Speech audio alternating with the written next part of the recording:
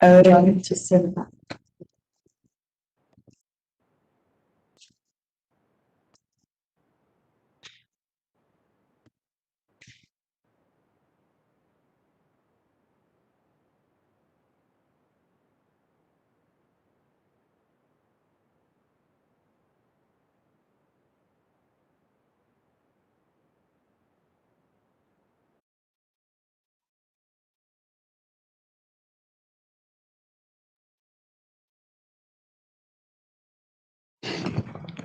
Buenos días. Good morning, everyone. We will begin.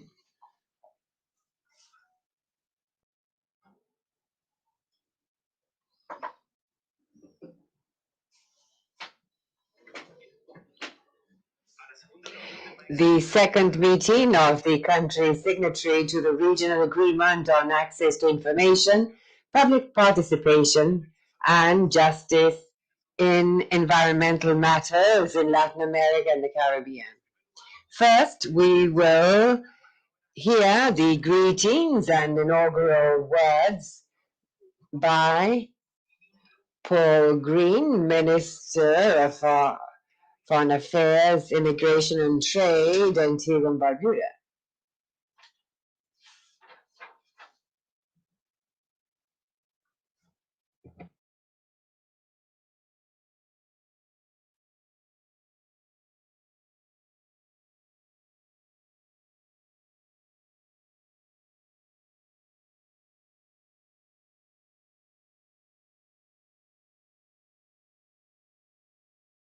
Madam Executive Secretary of ETLA, Alicia Barcena, Excellencies, delegates, members of the public. I offer you greetings from the beautiful island of Antigua and Barbuda on the occasion of this, the second meeting of the signatory countries to the Regional Agreement on Access to Information, Public Participation and Justice in Environmental Matters throughout Latin America and the Caribbean, the Escazú Agreement, held under the auspices of my government. COVID-19 is easily the most complex challenge that our countries have had to face in decades. In addition to making us hold this important meeting virtually, the current health situation has severely affected our peoples and economies and further exposed the fragility of our societies. To this pandemic, we must also add the climate and biodiversity crisis, as well as our difficulties on the economic front, characterizing the Caribbean by high indebtedness and narrow fiscal space. All of these place severe strains on our path to sustainable development. But far from discouraging us, we see these challenges and existential threats as invitations to overcome them with resilience and with resolve.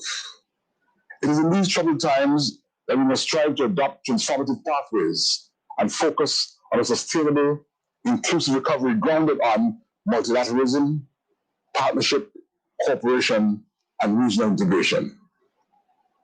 The Escazú Agreement precisely brings all of these elements into focus.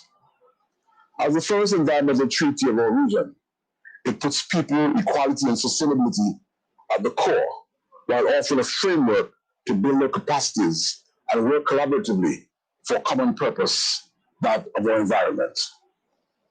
Through access to information, public participation, and access to justice in environmental matters, the Escazú Agreement also facilitates the encouragement of all sectors of society, notably those involved in the situations materializing 2030 Agenda's ultimate aim, that is to leave no one behind.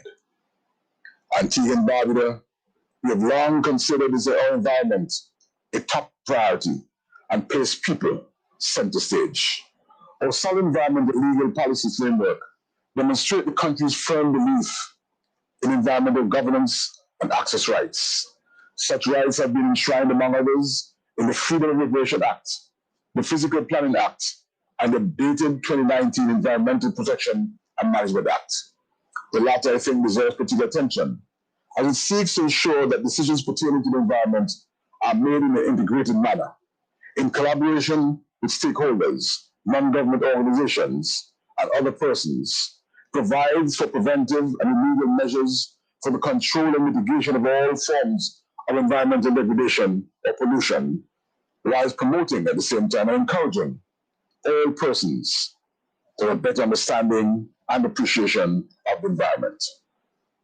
Moreover, environmental and climate action are guiding our foreign policy, are attested by this country's strong support to the Escazú Agreement.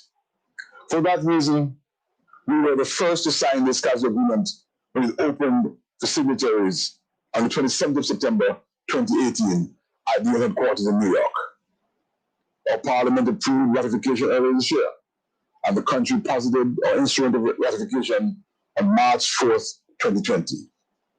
We take great pride in these laudable national and regional achievements and invite those countries that have not yet done so to follow. In that context, my government is particularly pleased to host this second signatories meeting, the first of its kind to be hosted in an English-speaking Caribbean island. This meeting will be of fundamental importance for many reasons.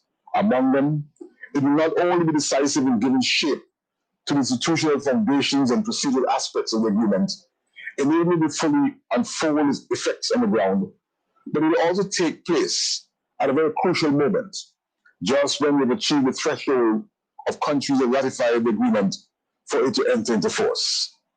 This brings a beacon of hope to our country and to the region as a whole. I'm certain that with the support of all delegations and members of the public, we will live up and deliver on the challenge and make out this meeting to be an absolute success for the Escazú Agreement and for the environmental democracy. On behalf of the government and people of Antigua and Barbuda, I would like to thank the ECLAC and all delegations and members of the public for your active participation and continued support, and wish you all very fruitful deliberations in the days to come. Do what you do best. Work. Save the environment. Protect the environment in our region. Thank you, sir. A continuación. And now, we will be addressed by Rodolfo Solano Queiroz, Minister of Foreign Affairs and Worship of the Republic of Costa Rica, as Chair of Presiding Officers. Thank you, Luis, and good morning, everyone. Warm greeting from Casa Amarilla, Office of the Ministry of Foreign Affairs and Worship of the Republic of Costa Rica. Mrs. Alicia Bárcena, Executive Secretary of ECLAC, Mr. Chet Green, Migration and Trade of Antigua and Barbuda, Mr. Luis Yanes, ECLAC Secretary, Daniela Andrade and Andres Napoli were elected representatives of the public. Ladies and gentlemen, delegates, observers, guests, and the entire audience that kindly accompanies us via web stream from each corner of this beautiful and warm Latin America and the Caribbean. Good morning, everyone. Today and tomorrow are emblematic days. We will celebrate the International Day of People, Human Rights Defenders, and the International Human Rights Day. These are context, a backdrop, ideal for the meeting that has convened us here today, and that we have also been called upon tomorrow. We are here because we care about human rights. It's as simple as that. We care about human rights because we know that defending human rights is defending our very essence, fighting for our dignity, for what is most basic to our existence. The circumstances affecting the region today are different to what they were in October 2019, when we celebrated the first meeting of signatory countries in Costa Rica. However, despite the differences, priorities have not changed. The climate agenda, stopping the loss of biodiversity, and moving ahead and even decidedly speeding up the implementation of the 2030 Agenda are the three crucial pillars for the true sustainable development to take place.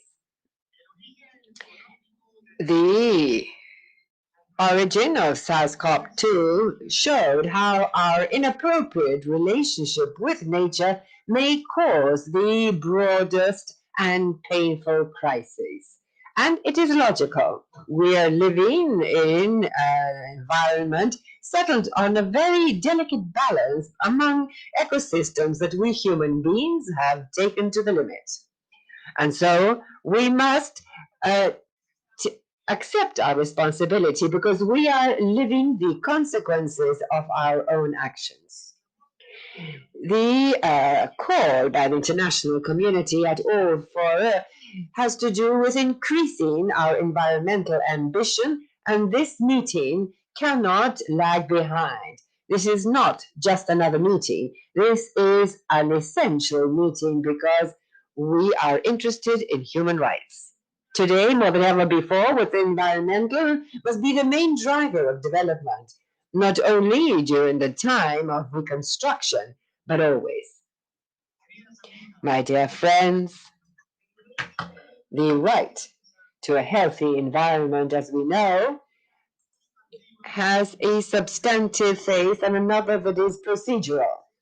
The rights to access are the cornerstone of that substantive phase, and precisely this agreement reiterates that without appropriate access to public information, to citizen participation and justice, our human rights in regard to the environment that sustain life itself are unprotected. The Escazú Agreement is one of the most novel tools that we have in Latin America and the Caribbean to ensure well-being for our citizens, to better rebuild on the basis of socioeconomic models that are sustainable in order to create for our societies the best conditions to allow for their development with solidarity, awareness, and ethics. As the Secretary General of the UN, Antonio Guterres, very well said, and I quote, "The Escazú Agreement is a very valuable instrument to look for solutions based on people and focused on nature." End of quote. This meeting is key to consolidate our efforts and lay down the grounds on which we will together build the architecture for the operation of the treaty. And so, all of us together must send a single message, strong, loud, consistent, in order to encourage those who've not yet done so to join this forum and enrich it with their proposals. This process that continues today is an example of how convergence of citizen dialogue and state dialogue represent the best solutions. Already, 10 countries have deposited their ratification documents in New York. The most recent was St. Lucia, and whom I send a very enthusiastic congratulations at their correct decision. And another 2 countries have already ratified, Argentina and Mexico. And very soon, they will be making their appropriate deposit. The Escazú Agreement already has a life of its own, and that is something we must celebrate. 24 countries have signed it and have been summoned by the courts in several countries, recognizing its relevance as a source of international law. the consultative opinion 2667 of the International Court of Human Rights picks up and develops human rights and fundamental principles that the same agreement enshrines. It is a very sound treaty without any vacuums that has been submitted to the opinion of experts at international level, and also has the legal provisions in order to fit very well with all countries and their legal structures in the continent.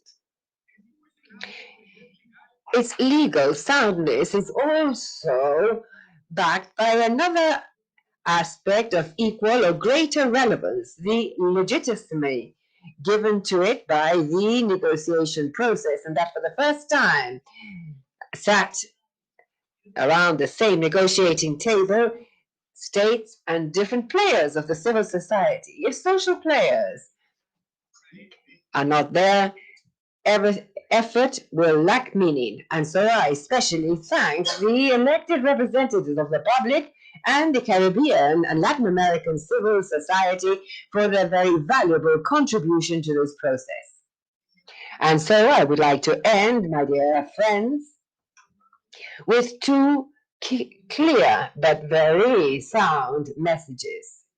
With all my respect, from the courage and the modesty that must prevail when you have absolute certainty of being on the right track, and also within respect for differences and diversity that enrich our entire region. The first is that the Escazú Agreement is a synonym of transparency, human rights, and democracy. Everyone who trusts the democratic system, and therefore that all citizens must be participants and co-responsible for their own destiny, should support with explicit clarity the rapid signature and ratification of this treaty. The second is that Costa Rica firmly continues committed to the agreement and its ratification. I reiterate the unconditional support by my country to the Escazú Agreement for its beautiful wording and for its absolute honesty in terms of its provisions. I would like to thank and congratulate the government of Antigua and Barbuda for providing the auspices and chairing this meeting. You may count on the support by my delegation so that the discussions over the next 2 days may enrich and nourish us with the preparatory work for what will be that first great conference of the parties. Thank you very much.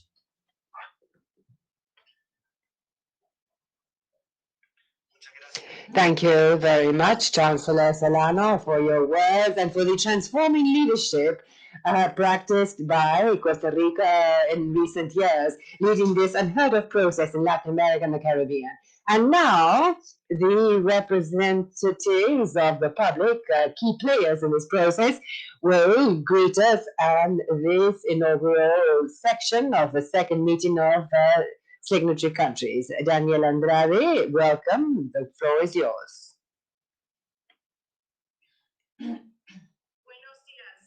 Good morning. Chet Green, Minister of Foreign Affairs, Immigration and Trade, Antigua and Barbuda.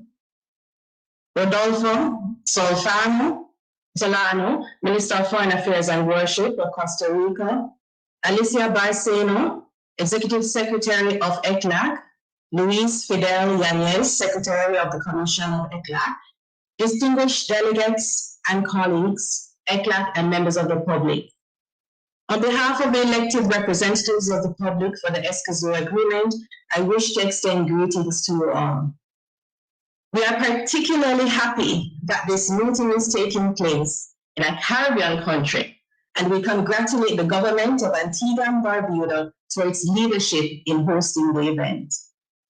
We would also like to congratulate those 24 countries that have signed And those 12 countries that have ratified or decided to ratify the agreement, the most recent being St. Lucia. Those countries have taken the critical step to guaranteeing a better future. We are now not only hopeful, but also secure in the knowledge that this agreement will enter into force. And while we are celebrating this fact, we cannot be complacent. There still remains other countries that are eligible to become parties to the Escazú Agreement, who have neither signed or ratified. And we urge those countries to join the call for a safer and more harmonious framework for access rights in our region. To those governments, the people in your countries are depending on you. We are also noting and welcome the broader support for Escazú in various policy-making arenas, not only at the national level in many countries, but also in various international platforms. And even more importantly, in the streets, the everyday people of this world, the people who are making a difference, the indigenous leaders, the climate advocates, the youth, the defenders, the vulnerable, and the marginalized are increasingly becoming more aware of the agreement and its potential to improve their standard of living. We are happy that since the agreement was adopted in 2018, we now have quite a few youth networks involved in the process, including the Caribbean Youth Environment Network. The Access Initiative and ECLAC have collaborated on the Champions of Escazú initiative to recognize leaders that can promote the importance of the Escazú Agreement as well as support its ratification. First champion was David Boyd, the UN Special Rapporteur for Human Rights and Environment, and we now have 5 Escazú youth champions. Nicole Becker from Argentina, Sebastian Benfield from Chile, Chiara Cascante from Costa Rica, Laficha Richardson from St. Vincent and the Grenadines, and Laura Serna from Colombia. Yesterday, there was an excellent event, Youth for Escazú, with the participation of young people all over the region. It was inspiring to hear their message and conviction for changing the world. Now, more than ever, it is important for countries to commit to the standards in Escazú. The COVID-19 pandemic highlights new and elevated concerns about decision-making around the environment. Recent efforts to manage the global COVID-19 pandemic have underscored the vast inequalities in our region. According to a study by the Inter-American Institute for Cooperation and Agriculture this year, 32% of our population, or 244 million people, have no internet access, putting them at a significant disadvantage, not only in terms of access to education and work, but also access to information and opportunities to participate in decision-making. Latin America and the Caribbean is also one of the regions that's most vulnerable to the impacts of climate change, such as increased and extreme weather events, the storms, flooding, and drought. According to the 2014 Climate Change Vulnerability Index for the region, over 50% of our population resides in countries with high or extreme climate vulnerability risks. The poor and the others in vulnerable situations are often more susceptible to these impacts, and they are also the ones who have the least capacity to adapt. At the same time, the region has rich biodiversity, supporting 60% of the world's terrestrial life. And the cross-section of decision-making around the use of natural resources are the local communities, often indigenous people, farmers, and fishers, who are dependent on these resources for their livelihood. A worrying trend in the region is a high rate of threats, attacks, and arrests that they face in their efforts to protect the environment and their land rights. Latin America has one of the highest number of recorded killings of environmental defenders globally. Last year, it was reported that 212 land and environmental defenders were killed. That's roughly an average of more than 4 a week, making it what some have dubbed the deadliest year on record for activists. One of those killed just this year, environmental leader Harlan Rivas, was a young Colombian engineering student and member of the National Youth Environment Network. It is heartbreaking and frustrating to note that even in the midst of a pandemic, environmental defenders are still being threatened and attacked. Until everyone is free to stand up for their fundamental human rights without fear, we can never achieve the sustainable development goals or our highest ambitions as a society. The agreement goes to the heart of the struggle, giving the people the tools to address the issues that affect their health and environment. It includes provisions for guaranteeing the rights of the public, including persons and groups in vulnerable situations, to a healthy environment, access to environmental information, participation in environmental decisions, and access to justice in environmental matters. Detailed provisions outline the minimum standards for procedures for handling requests for information held by public authorities, opportunities for the public to participate in decisions concerning the use of their natural resources, and for ensuring that there are avenues for redress for breach of those rights and environmental harm. The situation of the vulnerable and environmental human rights defenders is addressed through requirements for states to implement special measures to facilitate their ability to exercise their access rights freely and without barriers, threats, attacks, or intimidation. A right to a healthy environment is one of the guarantees in this agreement and is absolutely necessary for achieving other human rights. As cited time and time again by human rights bodies and experts, environmental harm can and often does interfere with the rights to life, health, and property, among a vast many other rights. If people have access to environmental information, they can make better decisions to protect their environment and health. If people can participate in environmental decisions, then this improves transparency and generates better and more informed decisions. And if they have access to justice, they have the tools to hold those who would violate those rights accountable.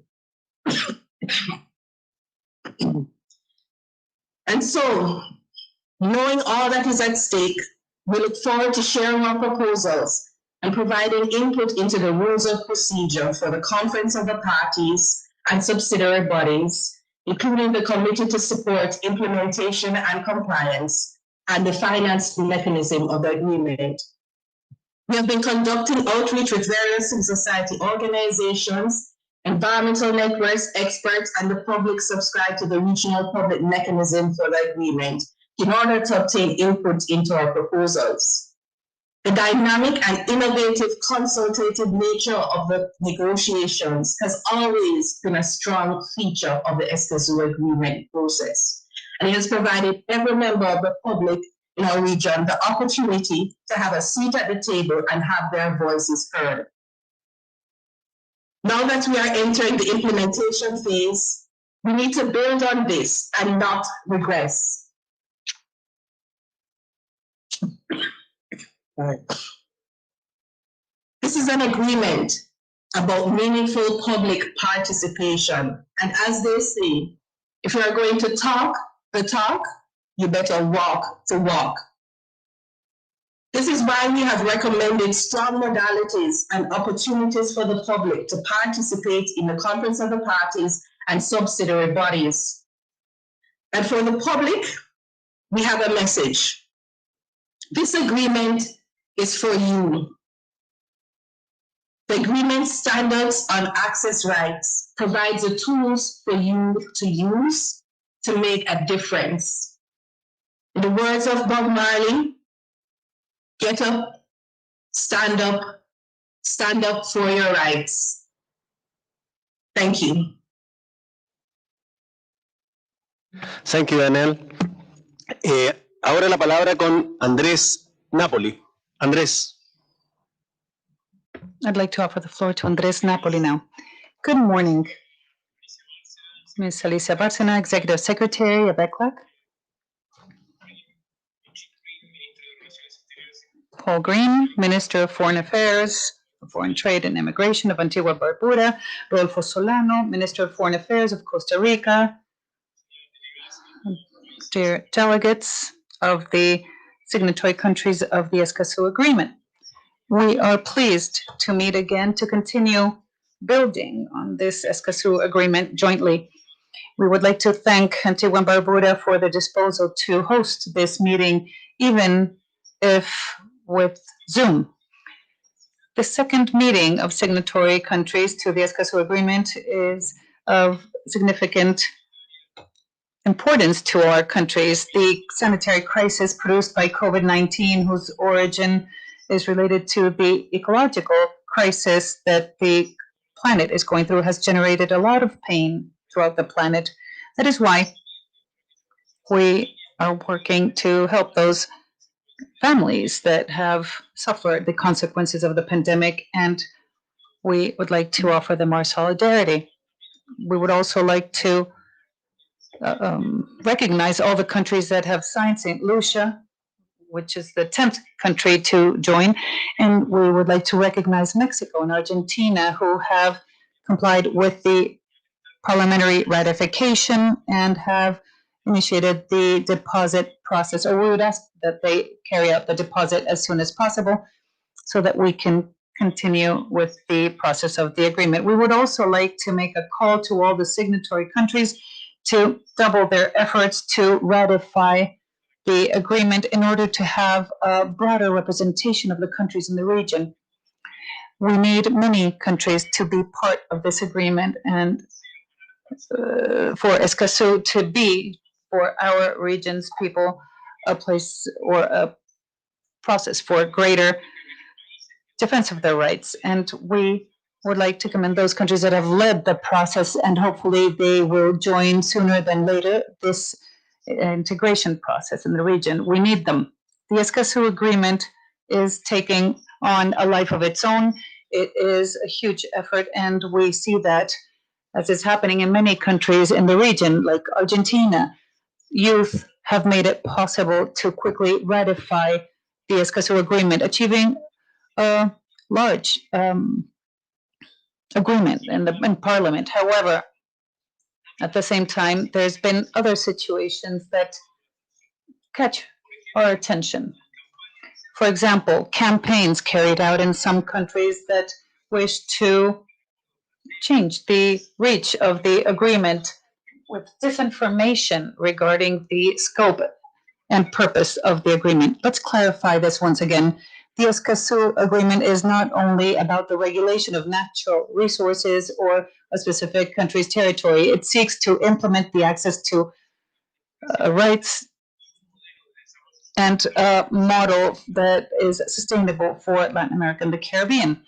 In the last year, as Daniel Andrade expressed, the defenders of human rights, the members of indigenous groups and defenders of territories have been under significant risk. Some of them have been persecuted, and some have even died defending the environment.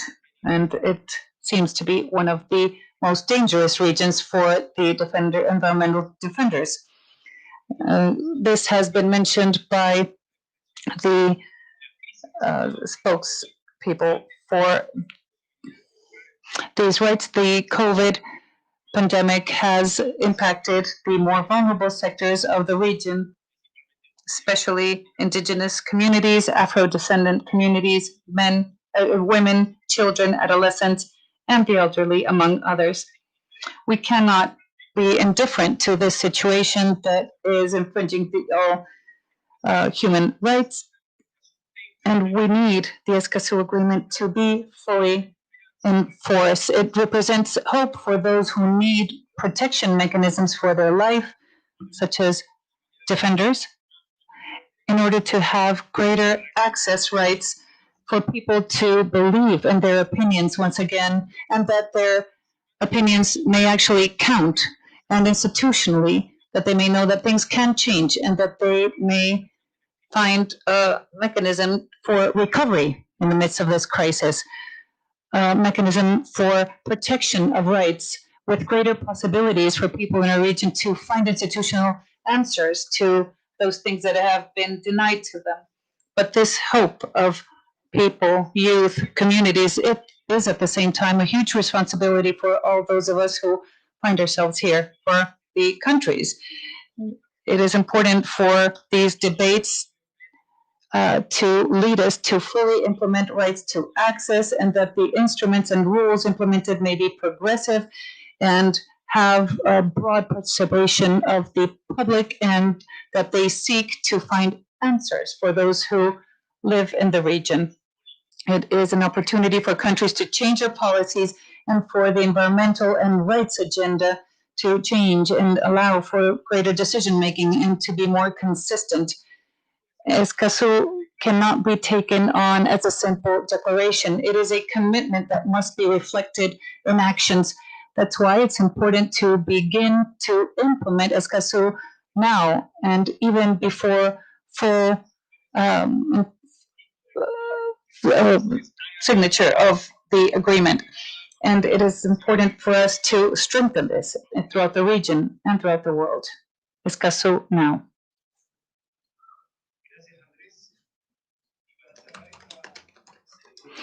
Thank you, Andres. I would like to offer the floor to the Executive Secretary of ECLAC, Ms. Alicia Bárcena.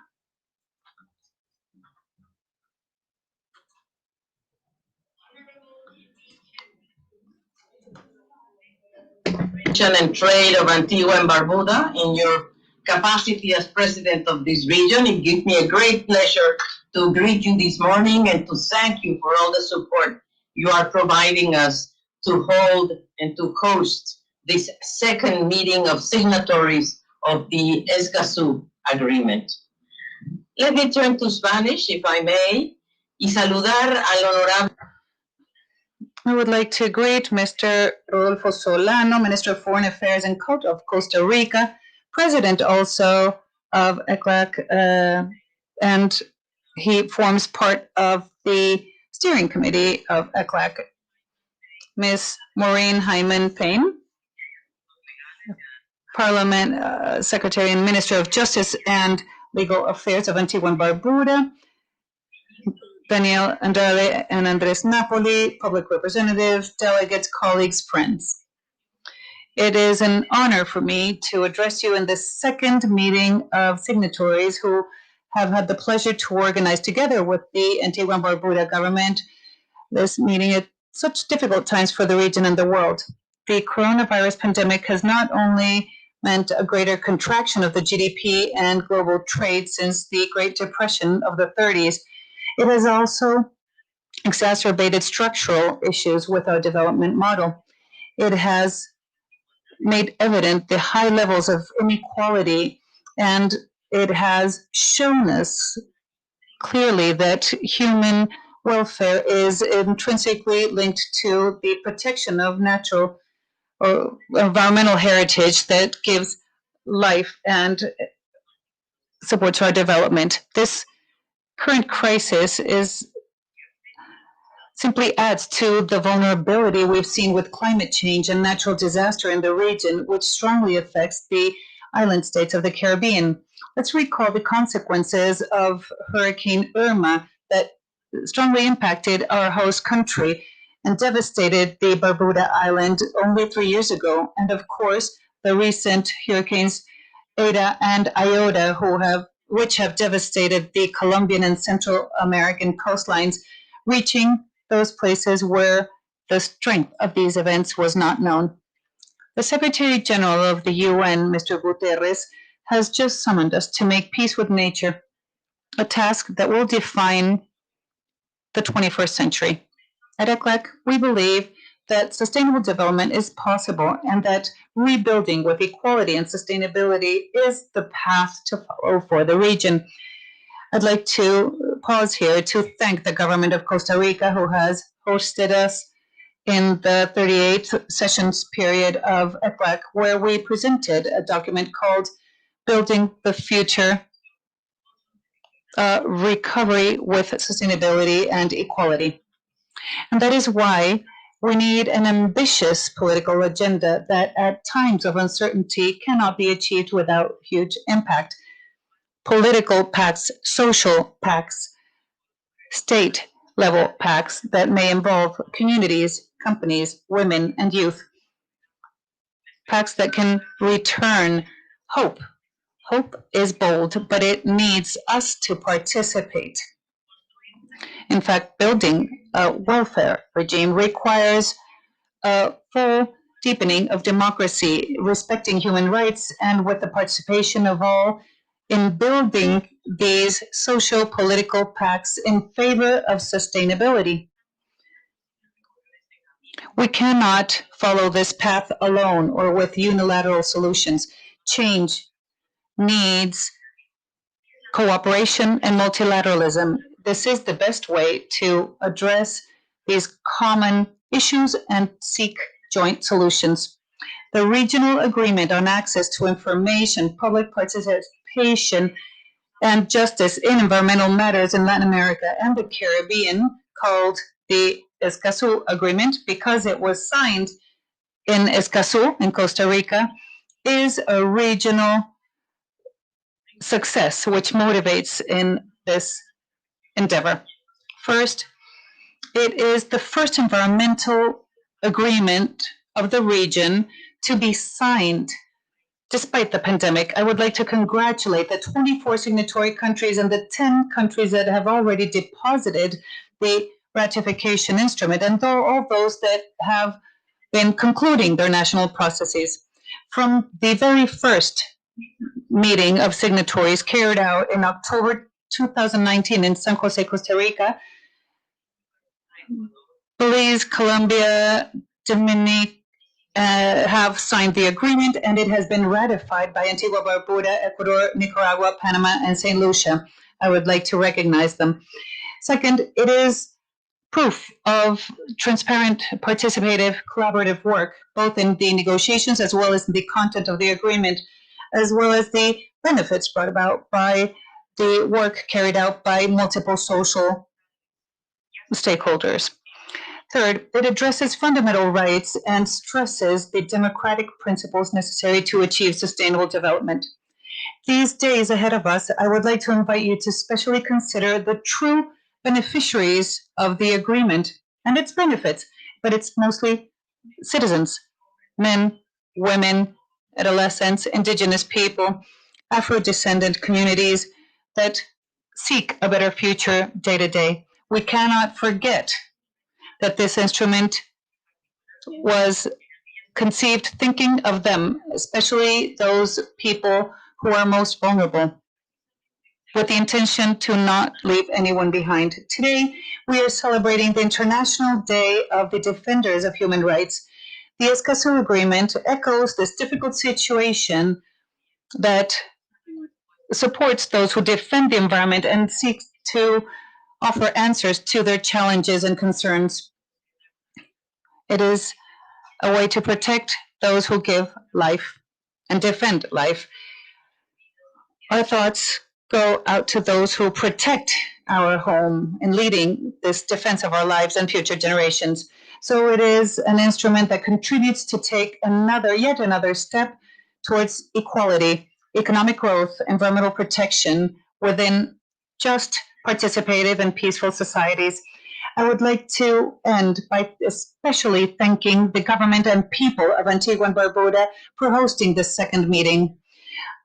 Dear Foreign Minister Green and Senator Hyman Payne, I would like to thank you for your commitment, for that of your team, and for all your government with the Escazú Agreement. And it is highly commendable. You deserve all our recognition. For ECLAC, it is an honor to work with you. And we put ourselves at your entire disposal to continue to support your efforts towards a more sustainable development, a more inclusive development for all the people of our region.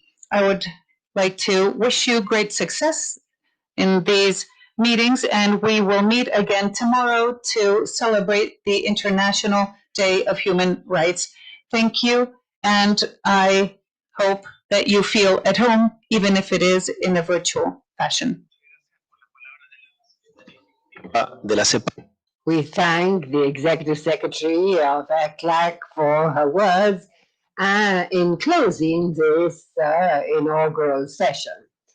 And here in the meeting, our previous room in ECLAC, representing Costa Rica as leaders of the process, Carlos de Miguel, the head of policies for sustainable development and a great major driver of the Escazú agreement, and José Luis Samaniego, director of the Division of Sustainable Development. Please let me hand over to Maureen Hein-Payne, Parliamentary Secretary of Minister of Justice and Legal Affairs of Antigua and Barbuda, who will chair this meeting. Ms. Hein-Payne, the floor is yours. Thank you very much, Mr. Secretary. Good morning, distinguished ladies and gentlemen, distinguished delegates. We are very sorry that you cannot be with us today here in Antigua and Barbuda, but hopefully there'll be another time when you will be able to be with us. It is my honor and indeed my privilege to assume the chairmanship of this extremely important meeting on behalf of the government of Antigua and Barbuda. The 9th of December is a very special day for us here in Antigua. It's a public holiday. Today is the day we celebrate the birth of one of our national heroes, Sir Bill Cornwall Bird. He was a champion for the rights of poor people. So to me, it is very fitting that we are here having this meeting in Antigua and Barbuda when we as champions of the Escazú agreement are here to assist the public to gain more information and access to environmental matters and issues and to have the information they need. So for us, it's very, very fitting that we should be having the chairmanship of this meeting.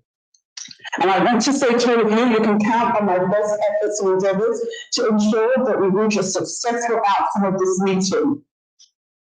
Now, distinguished delegates, may I now invite you to consider the provisional agenda of the second meeting of the countries which are signatories to the regional agreement on access to information, public participation, and justice in environmental matters in Latin America and the Caribbean. The document, the agenda document, had previously been distributed by the Secretariat and is available on the meeting website, which is still available. So the document has 7 items. And I am assuming that everyone has had an opportunity to look at the agenda. And I'm sure if there are any amendments or changes, these would have been submitted to the Secretariat beforehand, but there's still an opportunity to do that. So I'll just wait a few moments to see if anyone has any suggestions or amendments or modifications they would like to make. Thank you.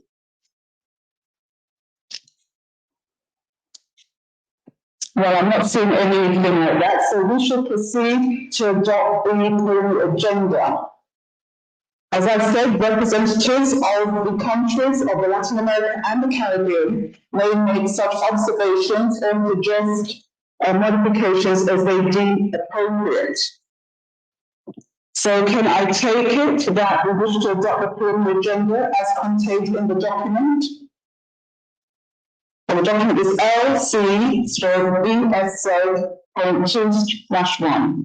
So I want to make sure that everyone has the agreement before them. So if there are no objections, can I take it that we can adopt the agenda? I see no objections, so it is so decided, okay? Thank you, ladies and gentlemen. No measures are coming. So it is so agreed. Thank you. Now, before we go any further, according to the program, we need to take an official photograph. So I'd like to invite all the delegates and members of the public to take a virtual group photo. May I request that you all turn your cameras on so that we can take a picture of all of you. So I have to wait until ECLAC confirms that our vote has been taken.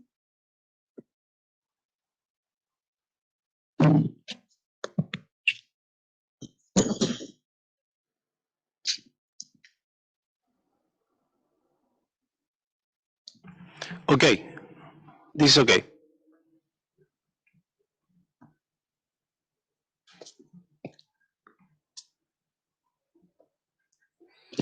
Okay, the vote is done. ¿Ya terminamos entonces con la foto?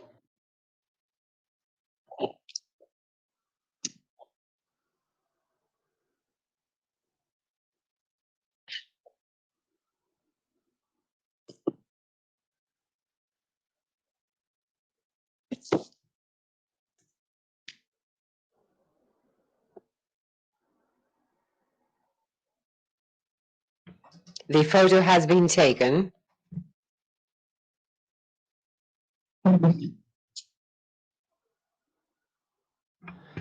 Mr. Chair, go ahead. We have to take the photo. Thank you. Thank you for that confirmation. Right, let's get on with the agenda. The first thing on the agenda is that we'll have a discussion on the actions taken at the national level by the signatory countries and the activities carried out by the Secretariat. We have until 11:30 to give our discussions. So on this agenda item, focal points will discuss what we have done at the national level, and we have 3 minutes. Now, the delegates have been asked to register if they wish to speak. And if you haven't done so, another delegation wishing to speak or intervene at the session are kindly requested to indicate to the Secretary at this time. And we have a packed agenda. There are many things we have to get through today and tomorrow. So please may I ask for indulgence as interventions must not surpass 3 minutes. And I know we're all very keen and eager to discuss what we're doing, but time does not permit us to give you more than 3 minutes. So I believe Argentina is the first country which is registered. So we will hear from Ms. Rain Material. She's the Minister and Acting Director General for Environmental Affairs, the Ministry of Foreign Affairs of Mexico. Thank you. So I hand over to Argentina.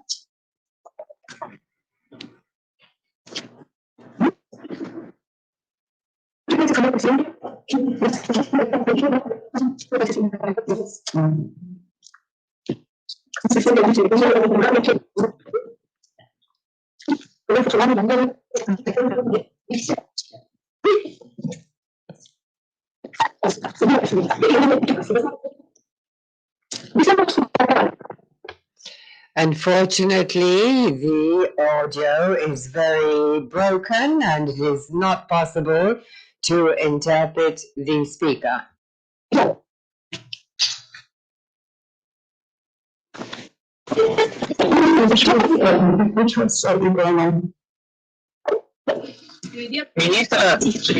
Ministra Reina, ¿podríamos? Minister, we have an issue with the connection. We cannot hear your audio. No le entendemos. It is not possible to hear what you are saying. Your audio is too broken. Please try connecting via your mobile phone.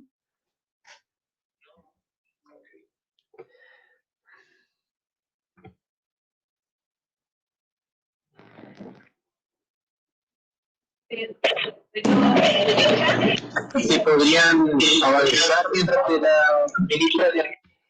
Maybe we could continue ahead while the minister from Argentina attempts to connect by other means.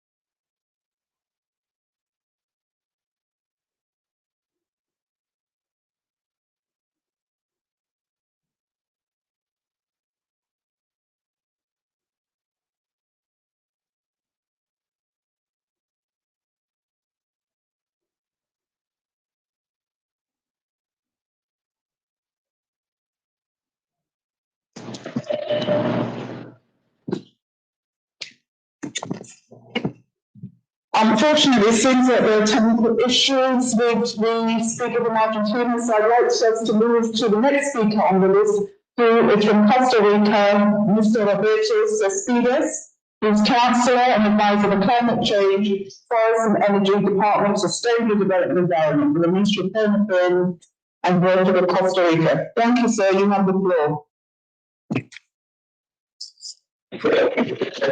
Thank you, Chair.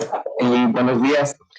Good morning, everyone. Good morning to the chair of the meeting, delegates from various countries and representatives of the public and everyone here this morning. I will give you an account of activities carried out in Costa Rica this year in support of the Escazú agreement. We've actively taken part in 4 events of the civil society, recalling that Escazú is a human rights treaty, as the minister said earlier on, and we are committed to the human rights of our citizens.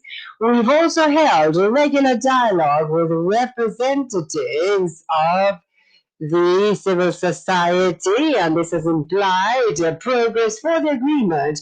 We must ensure empowerment by the civil society. Likewise, the Ministry of Foreign Affairs, responsible for directing the work of the presiding officers and the ratification process by Costa Rica, held a meeting recently with Alicia Bárcena, Executive Secretary of ECLAC, and members of various political parties to exchange opinions regarding the process for the ratification and highlighting the legal soundness of the agreement. And so we were embarked on discussions with the Office of the President of the Republic, informing of the benefits and the relevance of the agreement for local government and making them party to the agreement so that the local communities may now take ownership of the tools offered under the treaty. And so, at the request of the Costa Rica Network for the Escazú Agreement, a civil society network, I would like to share with you several of the activities that they have carried out in 2020. This network comprises, among other people, Mr. Fernando Murillo, Irene Murillo, Mr. Aguilar and Irene Murillo, que es Cascante, champion in Escazú, Patricia Madrigal, Mr. Rafael González, and Mr. Marco Zamora. The network, in order to communicate the agreement, held a number of online meetings during 2020, 5 conversation meetings held between May and August this year by representatives of the civil society, academia, and representatives of government agencies. The first addressed matters stemming from the agreement, and among others involved Mrs. Nishin Perez, the deputy of the Assembly, and Frederick Ebersin. The second webinar was held on June 4th, addressing the issue of the right to information, and was attended by Ms. Arauz, advisor to the Ministry of the Environment of the Republic of Panama, Mr. Rafael Monque, director of the National Center for Geoenvironmental Information of the Ministry of the Environment in Costa Rica, Mr. Ana Gabriel Zúñiga, former vice presidency of the presidency, and she was the moderator, and also members of the Escazú network. The third was held on June the 25th with Mr. Esteban Monge from the Center for Environmental Rights and Natural Resources, Maria, and Mr. Luis Carlos Martinez from the National Mechanism for Water Governance in the Ministry of Environment and Energy of Costa Rica, and Mr. Enrique Olato, a member of the Agrarian Association in Costa Rica, and Mrs. Castillo, Director for Environmental Education for Mexico. And this seminar addressed the issue of the right to participation under the Escazú Agreement. It was moderated by Mr. Secretary Piga, coordinator of the National Escazú Promotion Team. And the fourth event was held in the month of July, and was attended by Mr. Andres Napoli, who opened this meeting. as the Executive Director of the Foundation of the Environment and Natural Resources in Argentina, Professor Peña from the University of Costa Rica, and Mr. Fernando Cruz, who is the President of the Supreme Court of Justice in Costa Rica. And so this webinar addressed the right to access to environmental justice under the agreement and then the Escazú agreement, and was led by Patricia Vera from Honduras. The last meeting was on environmental defenders under the Escazú agreement and held in the month of August, moderated by Mr. Victor Campos, Director of the Center in Nicaragua, and the representatives of several civil society representatives in Costa Rica, Mr. Laura Serra, also from Colombia. Entonces, estos 5 So these 5 webinars summarize the intense activity that the Escazú network in Costa Rica has had, not just to disseminate and promote Escazú at a national level, but also with the support of its colleagues in other countries in Latin America. The network also organized on November 20th conversation with Deputy Nilson Perez and some other legislators that work for the environment and ECLAC to talk about the importance of the ratification of the Escazú agreement. On the other hand, it's also important to mention that Chiara Cascante, a young champion of the Escazú agreement, has participated in several webinars at a national level and international level for the promotion of the agreement. And the network for Escazú in Costa Rica has also sent letters to the Legislative Assembly of Costa Rica expressing its concern, or a reply to concern expressed by some groups in the country around Escazú. So that would be the summary of Costa Rica's national activities. I would like to thank the Costa Rica network, Escazú network, for the activities carried out this year. Thank you.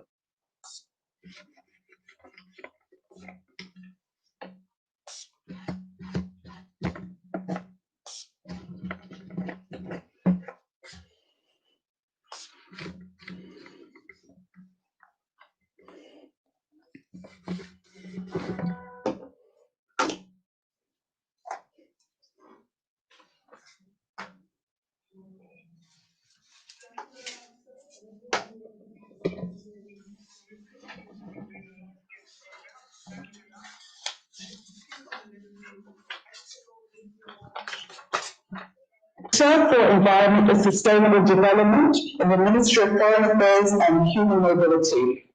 Mr. Schultz, the floor is yours. Thank you. Thank you, Madam Chair. I am also to join others in reading and expressing gratitude to His Excellency Minister Shedwin from Barbuda and Ms. Alisa Barcena, Secretary from the ECLAC. I turn to Spanish now. Igualmente agradecer a los demás. I would also like to thank the other countries, representatives of civil society, and other participants of the meeting. I would like to thank you on behalf of Ecuador for the efforts made around the Escazú agreement. Ecuador has ratified, and this was approved by the National Assembly. Ecuador becomes the 9th country to make this deposit, and it wishes to stress its commitment to access to information, public participation, and justice, environmental matters, and also implemented in Rio +20. And it's important to mention that our Constitution recognizes the right of the population to live in a healthy and ecologically balanced environment, as well as the right of all people collectively or individually to find, receive, and use the information that is accurate. And also on this base, our organic Environmental Code from 2018 has included in Article 9 specific provisions on the information and participation in environmental matters. Since July 2018, Ecuador forms part of Open Government, which seeks to promote transparency, participation, collaboration, and free access to public information, as well as the use of new technologies. On the other hand, and in order to strengthen the participation in the Escazú Agreement with the support of civil society, academia, and international cooperation, the Ecuadorian government has carried out a study of these matters and how they relate to the Escazú Agreement. There's also been access to information in Pillar 1. The country has platforms that are of public access and have put at the disposal of the executive all standardized systems called Citizens Contact, where citizens may obtain further information. There's also an institutional structure with spatial data in order to comply with international standards and to be able to disseminate information, environmental information specifically.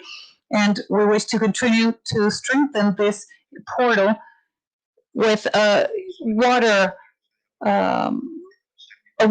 information system in order to promote the healthy consumption of potable water. There's also a series of projects that would wish to strengthen the capacities of the public sector and of civil society decision making, for example, in around things such as climate change, territorial organization, sustainable production, water management, biodiversity, bioenergy, among others. A specific example of this is our NDC, the national contribution called, or the national climate change contribution based on the Paris Accord in order to mitigate climate change with a strong focus on vulnerable sectors and with participative elements from all relevant sectors. Another concrete example are the participative processes carried out to protect fragile areas, as well as the group that seeks to protect the biodegradation of forests. There's also accountability processes where the citizens are involved and the results are informed yearly, and there is an open citizen participation in this process. In this area, there's also training for environmental facilitators as well as autonomous bodies. And finally, we continue to advance in the implementation of national environmental education strategies from 2017 to 2030, which promotes the creation of local consultative bodies in order to help build and execute an environmental education plan. And the third pillar is a series of rules for defenders of human rights and of nature. And the Public Defender's Office wishes to stress the imposition of sanctions in this sense and fines for impacting wildlife. The Human Rights Secretariat also formed a group that works with the prosecutor's office, with other national councils for the protection of gender and of original peoples in order to build a comprehensive policy for the protection of people who are defenders of human rights and of the environment. These are some of the achievements. There are still many challenges pending. We continue to, unfortunately, the sound is breaking up.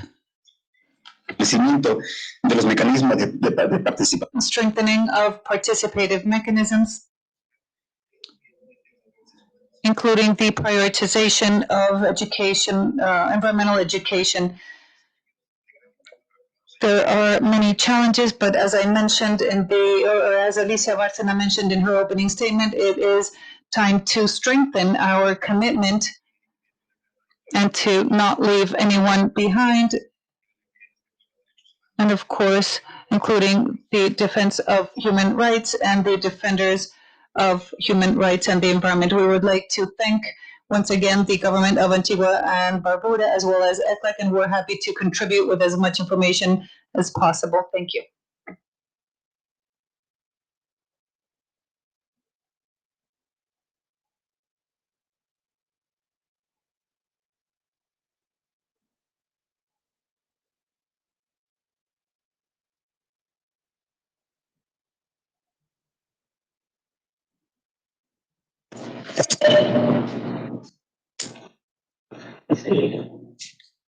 Thank you, Mr. Schultz, for that overview, that comprehensive overview of all the things you're doing at Pedro. You are doing marvelous work. It was very interesting to hear about the projects and the studies you have undertaken. And it's interesting to know that your constitution actually gives your citizens a right to a healthy and balanced environment. So thank you for that. You must give yourself an applause. You've done a lot of work. The next speaker will be from Uruguay. That's Marcelo Cusilis, who is the legal director of the Ministry of Environment of Uruguay. Thank you. You have the floor, Uruguay.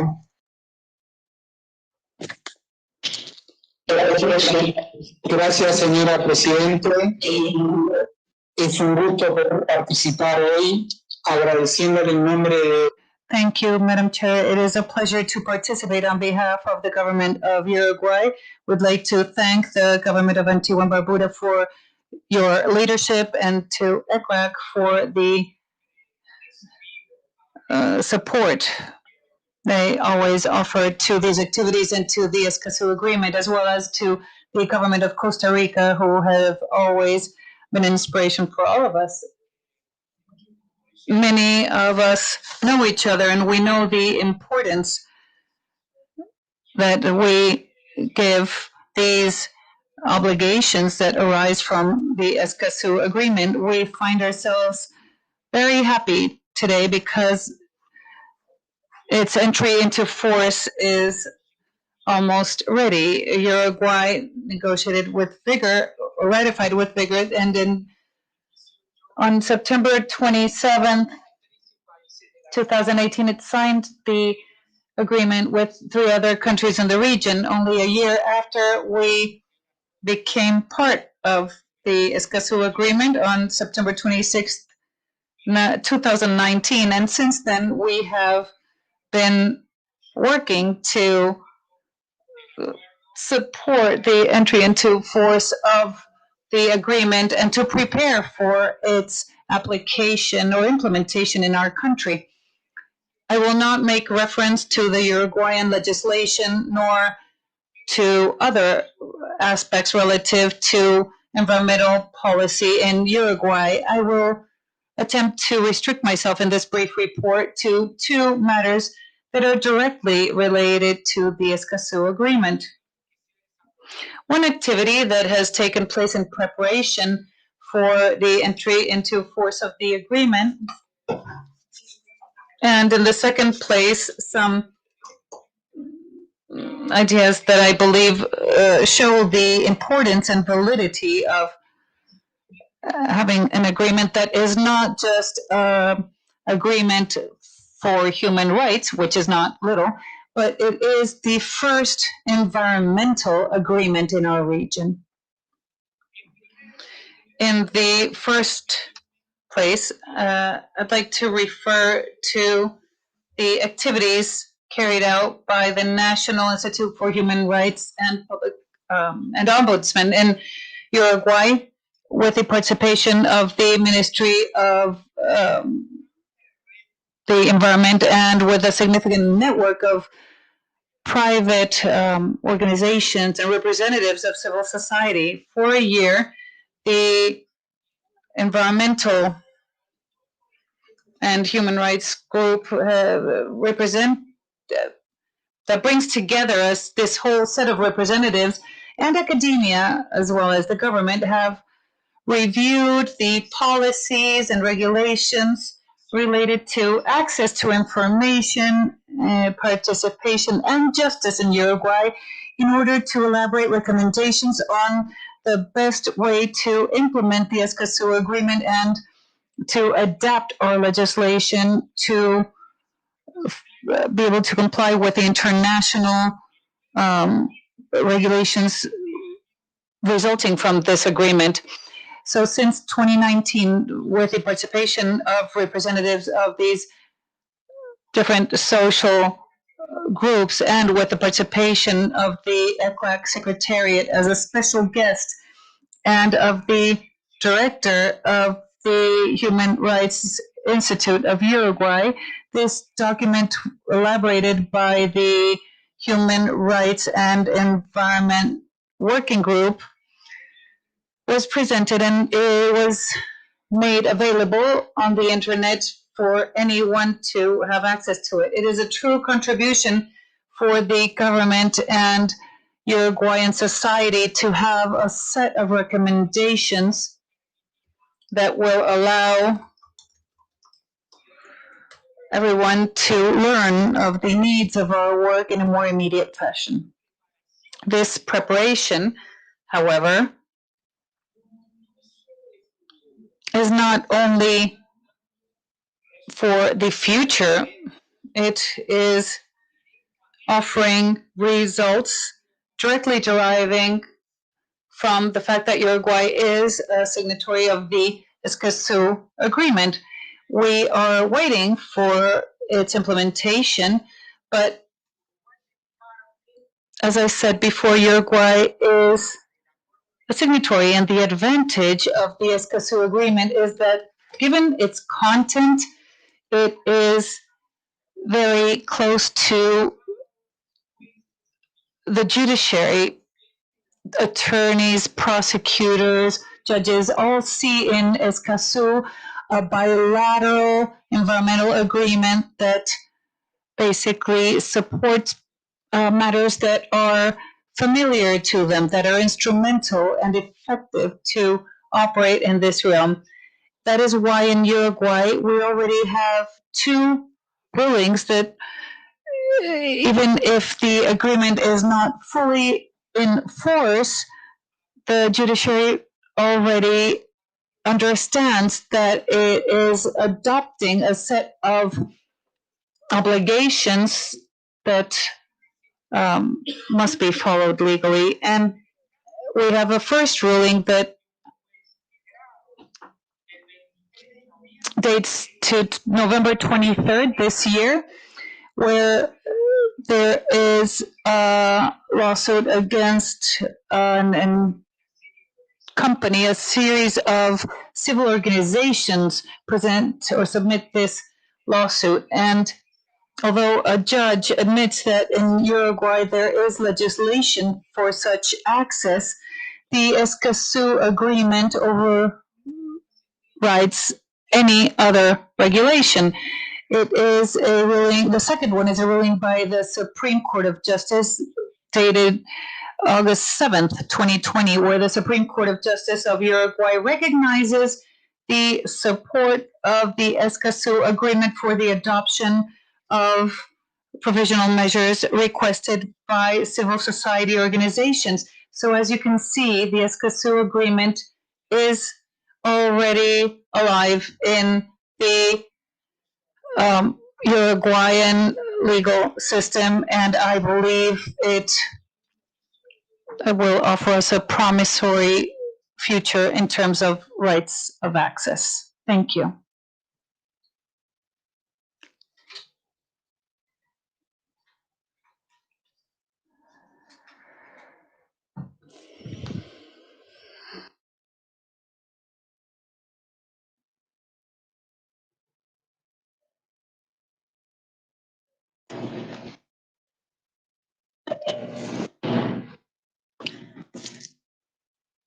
Thank you for that, Mr. Casillas. That was very interesting to know that your judges and the courts are actually recognizing the value of the Escazú Agreement. And I wish the country well when you look through your regulations and laws to see how you can best adapt your legislation to fit in with the Escazú Agreement. Thank you for that. Next speaker we have is from Mexico. That's Camila Zapata. She's the Director of Global Affairs in the Ministry of Foreign Affairs. Ms. Zapata, you have the floor. Thank you. Muchas gracias. Thank you very much, Chair. As the government of Mexico, we thank the government of Antigua and Barbuda and ECLAC for their leadership and commitment with the principles under the Escazú Agreement. And for this meeting, despite current circumstances, as we said at the start, that this is about to enter into force in St. Lucia, as is in New York, Argentina, Mexico, at the verge of depositing our ratifications. Today was published in the official Gazette the decree under which the Escazú Agreement is approved in Mexico. So we're in the last segment depositing it. And so we're very pleased because thanks to this joint effort, the agreement with Escazú is finally entering into force. And it is a pleasure to announce it here at this meeting. With regard to the progress, Mexico has significant progress under Escazú. The legal articles that to a great extent reflect our Mexican legislation and that already contains aspects and principles that are enshrined under the Constitution, such as the right, every person's right to enjoy a healthy life, and the right to free access to information, public, plural and timely public information, the right to have mechanisms for access to justice, and when there is a violation of constitutional rights, and the various legal instruments that encourage the exercising these rights, access to public information, the general law for the protection of the environment, the general law for other matters. And we have systems for access to information. Unfortunately, the audio is breaking up. Even for people, key decision makers. Perhaps where our country has most matters pending is in terms of specialized courts or in training existing courts to address cases where the human rights regarding the environment are being breached. And this is one of the main reasons why we've moved ahead in matters towards the ratification, because we trust that with the entry into force of the agreement, there will be mechanisms for regional and international cooperation that will allow us to strengthen our institutional capacities. For example, in exercising access rights, we must learn of the specific needs of people and different priority groups. We're aware that access to timely information in different parts of our country and it has to do with the materials being available in the various indigenous languages so that they may, right from the start, access to justice, that they be given the inputs and have the policies for proper decision making. And also we must ensure that there be mechanisms for financial and other assistance for mechanisms for reparation. And this would be a very valuable tool to promote a more robust environmental policy and also more inclusive in Mexico as well as in Latin America as a whole. So in all of this, in terms of the implementation, the government of Mexico were coordinating a process for consultation of various dependencies and they have already done an exhaustive analysis of a more technical type in order to see what we have and what we still need to do. Undoubtedly, the Escazú Agreement clarifies the things to be done by the government of Mexico in order to meet these needs. And so we thank everyone for your efforts made with regard to this agreement. And we reiterate our pleasure at the soon entry into force of the agreement. Thank you.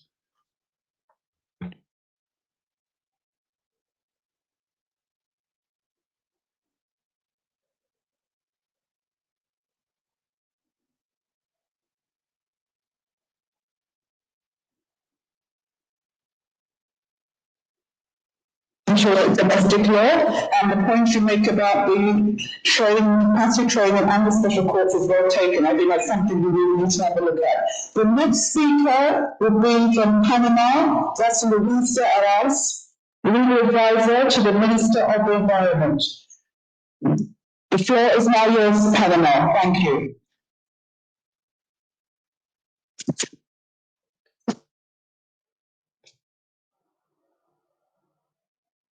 Sorry, I can't go with you. Chairman, good morning, Madam Chairman, and ministers, distinguished members of the public, and of course, ECLAC. On behalf of the government of Panama, we would like to briefly identify the concrete national actions we have implemented at the national level. Ahora me permito ya hablar. And now I will take the floor in Spanish to tell you of the national activities carried out. First of all, highlight that Panama has already deposited its ratification instrument on March the 10th, 2020, after being approved by a National Assembly by Law 125 of February the 4th, 2020. Second, Panama formally created the National System for Environmental Information, SINIA, within the Ministry of the Environment's website, and which was constituted after the approval in 98 of the environmental law, but until then had not been formally constituted.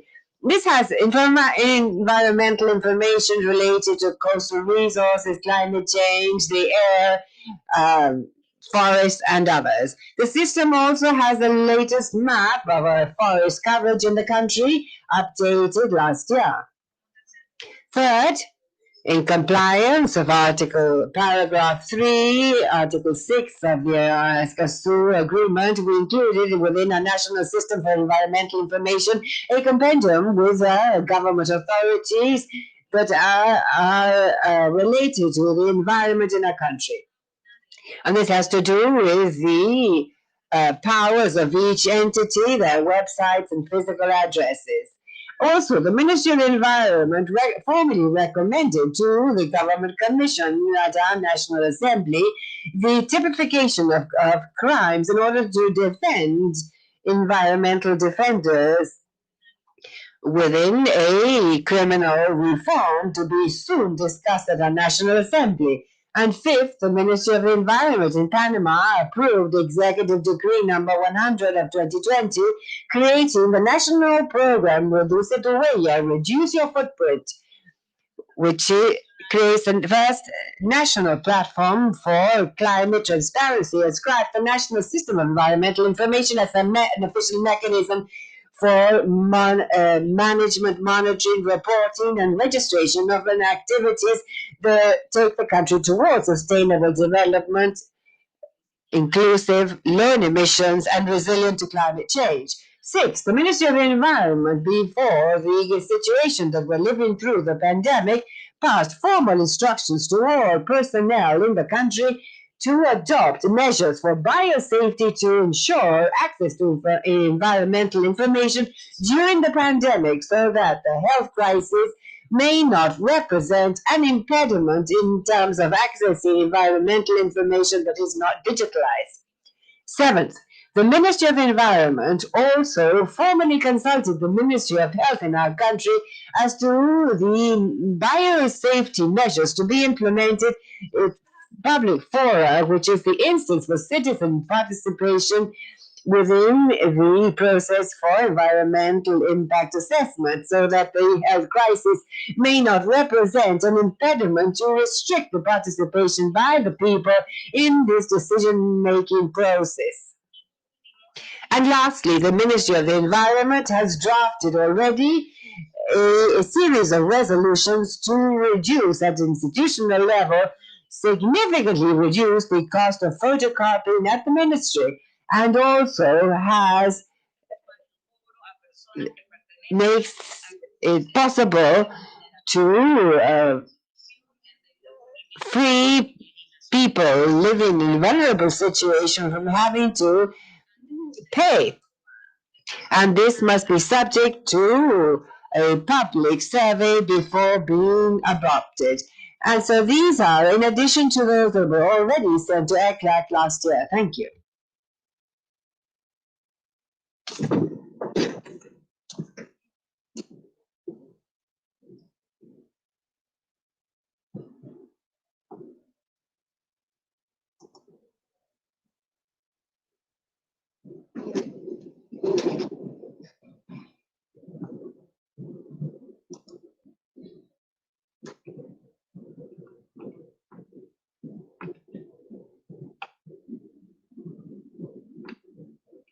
Financial Management and the Ministry of Environment. Thank you. Peru, you have the floor.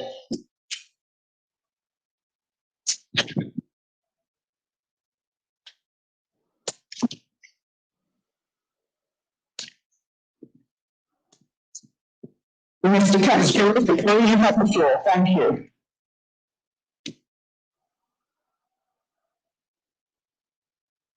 Do you listen me? Yes. Yeah, you can hear me. ¿Escucha? Can you hear me? Can you hear me? Thank you. Thank you. Thank you, Madam Chair. We would like to thank the government of Antigua and Barbuda and also the Economic Commission for Latin America and the Caribbean for organizing this very relevant meeting of the country signatories to the Escazú Agreement, and also for all the effort deployed to continue with the agenda implementing access rights and creating the grounds for the future conference of parties, despite the difficult times faced by our region. Madam Chair, the very complex health, economic, and political situation that Peru is going through, without a doubt, has had implications in the internal process to ratify the Escazú Agreement. Nevertheless, as we have announced, since the year 2012, we reiterate our commitment to the principles, values, and goals in terms of improving access rights to information, participation, environmental justice, all contained under the Escazú Agreement. That is, we reiterate our commitment to the human rights agenda and the environment, the consolidation of access rights, and the rule of law in terms of the environment in Peru. And we would like to highlight, on occasion of International Day of Environmental Defenders, that this year we have approved a record of persons at risk in this sense, and that will allow identifying these groups, the obstacles they face, as well as the suitability of the sanctions adopted for competent authorities in order to investigate the risks faced by these environmental defenders. So this supplements our protocol to ensure the protection of human rights defenders in Peru, which regulates measures for urgent protection of people involved in the protection of the environment. This protocol has been described as historical by Mr. Michael Horst and the Special Rapporteur for the situation of human rights defenders during his recent visit to Peru. Likewise, the Office of the Ombudsman in Peru approved actions for the defense of human rights defenders, with having common criteria and guidelines to ensure an appropriate intervention by the entity in cases of human rights defenders that are in danger. And also to facilitate access to environmental information, there is an interactive portal for environmental control and inspection. Within the framework of the National System of Environmental Information, this is a technological tool that, using an open data format, provides information on the status of environmental components that are subject to monitoring, as well as environmental control and inspection, and the status of claims filed before the Agency for Environmental Oversight. In terms of participation, I believe that we should note that this year they will have a climate change act, resulting from a very ample process of upfront consultation with indigenous groups and with the involvement of more than 1,000 representatives of indigenous groups. And also, we have a platform for indigenous people to address climate change in order to, from an intercultural approach, devise proposals that may contribute to this end. And with youth, we're also furthering a platform to join efforts. And yesterday we saw at the event held with young people their clear messages and very demanding messages as well. And to conclude, Madam Chair, I would like to say that in these first days of this government, this transition government in Peru, we have already adopted improvements for the effective protection of human rights defenders in coordination with the Ministry of Justice and Human Rights and the Ministry of the Environment. And likewise, we have a bill being processed in Parliament to improve the regulatory framework. In sum, Madam Chair, Peru, despite the situation, reaffirms its commitment for the full and effective implementation of the Escazú Agreement. Thank you, Madam Chair.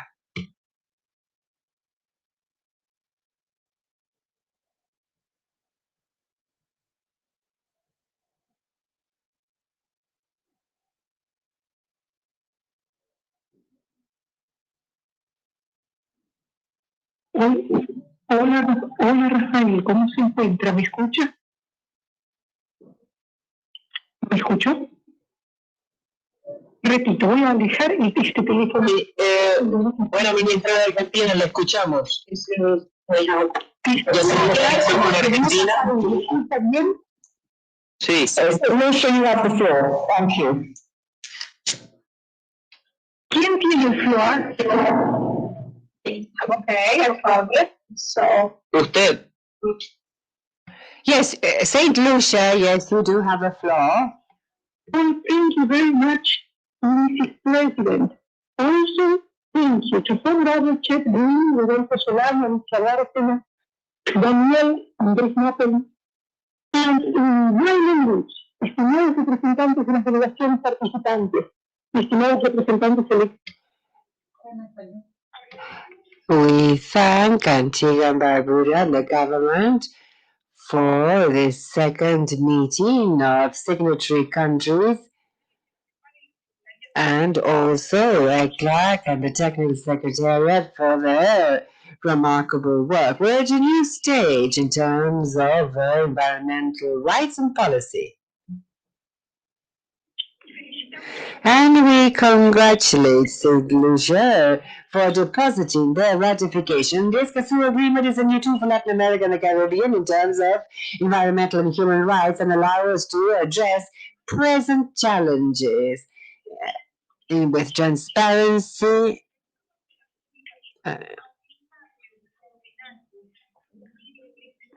and unfortunately the order is broken. In this way, we have verified the commitment of the Republic of Argentina and Congress, with a vote of the Chamber of Deputies and Senate, and with consensus of all political forces, passed a law that was enacted on October 19th and sanctioned in September and enacted in October by the executive branch. This is the law related to the Escazú agreement, and now we are processing the ratification to deposit this instrument as soon as possible. And in constitutional level in the Republic of Argentina, I would like to highlight that there is environmental jurisprudence by the Supreme Court, and that in Argentina has a mechanism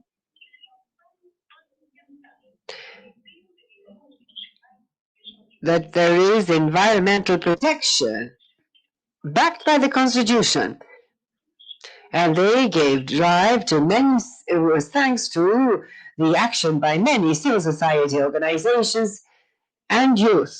Argentina has a regulatory structure in addition to a law on the Escazú agreements under a general environmental law and the law for access to public information. And to implement the agreement, it is essential for Latin America and the Caribbean. It is a precedent that opens up an international new path, and also others, often excluded, a substantive way of indicating how to further develop our countries and societies, as expressed by Chad Green, Rodolfo Solano, and Alisa Bárcena. The areas of greater ecological diversity are in Latin America and the Caribbean, in land, sea, and and underground, as indicated by the preceding speakers. We understand that the upcoming entry into force of the agreement will allow ensuring the right of each person to live in a healthy environment. So to all of you, thank you very much.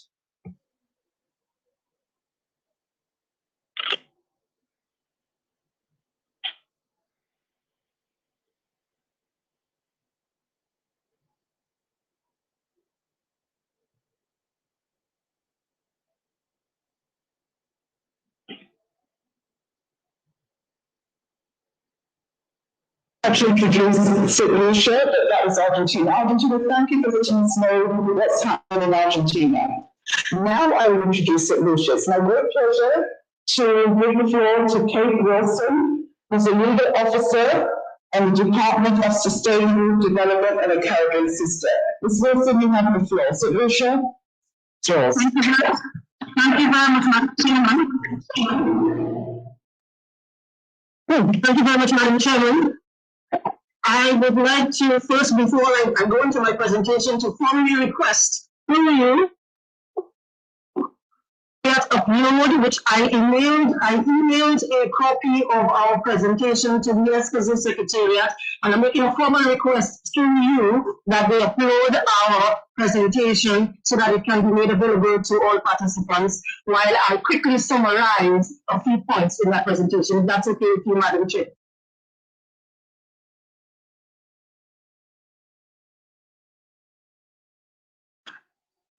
I bring you warm greetings for good health and solidarity from the government and people of St. Lucia, and in particular, my Department of Sustainable Development, headed by our Minister, the Honorable Dr. Dorothy T.C. Rigobert, and her Permanent Secretary, Mrs. Anita Montoot.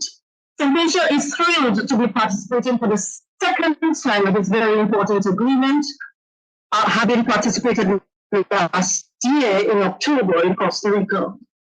This year, however, we are meeting under very different circumstances in the COVID-19 pandemic to be creative in the ways that we interact and to make it imperative that we find prompt and creative solutions to the health and environmental concerns that affect us all. To this end, we require proper access to information and effective public participation and access to justice, which forms the cornerstone of this Escazú agreement. The issue of access rights and making it accessible to all has always been a priority for St. Lucia, and in keeping with the various provisions of the 3 tiers of the Escazú agreement, at a national level, we have laid the groundwork for effective implementation of this very important environmental and human rights agreement. To this end, we have developed our national determined contributions as part of the enhanced transparency framework. Further, we are in the process of finalizing our national inventory report of anthropogenic emissions by sources and the removal of sinks of greenhouse gases, as well as information necessary to track progress in implementing and achieving our national contributions. To date, our Cabinet of Ministers have approved a national adaptation plan and several sectoral plans to deal with the ever-changing effects of climate change and land degradation, as well as rising sea levels. A medium-term development strategy for the period 2020 to 2023 has also been approved, as well as a climate change research policy and a climate change research strategy. A national oceans policy which promotes the blue economy, as well as a revised 2018 to 2020 national biodiversity strategy and action plan has also been developed. Further, we have seen the approval of a national land policy in 2018, as well as the development and production of the State of the Environment report. A key game-changing tool for the integrated approach to environmental management and sustainable development has been the establishment of the National Environmental Information System, which is a major milestone of the Global Environmental Facility. This system is the first of its kind in the Caribbean region and the premier publicity accessible platform for the enhanced coordination of existing knowledge and generation of new information on the state of the environment in St. Lucia. This system stores and records data centrally from 17 agencies on multilateral environmental indicators, especially the UNFCCC, the UNCBD, and the United Nations Convention to Combat Desertification. And that can be used for the generation of reports in easy-to-read formats. We have also, to complement this NEIS, we have developed a film called St. Lucia Into the Future, which is a descriptive audio-visual narrative linking the past, present, and future, what St. Lucia is likely to be for the next 10 to 15 years if we do not take the climate issues seriously. And that is available on all our social media platforms. The St. Lucia Bureau of Standards is in the process finalizing a slew of environmental standards, particularly to deal with ambient air quality as well as air pollution levels. We are proud to see that we are now at the 12th place of the Stancoast, having ratified recently the agreement after a robust public awareness campaign. We've had consultations with the judiciary, the Bar Association, the National Workers Union, and take from the ground right up to the top. In terms of legislation, we have a climate change bill as well as an environmental management bill before the Aegis Chambers. We have a management of containers bill to deal with plastics, and we also have a Styrofoam Act and regulations to ban and phase out such products. The World Resources Institute has begun its consultancy in St. Lucia to assist with the review of legislation to assist us in the implementation of the Escazú Agreement. In terms of the 2030 agenda, we have established a national coordinating committee to monitor and implement the SDGs.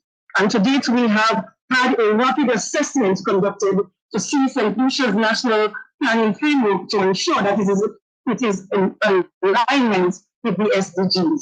From a human rights standpoint, we have partnered with the Office of the Human Rights Commissioner, Barbados office, to train government officials on the issues of Escazú from a human rights perspective.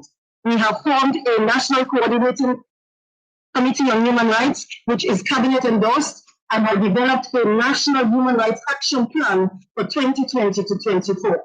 In terms of vulnerable persons, we have maintained a partnership with Benetech, which is a non-profit organization in the US, funded by UNESCO, to have a library platform offering membership and distribution of accessible materials to print disabled persons. And in closing, the OECS has also, the OECS Commission that is, has also signed a memorandum of understanding with ECLAC, the Technical Secretariat, for 2 to 3 years of work to be done towards the development of the Escazú Agreement. So Lucia has recognized that now more than ever, information is crucial as the path ahead holds no promise for security unless we work to achieve that.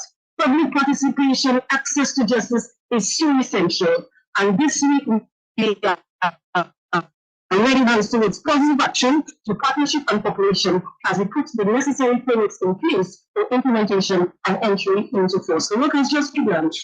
And so we are open to listening to what the academia has to say, the international law experts, civil society, and all persons here today as we forge a course of action as this agreement comes into force. So on behalf of the government and people of St. Lucia, let me see how ready we are to abide by the Escazú principles of transparency, equality, and accountability as we strive towards making access rights to a healthy environment to all, leaving no one behind. Thank you very much, Madam Chairman.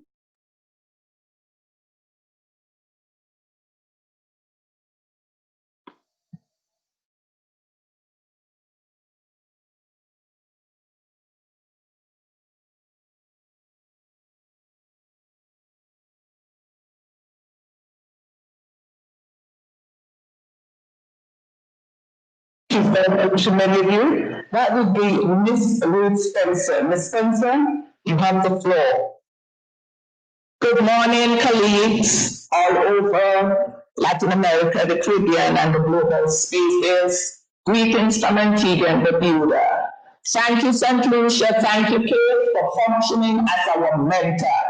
You are going up, you are reaching to the skies, and we want to follow in your pathway. Thank you very much. Now, how are we doing our work here in Antigua? We are seeking to build partnerships at all levels, from the local to the global, from the region to the international levels. So we see Escazú as that key mechanism that's going to translate not just into environmental agreements, but into all the other agreements that the government has signed onto. People are at the heart of all these conventions. And so the outreach that we are doing to reach the local people, the vulnerable and marginalized groups, our environmental stewards, is very important at this critical time because COVID-19 has shown us that our health is linked with our environment. And the direct drivers of against the environment, pollution, chemicals, waste, everything has to be tied up. We've been, with COVID, we have had many protocols in place, so there are limitations on numbers, hours, but we felt it's important to go directly to the people. So we have been going to the local community groups when they have their meetings to share with them about the Escazú agreement. We have been targeting our churches. Still, some people you'll only find in churches. And not only going to individual churches, but we are targeting networks.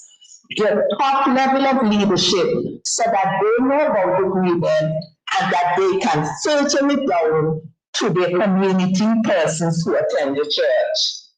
We are also on the government and local radio stations. We are trying to get Escazú to become a household name. And already on some of the radio programs, you hear the people mentioning Escazú, so we know we are starting to make some impact, but we have so much work to do. Again, thanks to St. Lucia, they connect us with one of our lead magistrates, and so we have started the conversation. We have a lot more places to go. We have also been on some panel presentations, so the sharing is going locally and regional.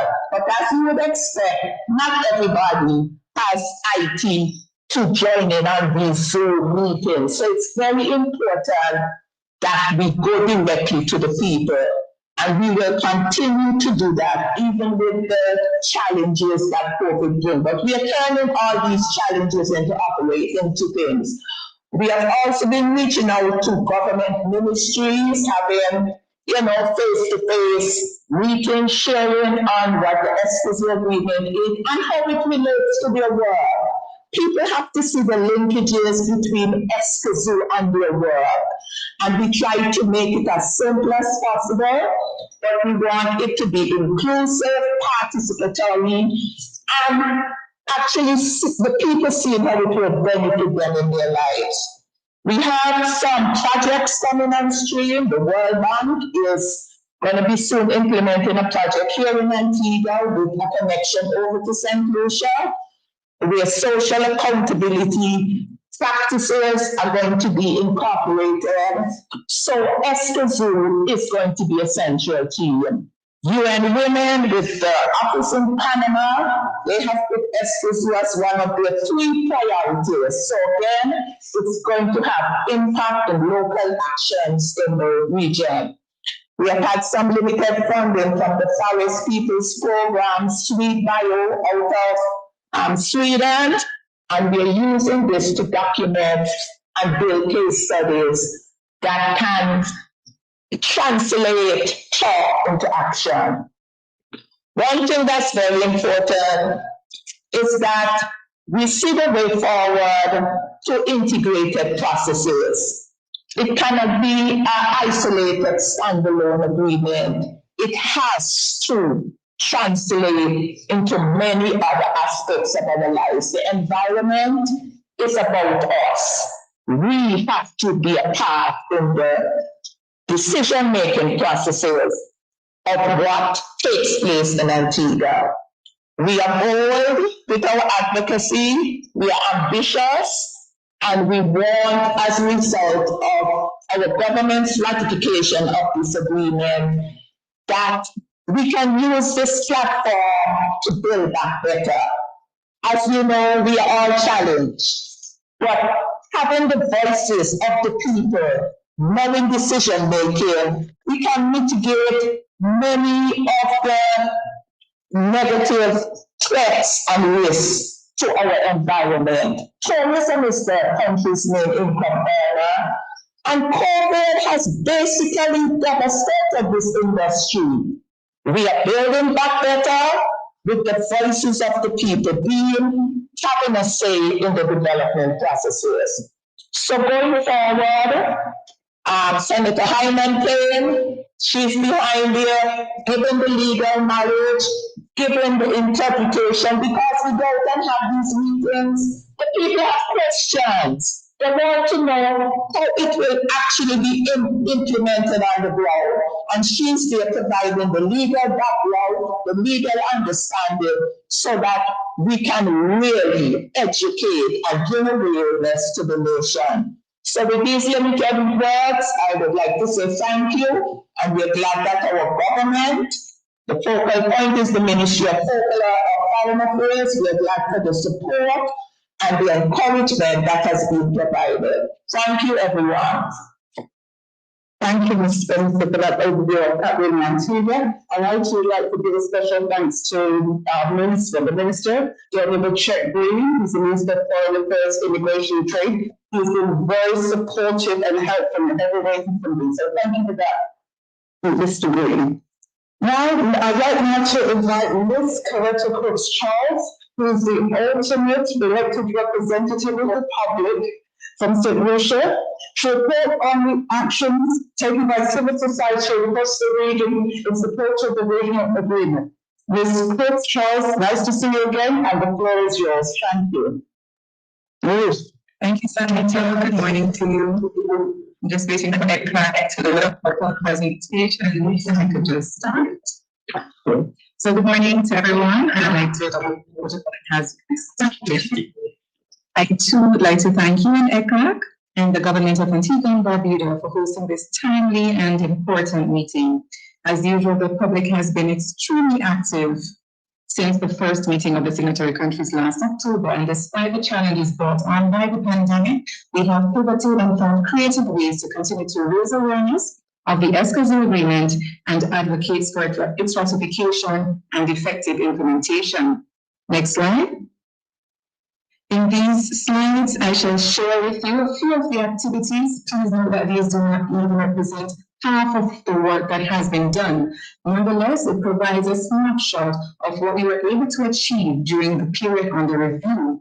In Peru, many activities were carried out with the youth and indigenous communities, moving the message from the capital to the more rural communities. We had numerous virtual events, statements, opinion articles, analyses, and press releases were disseminated to share the contents of the Escazú Agreement and promote its ratification. They had a photography contest. As part of the anniversary of the signing of the agreement, they had a digital action called Peru por Escazú, and they had videos, photographs, radio ads, and so on that were made. More than 6,800 signatures were collected through a petition on change the law addressed to congressmen in the Republic for ratification of the Escazú Agreement. Next slide. In Mexico, prior to the pandemic, they had numerous in-person meetings. However, the public pivoted thereafter to stage several virtual meetings, as you could see from that slide, and produced infographics for social media. Next slide. In Ecuador, there was the implementation of the commitment on the Escazú Agreement under the Ecuador's Open Government Action Plan for 2019 to 2022. Implementation of outreach and awareness campaigns. They had 2 social media campaigns and 1 on the radio. They also developed an analysis document that supported the legislative ratification process and contributed to the implementation process. They had numerous workshops, forums for dissemination and discussion of the agreement. They also did a lot of work at the university level, undergraduate and postgraduate levels. Next slide. In activity in Costa Rica, they had many activities in the series of virtual conversations. In the first part of 2020, in total, there were 5 virtual sessions between May and August of 2020 by civil society representatives, academia, and representatives of state institutions in the context of the discussion on the need to ratify and implement the Escazú Agreement. In partnership with these networks, Cara Cascante, who is an Escazú youth champion, carried out dialogues with the youth of Central America, Mexico, and the Dominican Republic to inform and generate feedback on the Escazú Agreement with the support of the TEL Network, that's the Access Initiative, in coordination with Amnesty International and DAO based in Peru. A digital advocacy action plan is being developed to promote the ratification of the Escazú Agreement in the Legislative Assembly. Next slide. In El Salvador, there were briefings with state governments and institutions, sessions to strengthen the team and advocacy plan, working meetings with the ECLAC and union, working with community and territorial networks, public social awareness forums, as well as virtual events. We had mobilization activities and press conferences, podcasts, tweet storms, and other activities for social media. Next slide. In St. Lucia, the Trust continued to advocate for and raise awareness for the agreement locally. And we're thankful to you and ECAC for their support, as well as the members of the elected representatives. As you can see, Daniel was there in St. Lucia last November, accompanied by David Barry from UN ECLAC for a meeting we had with the government of St. Lucia, as well as for CSOs. And in the afternoon, we had a similar session for the youths there. We've partnered with the government to go to schools across the island to promote Escazú. We also did quite a number of infographics that were shared widely on social media. And we staged a 6-part series on Facebook, highlighting the work that Caribbean women have been doing in advancing Escazú. And of course, right in the center there, you have Ruth Spencer from Antigua and Barbuda. We also did quite a bit of press releases and carried out media appearances and interviews. Next slide. So there were quite a number of activities carried out under the Canaries Pisces project. This was funded by the European Union. They did a lot of work in Jamaica, St. Kitts and Nevis, Antigua and Barbuda, and St. Lucia. In Jamaica, they did a lot of direct lobbying, grassroots advocacy, public education and sensitization, webinars and public forums. And this campaign is being conducted in partnership with other work being supported by the Access Initiative. In Antigua, there was a public education and sensitization media campaign Escazú and You campaign that was launched and was comprised of the EAG Talk published newspaper article in the Observer on the Escazú Agreement. In St. Kitts and Nevis, there was a petition-based direct lobbying campaign to get the government to put a law in place to ensure the adherence to the Escazú Agreement, and their focus is on public awareness of the agreement and its relevance to environmental management in St. Kitts and Nevis. Next slide.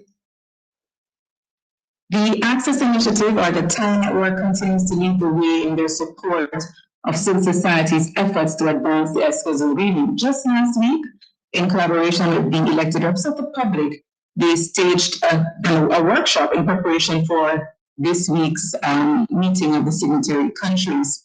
Also, in about mid-November, the Trust met with WRI as well as reps from the government of St. Lucia and the legal consultant who will be working on a project in St. Lucia and Jamaica that promotes the Escazú Agreement and climate justice. Next slide. As you heard earlier from Daniel, the youth throughout the Latin America and Caribbean region have been extremely active. And with the support from the TIE Network and the elected reps of the public, they've been doing an amazing job. And to quote Laura Serna, she's the youth champion from Colombia, in her closing remarks at yesterday's Youth in Escazú event, she said, young people are motivated by the need to generate actions and social awareness in light of the current problems in the region. And they recognize that as youths, they are called to promote change, and the role played by social networks and digital platforms are fundamental to achieve putting the environmental agenda on the national agenda of the countries of the region as a matter of utmost importance, end of quote. So we pledge to continue to support the youth throughout the region as they lift up their voices to ensure that the agreement is of benefit to the most vulnerable. With those few words, I thank you, and the work continues. Thank you. The public, and it's very good to know that as the public representative, you're doing so much work to get the word out, so we thank you for that. ECLAC will now report on the activities carried out by the Secretariat since the first meeting of the signatory countries held in October 2019. ECLAC, the floor is yours. Thank you. Thank you very much to the President. I will make a short presentation in Spanish. Instead of having a PowerPoint presentation, I just will speak in the name of the time. The activities by the Secretariat during this time has mainly focused on supporting countries in the process for the signing and ratification. This goes from the last meeting of the Escazú signatory countries held last year, the pre-COP on climate change, and then we supported the process for the signing and ratification during this time. Quite a few in terms of signature. Belize, Colombia, Costa Rica joined the signatory countries, and also ratification by Antigua and Barbuda, Ecuador, Nicaragua, Panama, and St. Lucia. In addition to legislative approval by Argentina and Mexico, and the good news that these have already been published in their official gazettes. An essential task by the Secretariat has been organizing these meetings of the signatory countries last year, together with the governments of Costa Rica and Antigua and Barbuda, whom we thank for them for the facility of working together. And also a celebration event on March the 4th, 2020. This was one of the last events face-to-face before the pandemic. And that event was organized here at ECLAC, commemorating the adoption of the Escazú Agreement 2 years earlier. And also there have been 4 meetings of presiding officers, 2 informative meetings with the public on May 27, 28, and 5 online that feed into the working groups that we will be seeing the topics in the next 2 days. two on the rules of procedure, July, April and June, and two on implementation and compliance, April and June, and one on financial arrangements and voluntary contributions on August 25th. These are activities basically that the aim is to advance in the process, preparing for the first conference of parties. And the other important thing is activities by the Secretariat this year has been disseminating the agreement and taking part in various activities held throughout the region and also internationally. I would like to highlight only a few, but the Escazú agreement was an important part of the 38th meeting, a session of the VECLAC, and also many activities with Costa Rica and other signatory countries of the Escazú agreement in the pre-COP on climate change, and also participation and organization together with the High Commissioner of the UN and UNBA and the Forum of environment defenders in November, and also took part in forums of enterprises and human rights, and recently have been party to the 11th Steering Committee of Infomea that groups together all multilateral agreements related to the environment. So Escazú is already in the network with the other environmental multilateral agreements. We should also point out that one essential element of the Escazú agreement has to do with activities for capacity building and cooperation. And as you've been able to see in the presentation that preceded me, there have been many activities that we have organized in each country, hand in hand with the public representatives and organizations, but also all countries. I would like to highlight activities carried out in Peru, in Panama, in Colombia, in Mexico, El Salvador, Port of Spain, Antigua and Barbuda, and practically all countries of the Caribbean, but I do have a special mention of activities organized in St. Lucia, in Paraguay, Argentina, Uruguay, and therefore this has been very intense activity meetings that we have held this year. It is important to point out that online meetings have allowed the Secretariat to be party of many of the meetings organized by all actors supporting the Escazú agreement during the year, and we have taken part in 28 webinars since March and to date. The other way of strengthening capacities and cooperation, important activities by the Secretariat, has been keeping updates of the Observatory of Principal 10 to Latin America and the Caribbean, which is the true center for the exchange of good practices, legislation, and jurisprudence in the region. I would like to highlight other important events that we've held this year. One of these is the online course, Introduction to S 2016, the Arcos Convention, the Escazú Agreement, that I'm sure you can all attend. The program for action is reinforced with the Escazú Agreement within the Organization of the East Caribbean and ECLAC to work on and support these 6 countries, with independent countries that are all Escazú signatories and mostly have ratified, and also highlight the role played by the Secretary General, recognized in the Escazú Agreement in several of his interventions and the briefing held on recovery of after COVID and the impact of COVID in Latin America and the Caribbean. I would also like to highlight this Escazú agreement has been recognized by 38 experts of the Council of Human Rights of the United Nations, praising the agreement, and also within the environmental framework of the ITB. Among the publications made this year to support dissemination of the agreement and carry out technical aspects of that agreement, I would like to highlight the book on climate change and human rights, and also the book that we have published on the inclusion of human rights in systems for environmental impact assessment, together with the Organization of Ombudsmen in Latin America and the Caribbean. And also we've had 2 infographics, one with the Escazú agreement and the Convention framework on climate change and the Paris Agreement, and now to explain to the public at large about the processes for the ratification and adhesion after the period for the signing of the agreement that occurred last September. And also we have 6 bulletins informing everyone on the agreement. And to conclude, I would like to mention that also we have actively used the public regional mechanism to transmit requests by the public and communicate the main elements of this process to the public at large. And I'm pleased to announce that now the bulletin has almost 6,000 people enrolled, and that these are distributed as a rule among representatives of the civil society, academics, consultants, private sector, communities, indigenous and local, and so the audience is very broad and that has grown exponentially.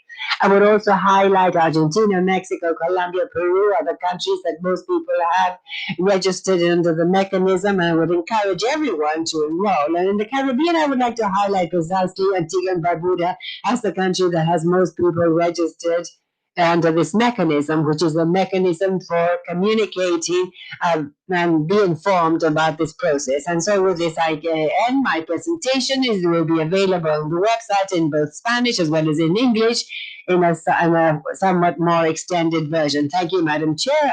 I return the floor to you.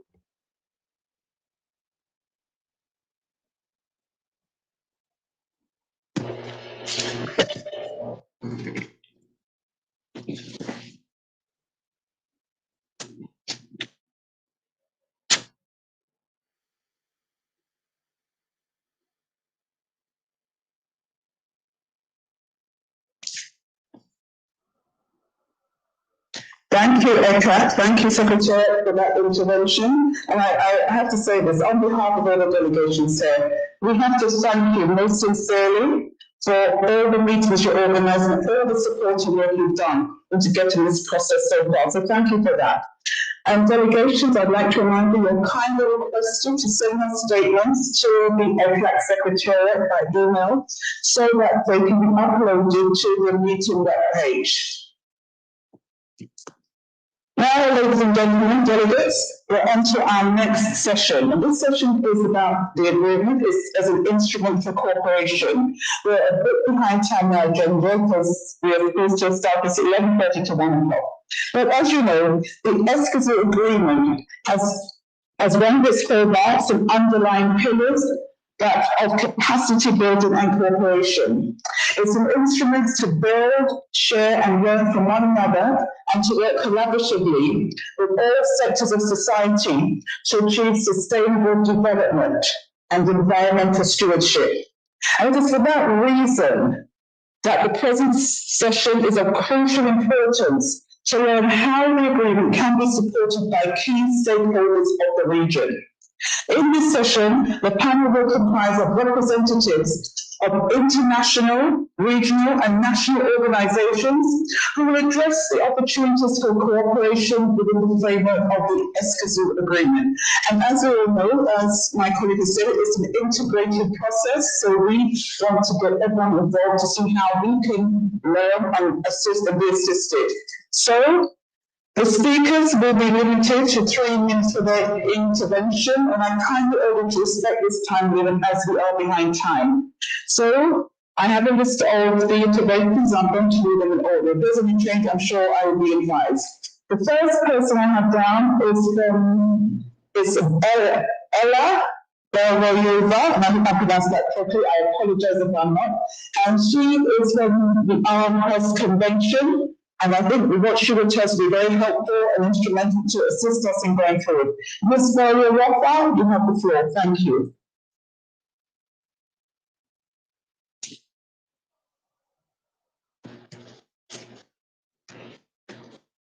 Distinguished members, well, there seems to be a technical glitch. The next person on the list, and I can see her, is Anna Teron-Pusi, and she is from FIAP, which is FIIAPP, Spanish Corporation. Ms. Pusi, you have the floor. Thank you. Thank you very much, President. So thank you very much. I will continue in the Spanish if you don't mind. Thank you very much. Es un placer. It is a pleasure to be at this forum within the second meeting of country signatory to the regional agreement on Escazú, and I would like to thank all organizations and colleagues from the various entities that we're working with. I will try and be very brief and go directly to the points that I believe of greatest importance. FIAP has given priority to climate change and action for climate empowerment through the Euroclima program.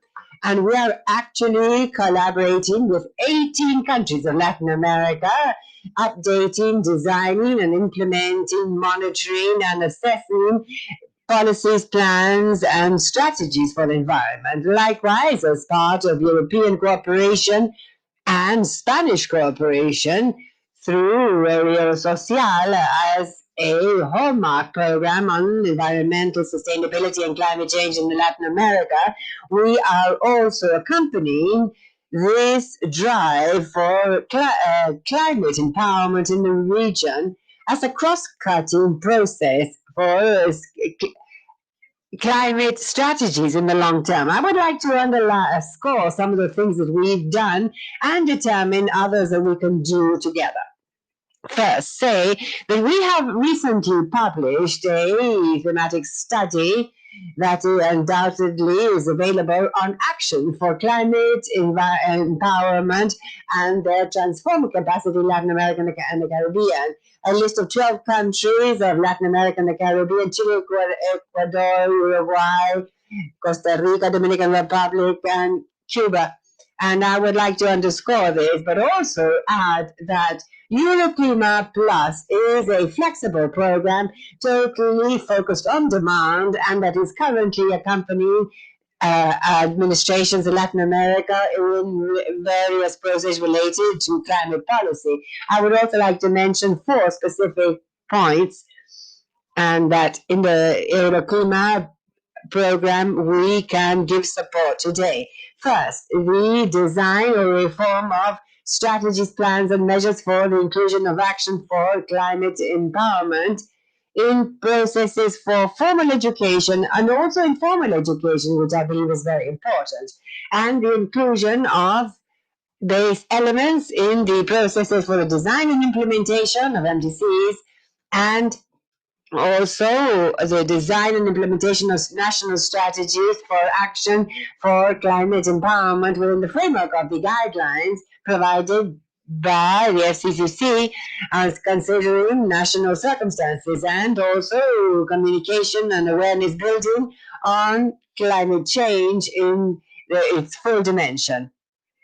I believe that the agreement is an opportunity to have a framework for common action and so have an active governance model, an open government, participatory, collaborative with citizens. For us, it is truly a matter of pride to be there, and I would like to thank everyone who are working on this program for everything that they've done, and say that, well, this is why I'm here as the director of FIAP, and that we will continue to be committed with our full energy in this. Thank you.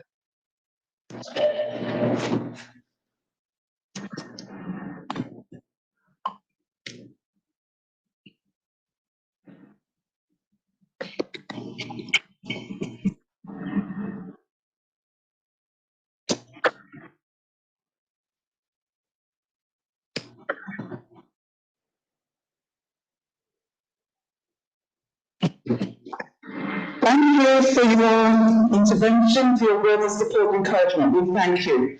The next speaker will be from Aarhus. That will be Ella Belarova. She's from the Aarhus Convention. Ms. Belarova, you have the floor. Thank you. Yes, good morning, everyone. Morning. Can you hear me? Distinguished delegates, ladies and gentlemen, I'm honored to be with you today and to contribute to this important event. ECE, through the Secretariat of the Aarhus Convention, was privileged to cooperate with its sister organization, ECLAC, on the Escazú Agreement, and we stand ready to continue this fruitful cooperation. We believe that the most efficient way for such a partnership would be sharing our lessons learned based on more than 20 years of experience in implementing the Workers' Convention. These lessons learned may assist you in shaping the future work. The key lesson learned that we would like to pass to government and stakeholders in your region is that with minimum cost, the Escazú agreement has the potential to be both efficient and effective instrument. As the Workers' Convention did, it will drive the development of national legislation and practice, bringing about positive changes that would otherwise not occur. Being a party to such agreement will help your countries to ensure universal implementation of Principle 10 of the Rio Declaration and the Agenda 2030, in particular its Goal 16, to the common standard. From an economic perspective, the lessons learned is that it is cheaper and resource efficient to engage the public in decision making from the outset rather than pay to remedy that effects of unsustainable decisions. Public confidence in governmental decisions is also critical for promoting peace and security, which is relevant as well for your region, where environmental problems have direct impact on people's lives. Furthermore, during critical situations such as COVID-19 pandemic and post-crisis recovery, building trust among governmental authorities and people within and between countries is more relevant than ever. Another important lesson learned is that the Escazú agreement will be beneficial for both rich and not rich economies. This combination also allows for sharing expertise and good practices between nations, different political, economic, social backgrounds. In conclusion, I would like to emphasize that the Workers' Convention, its protocol on fair trade, are essential legal instruments that encapsulate the universal importance of democracy and respect of human rights in relation to the environment. With modest support, they will drive very positive changes that will make our planet a better place to live. In this regard, I would like to reiterate that we feel privileged to contribute to the remarkable progress achieved by your region, and we are looking forward to our future progress. Thank you.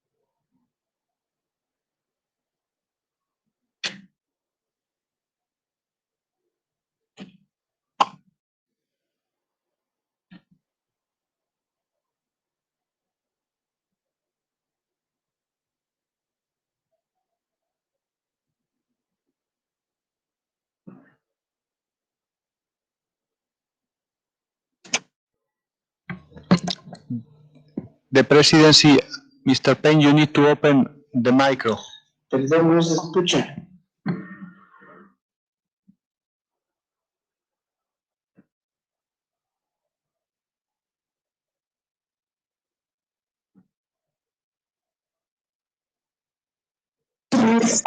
So a difficulty. So I will go to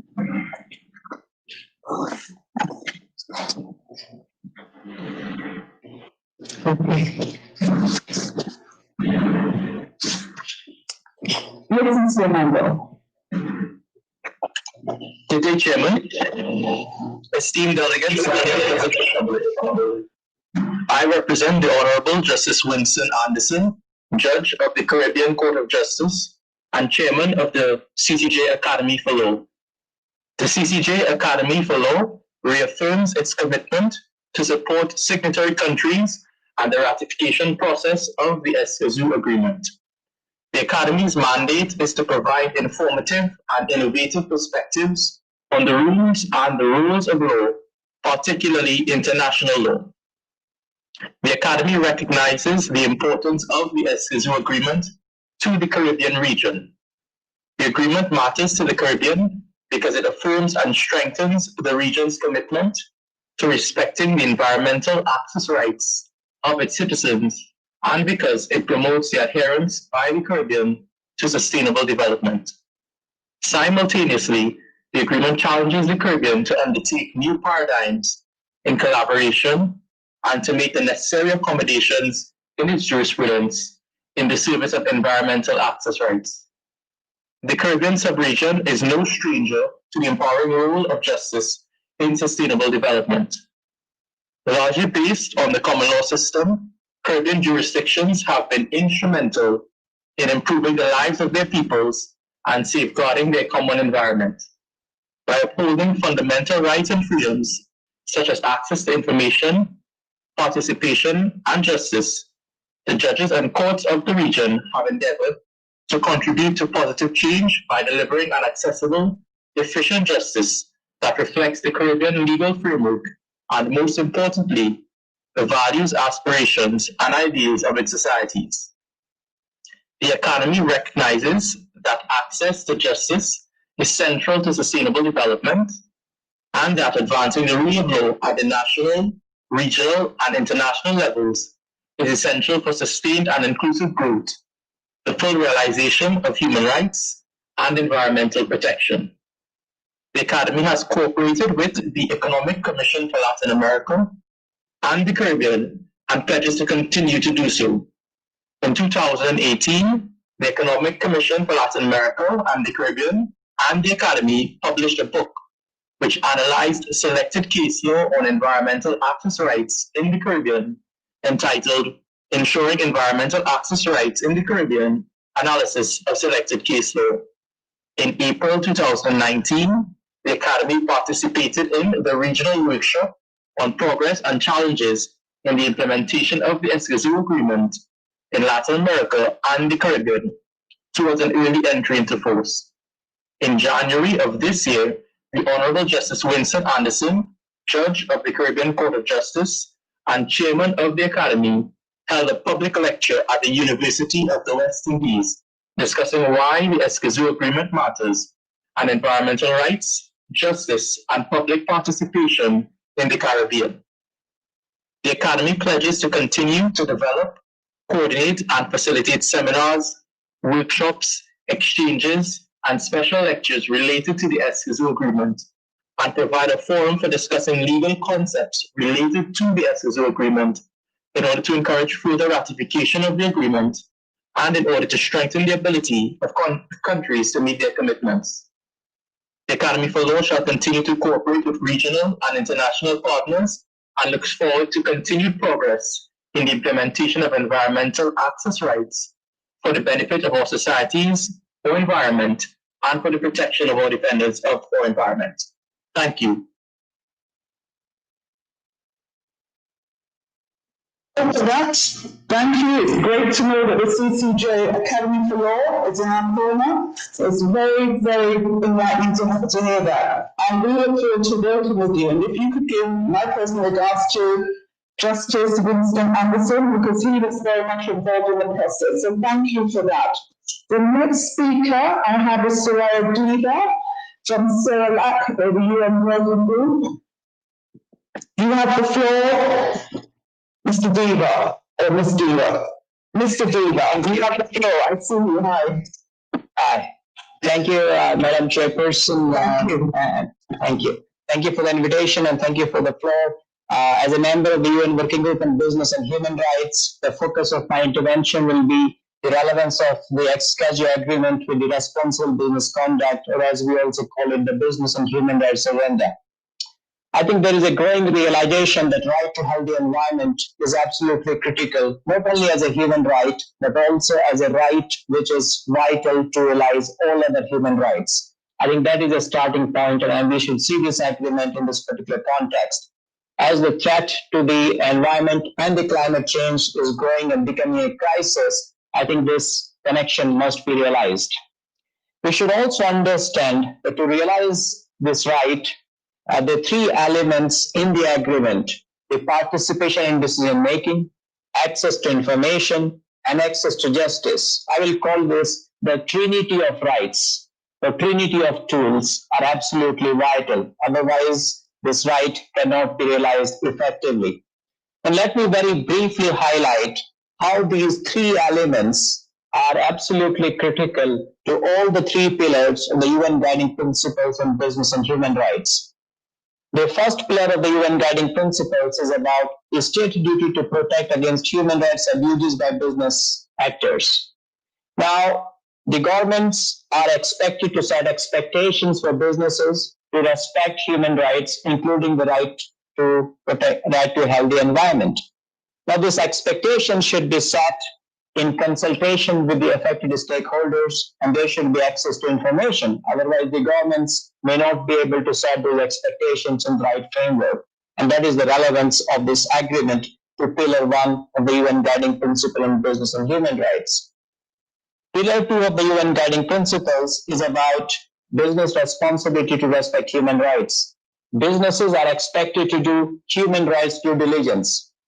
Now, businesses cannot do human rights due diligence unless they release information to the stakeholders about their activities, their products, their projects, about economic development. At the same time, the participation of civil society actors, human rights defenders is absolutely vital in the impact assessment. And I think that is, again, the connection of this agreement to the implementation of the Pillar 2 of the UN Guiding Principles on Business and Human Rights. The third pillar of the UN Guiding Principles is about access to remedy. And here, the connection with access to justice is very, very clear. Because without access to remedy, without accountability of the government officials as well as the corporate actors, if there are cases of pollution, if there are breaches of denying the access to information or participation right is not implemented in proper perspective, that issue is very, very vital. I think we should see this Escazú agreement as a basis to renegotiate a new model of public-private partnership which leaves no one behind. I think the previous panelists were talking about building that pattern. So we should see this agreement as a landmark step taken by the Latin America and the Caribbean region to move forward. And I think this provides an excellent opportunity to create a new bottom-up model of development. A development which is not imposed top-down, but it is participatory, it is decided by the stakeholders bottom-up. And in short, we are trying to create the concept of profit with principles for businesses. The UN Working Group on Business and Human Rights remain available and committed to provide any support that the stakeholders in the region need to implement this agreement and to connect it with our project on responsible business conduct, which the working group is doing in collaboration with ILO, OECD, and the Office of the High Commissioner for Human Rights. Once again, congratulations for this event, and we look forward to continuously working with you. Thank you, Madam Chairperson.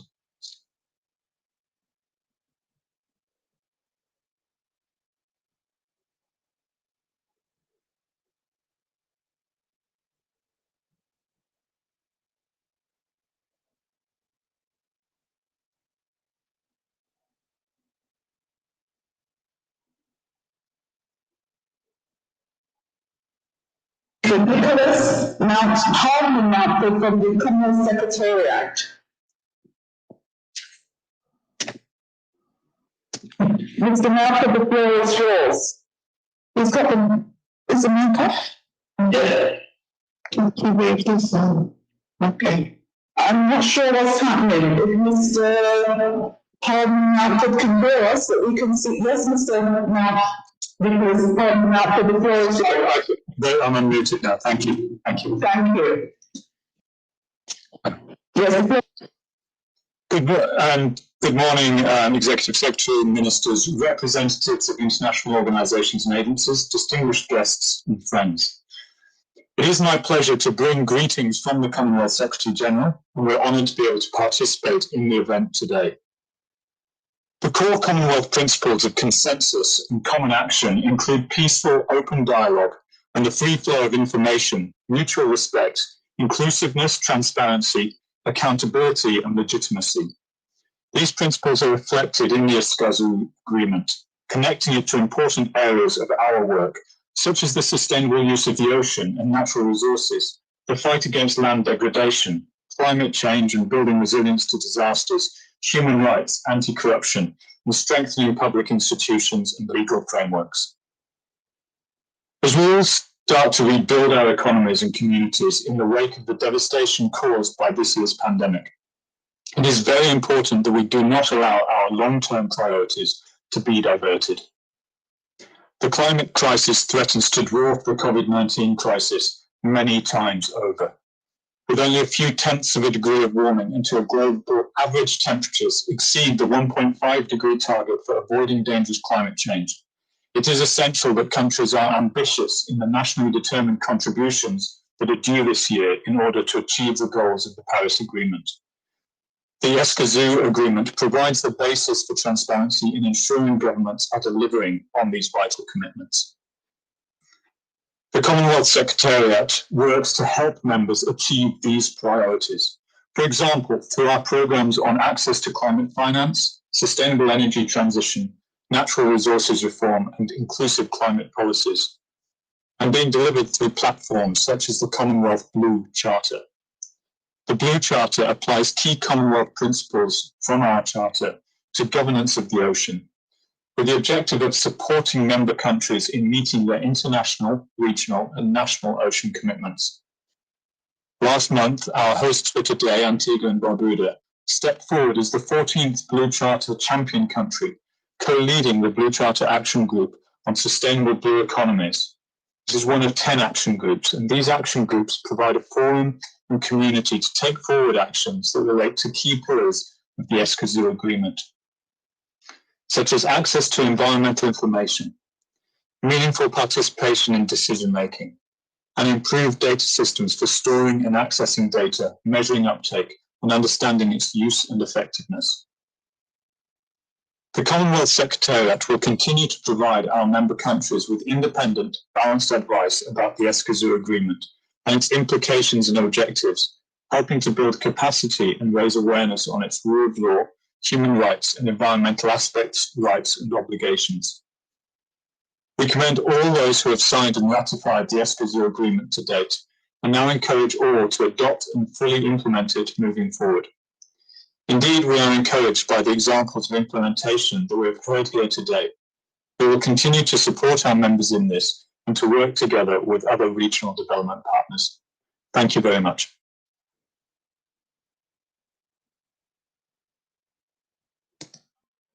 Thank you.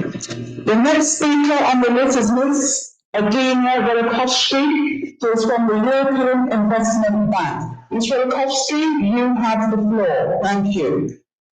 Good morning.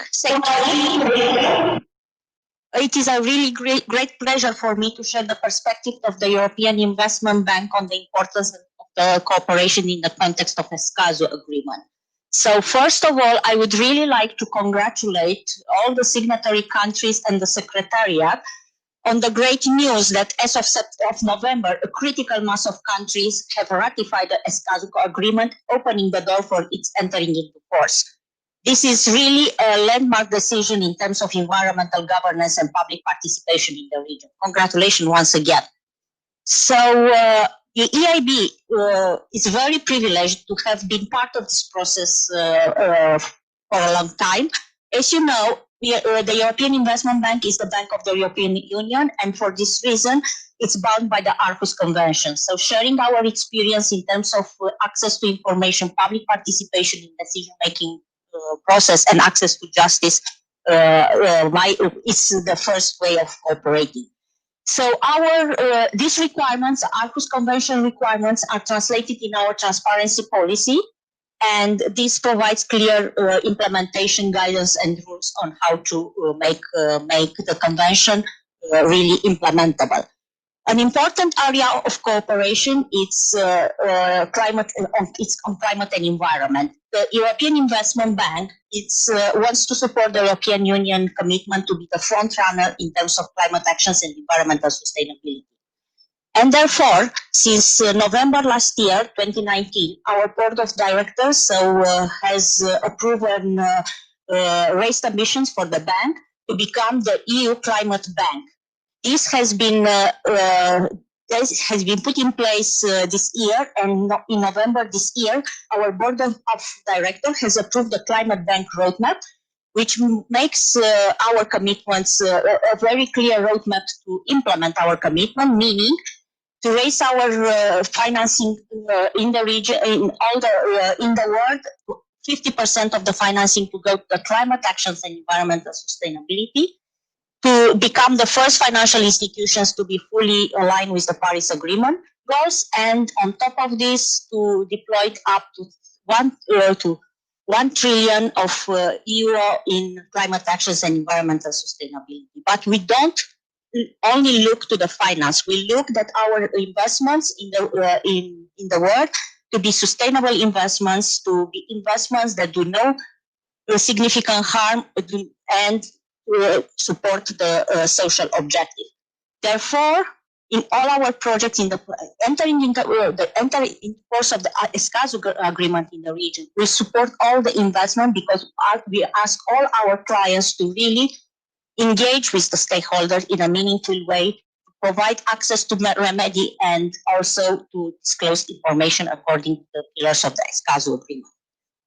In this framework, we have to inform you that transparency, public participation, and accountability are on the top of the key values included in our climate bank roadmap, but also in our environmental and social policy framework that is up to revision right now in this moment, and will be subject to really external consultation in 2021. We'll have dedicated session with for Latin American and Caribbean. We'll invite people in the regions to take part of the consultation process, particularly on aspects related to impacts on indigenous people, integration of human rights in the business activities, and in the impact assessment process. Therefore, it's also an invitation to be part of this consultation and also together to share experience. Coming back to the Escazú agreement, its ratification and entry into force is a major milestone, but it's only the beginning because a proper implementation should be ensured. And this means a lot of resources, but also it's room for cooperation in terms of access to information and public participation. Partnership is critical and it's at the heart of EIB. Therefore, we'll work in the coming period with the Secretariat of Escazú's agreement, to really identify clear actions where we can add value and to support the implementation. Thank you.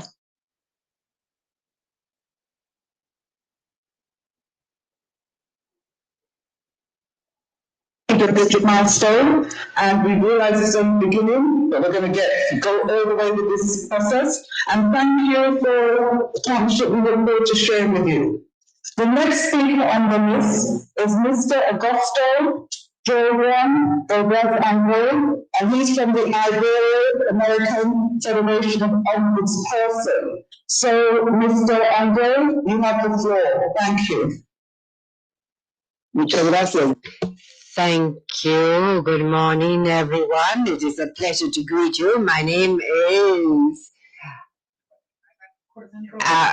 Augusto Jordán Rodas Andrade from Guatemala and FIO. I'd like to express my deep thanks to ECLAC and the MINSUR project of the GIZ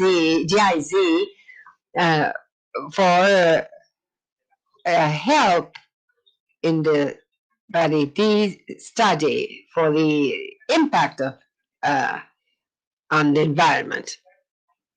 I'd like to begin by saying that in our countries, as is the case of Guatemala and also many others in Latin America, unfortunately, the environment has been left to one side in the public agendas. And so each day we have more, that's why it's so important that each day we have more countries that have signed and ratified. Guatemala will soon be ratifying, and that is why we must join in, because this too will allow us to carry out environmental action. Unfortunately, the audio is breaking up.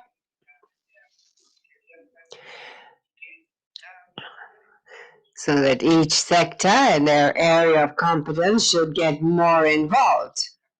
In our region, unfortunately, we're often just reactive to natural phenomena. In a few weeks back, we suffered 2 major storms, hurricanes, and we are always complaining of the impact, but we do very little about it. And that is why this legal tool, which is international and related to human rights, it is indispensable that it be implemented as soon as possible.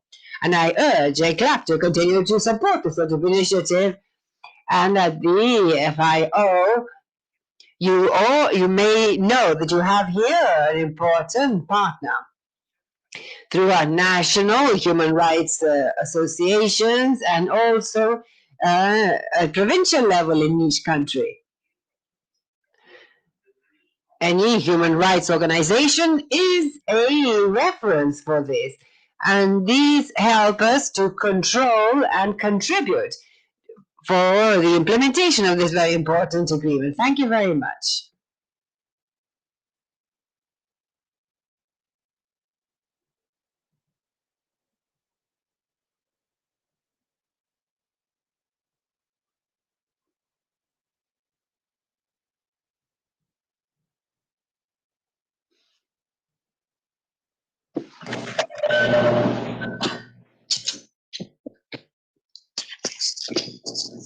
Thank you very much for that.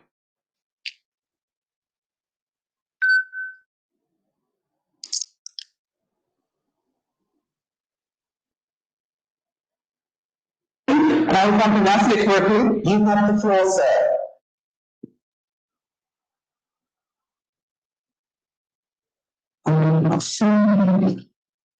Mr. Manuel? Oh, yes. Perfect. Thank you very much, Madam Chair. Sorry, I didn't hear the name on the first time. I will continue in Spanish, if I may. Buenos días y buenas tardes. Good morning or good afternoon, everyone. First of all, I would like to congratulate everyone for the progress made in the last year, and also thank the organizers for the opportunity to be here. I am Nicholas Menling, and the GIZ German Corporation, and we're working in the Andean mining Andean countries. The GIZ and the MINSU program, for many years we have been directly or indirectly supporting the Escazú agreement and several tools carried out in the region for dissemination and transparency of the information, such as, for example, the Observatory of Principle 10. When we are convinced that the Escazú agreement is a great instrument to promote good governance and respect for human rights, and with ample implications for more sustainable management of mining, which is our area of focus. Given the experience in the mining sector has shown that participatory approaches to decision-making are essential in order to guarantee a balance between economic interests, environmental and social ones. And the exchange and cooperation among society, the government and the private sector are necessary in order to reach that balance. And in this spirit, a multiplayer spirit, we are an articulator of the work and being a bridge between citizens and authorities, leading to more legitimate, transparent, and lasting policies. And so this spirit is also reflected in the Escazú agreement that leads to legal instruments, very concrete ones, linking environmental rights and human rights. Understanding that sustainable development is impossible without a healthy environment. From the viewpoint of the MINSU project, we're hoping that the Escazú agreement may also lead to new mechanisms in order to drive force responsible mining channels, supply channels. And So we will continue to support this agreement and its implementation now that it comes into force. And so I thank you very much and warm greetings all the way from Santiago de Chile. Thank you, Chair.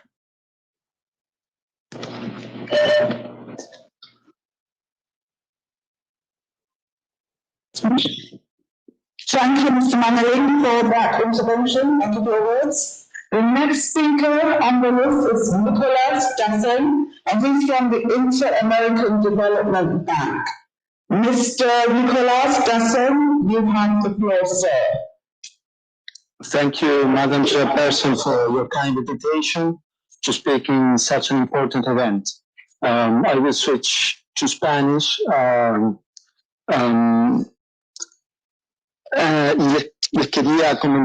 I wanted to tell you about what we are doing at the IADB in support of transparency, participation, and access to justice, these three basic and main pillars of the Escazú Agreement. The IADB has included in its institutional strategies mechanisms to promote citizen participation from the viewpoint of environmental and social risk. Specifically, consultation and participation processes by the various stakeholders in the design and implementation of operations financed by the IADB. Likewise, we have a sectoral framework for transparency and integrity through which we promote open government policies, which includes access to information, participation, and also co-creation with stakeholders in order to take part in the design of public policy, not just encourage social control or public consultation, but also that the stakeholders be part of the solution as such. I would like to share with you an example of what we did this year in Chile. In Chile, the IADB contributed to the National Parliament in Chile to implement a platform called Virtual Congress. This is a participatory platform through which all interested citizens and organizations may comment on bills with a high chance of being adopted. As of the moment that they are being addressed in the various legislative committees. And this year, the platform included a bill on climate change, and now the consultation process has been closed. But as a result of the process, the legislators that had to discuss the project, they had a report on the main concerns, comments, and contributions by citizens. This sort of tool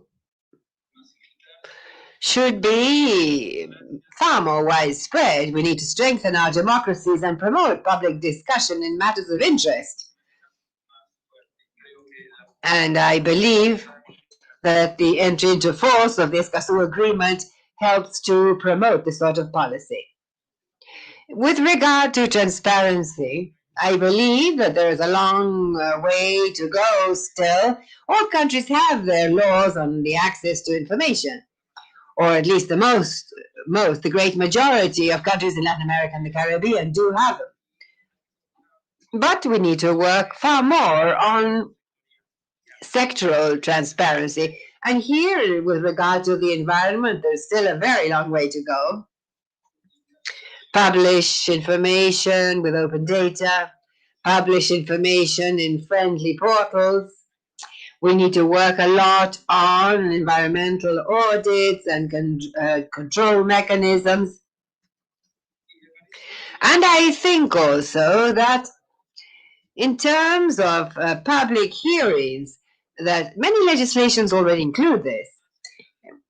Further work needs to be done on true debate, not just a phase, a public hearing just in order to meet or comply with the requirements.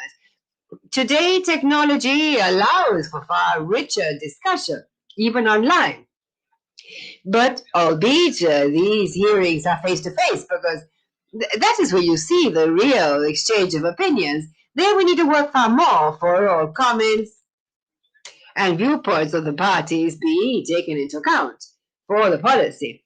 And then in terms of justice, of course, promoting a procedural legitimacy that is very ample, including social organizations that may defend these collective interests and do a lot of work with justice in terms of precautionary measures and so on. And I think that this is what is on the way, and we will be paying great attention as an agency of international cooperation to support other countries of Latin America and the Caribbean in the various areas the bank works on in order to implement the agreement. Thank you very much for the opportunity, and we are at your service.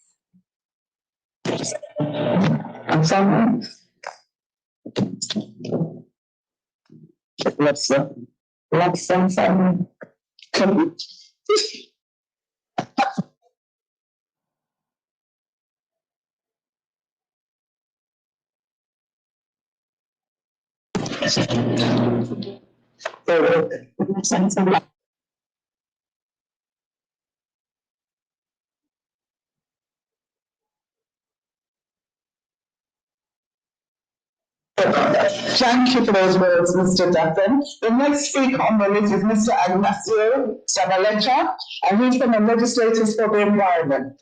Mr. Ignacio Zavaleta, you have the floor, sir. Thank you.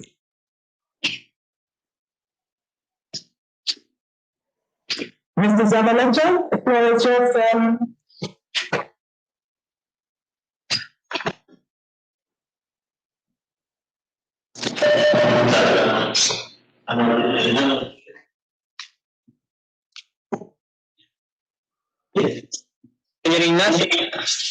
Yes, I can hear you.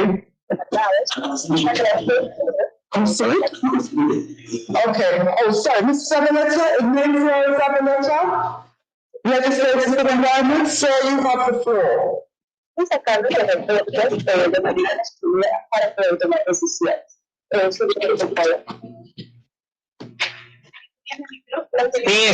think we have with the connection, we cannot hear him. So you can proceed, I think, to the next one.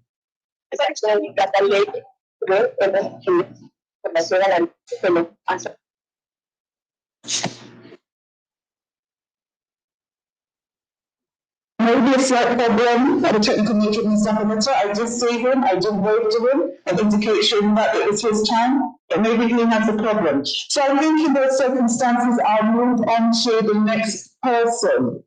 Mr. Javier Gonzalez from RTA, Access to Information Network. Mr. Gonzalez, you have the floor, sir. Mr. Javier Gonzalez. Yes, thank you. Thank you. Thank you very much, Madam Chair. Good morning to everybody. Good afternoon. I will be using the floor in Spanish for the sake of the interpretation. Thank you very much. Good morning to all. On behalf of the members of the National Institute for Transparency, Access to Information and Personal Data Protection, INAI, in Mexico, as well as the community of members, signatories to the RTA, the Network for Transparency and Access to Information. We'd like to thank the hosts and ECLAC for allowing us to participate in this meeting.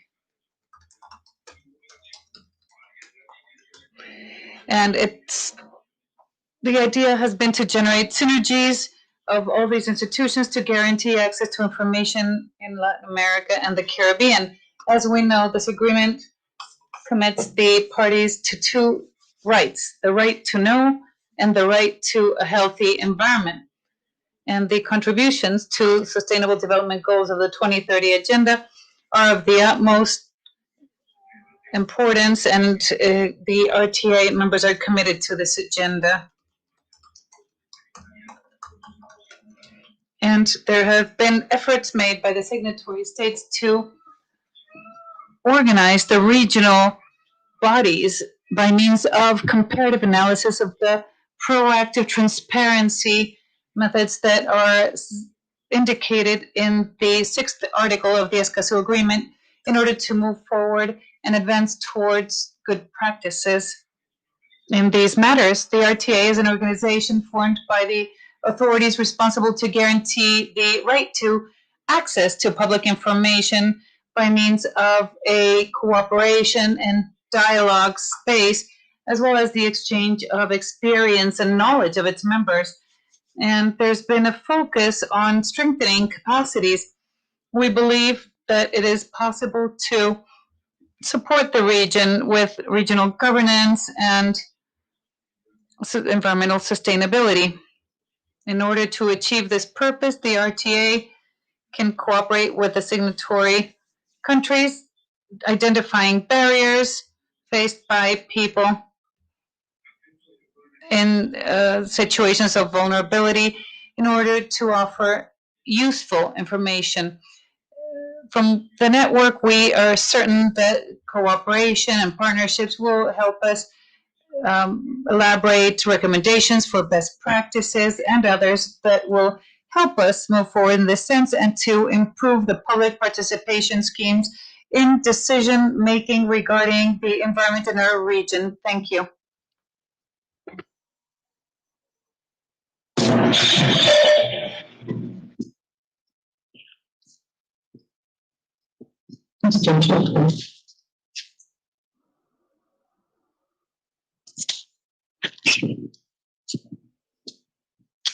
Thank you, Mr. Gonzalez, for your intervention. The next speaker we have on our list is Francisco Xavier Mena, who's from the Office of the High Commissioner for Human Rights.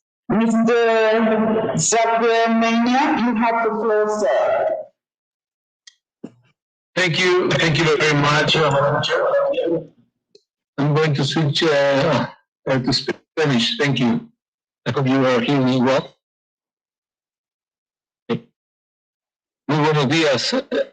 A nombre de la Oficina Regional. Good morning. On behalf of the Regional Office of the Americas for the UN High Commission for Human Rights, I'd like to express our thanks for participating in this event. I would like to refer to the defenders of human rights and their role. Their role is of the utmost importance in our society. The defenders contribute to peace and a harmonic development of our cultures and our rights on earth and territories. This is not only for us, it is also related to future generations. However, their work sometimes brings on a risk to their own lives, and figures show this.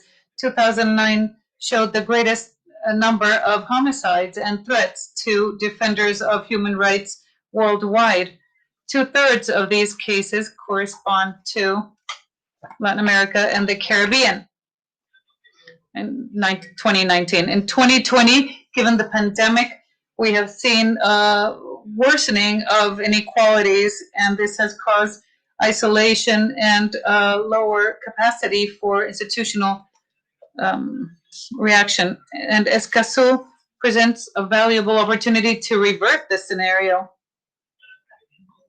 It allows preventing conflicts, guaranteeing participation, transparency, accountability, and especially the protection of defenders. For our office, the defenders of human rights are our first priority. So together with ECLAC and the UN Office for the Environment, we have jointly set this objective. The recent meeting held in November for defenders of human rights is proof of this. We talked about our common challenges in the region. The most relevant ones include the lack of legal acknowledgement as defenders of human rights, its criminalization, the impunity of its aggressors. All this is not necessarily a sign of weakness, but an absence of mechanisms for protection. There is a declaration by the United Nations for Defenders of Human Rights, and now the Escazú Agreement offers us solid grounds for this path that we must build jointly. So what do? Well, we are calling the states to recognize the legitimacy of the human rights defenders and to enable it. This is the minimum in order to guarantee their protection in carrying out their work. We also call the states to investigate and sanction. We have lost the sound.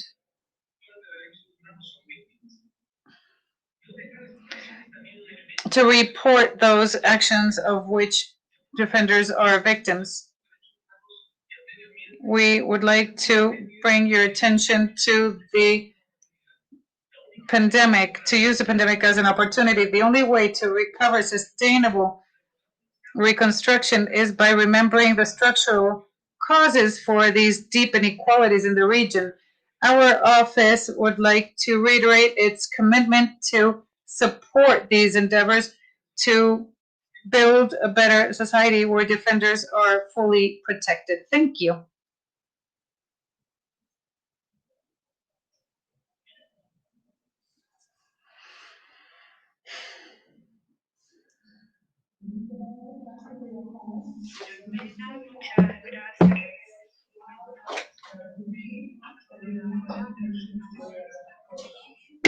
Razvaruki, you have the floor. Thank you.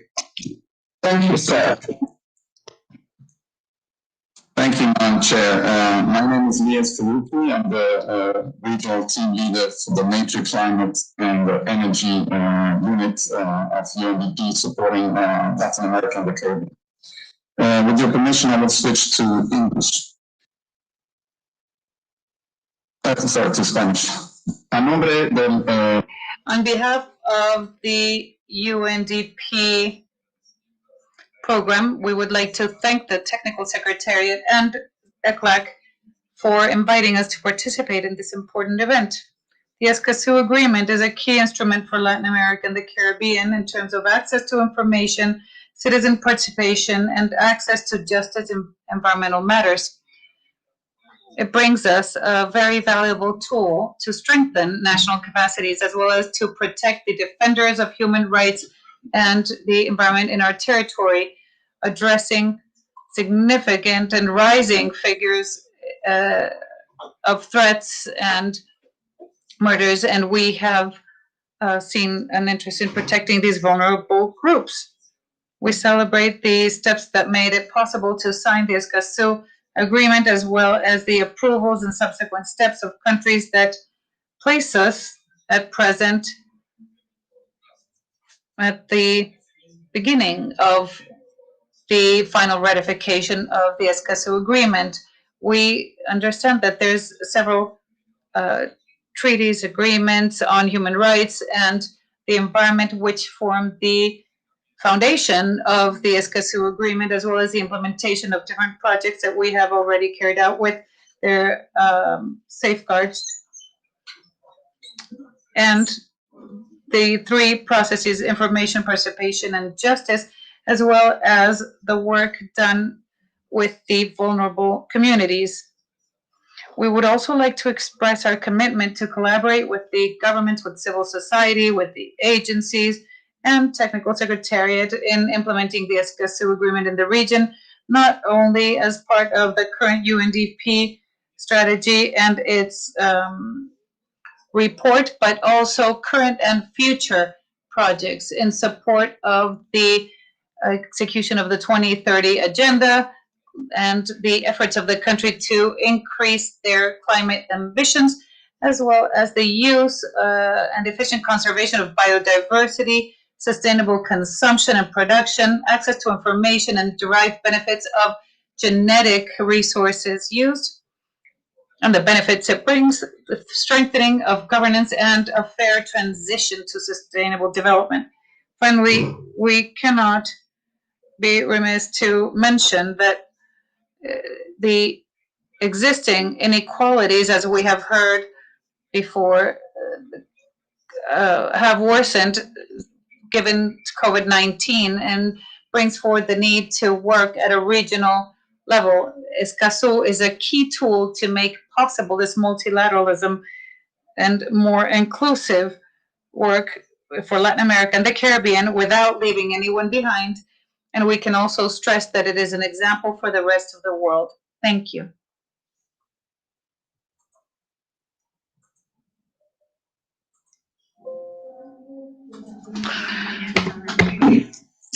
The next person we have on the list is Mr. Rodolfo Lacey, who's from OECD, the Organization for Economic Cooperation and Development. Mr. Rodolfo Lacey, you have the floor, sir. Thank you very much, Madam Chair. I'll switch to Spanish. Presidente Jefferson.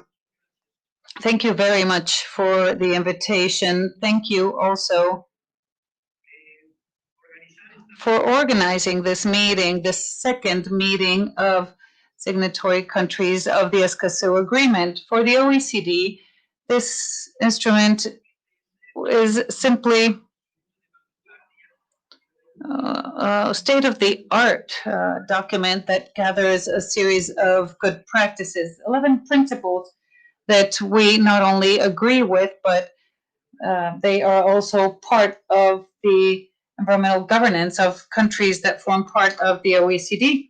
3 countries are signatories amongst our 37 members, and I believe we share not only this comprehensive vision of offering and sharing information with the population, but also making them help part of decision making by governments, private sectors, and even so civil society, as well as allowing for access to environmental justice. They are fundamental principles that must be incorporated in daily activities.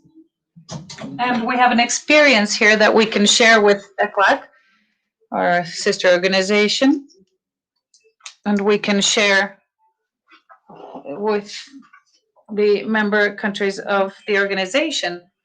I believe that there's a wealth of instruments, such as the strategic assessment of the environment. It allows us to evaluate projects, but also political strategies, and it also allows for consistency of the economic policy, development policies, and others, such as the Paris Accord and biodiversity agreement. And there are new objectives and new goals for the next few years. I'd like to say that the OECD has recently inaugurated a new Center for Welfare, Sustainability, and Equal Opportunities that fully agrees with the Escazú Agreement. I'd like to stress that that this new center, we can also better collaborate. I deeply believe in the need to inform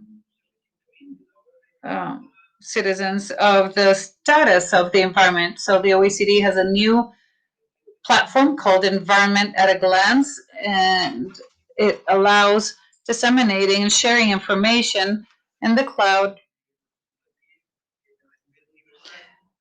And it is more universal. We believe that this is a right of the population. Amongst the elements of this, of the Escazú Agreement that we feel are extremely relevant are the consultations, public consultations, the participation of citizens in decision making. And we have many challenges ahead of us, but these will certainly be agreed on progressively.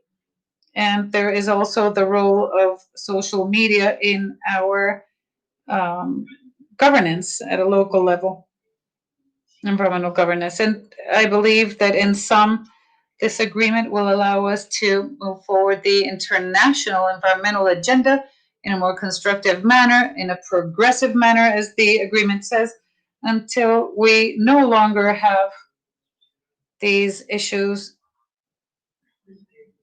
in society, these social injustices committed to the environment due to bad planning and bad public policies. So thank you very much, and we hope that this will be a very fruitful meeting as well as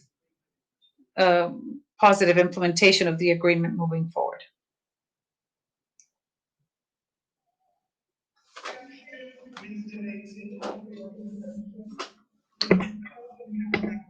Ms. Andrea Brusco from the United Nations Environment Program. Ms. Andrea Brusco, the floor is yours.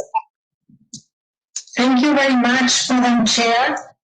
It is a pleasure to be with you, and I would like to start by thanking and expressing our appreciations on the Regional Office for Latin America and the Caribbean of UNEP for the possibility to be part of this important session. We would also like to congratulate countries that are on board of this process. We are very happy of the entry into force of the Escazú agreement, which will take place very, very soon. And we have been privileged to work throughout all the process since the very beginning in building up this important agreement. Congratulations to Antigua Barbuda for hosting this important meeting, and to the Secretary of the Escazú agreement, our sister agency, ECLAC, for very efficient and proactive work. I would like to mention that the rights of access and the Escazú agreement is mainstream, is at the core of our work in the field of environmental governance in the United Nations Environment Program, both at the global and also at the regional level. Specifically in the program of Montevideo of environmental law that was approved by the most recent United Nations Environment Assembly in 2019, the rights of access have been placed at an important area of work for environmental law for the next decade. Also, at the regional level, in the Forum of Ministers of Environment of Latin America and the Caribbean, in its last meeting in 2018, we had for the first time a specific session on environmental rights where the Escazú agreement was addressed prominently. And also in the sessional meeting that took place in November last year in Barbados, in Bridgetown, we had a session with the elected representative of the public, Mr. Eta Cruz, who participated with us and took the opportunity also to advocate to states of the region for the signature and ratification of the Escazú agreement. As I said, access to information, public participation, and access to justice is mainstreamed in our program of work, and in particular in the work that we do with legal stakeholders and with civil society, both at the regional, national, and also global level.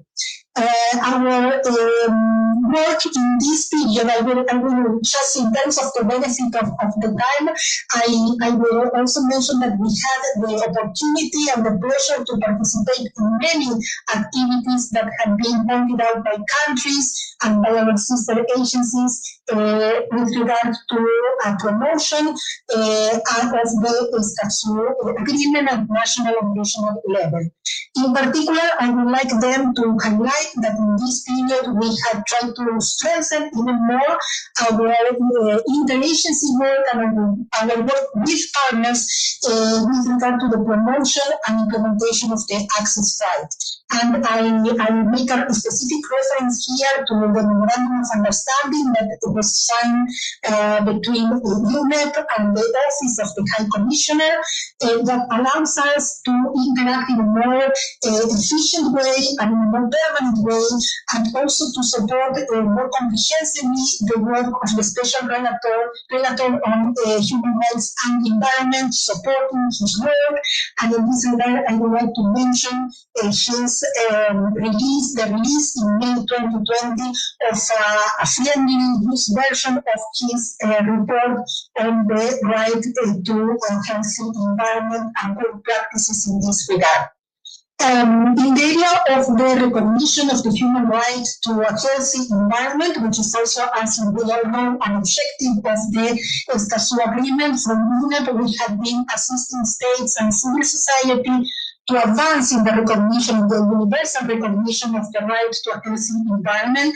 And in January 2020, a group of governments, in the case of our region, this group was integrated by Costa Rica, presented a joint statement confirming its willingness, its intention to table a decision in this regard in the 45th Assembly of the Council on Human Rights. A coalition of civil society organizations has also been working very actively in this regard, and showing more than 950 global and local civil society organizations, making the global recognition of the right as one of the most urgent and important issues brought by the civil society to the Council.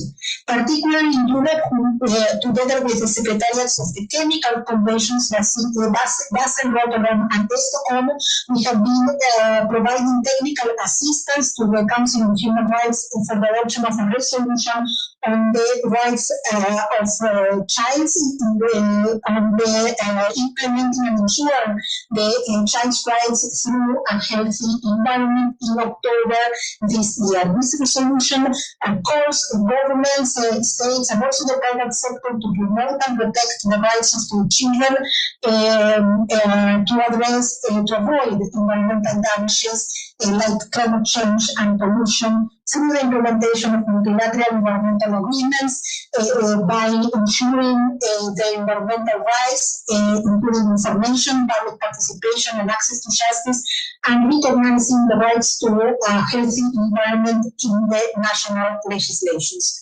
We have also released with the Office of the High Commissioner of Human Rights a policy note on human rights, environment, and COVID-19, as it was mentioned here, a very strong and difficult situation facing, and then that requires a response also in terms of the environment protection and in building back better. This policy note highlights 10 key messages on human rights, environment, and COVID-19. Among these messages, the strengthening of the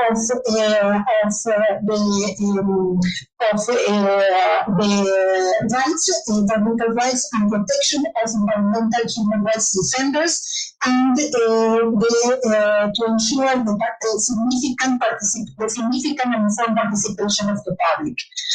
With regard to our work in environmental defenders, our colleagues from the Office of the High Commissioner had the opportunity to comment on the recently held Forum of Environmental Defenders for Southern countries. In the regional office, we are working in a combination of good practices and experience in early implementation of the Escazú Agreement, with particular focus on environmental defenders.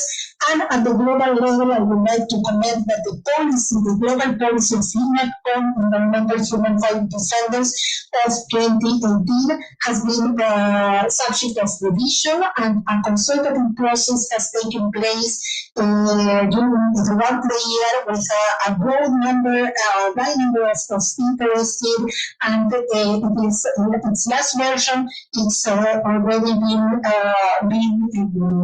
prepared to be released by our executive director very soon. With this policy, we intend to strengthen the response, the mechanism for response and attention to the very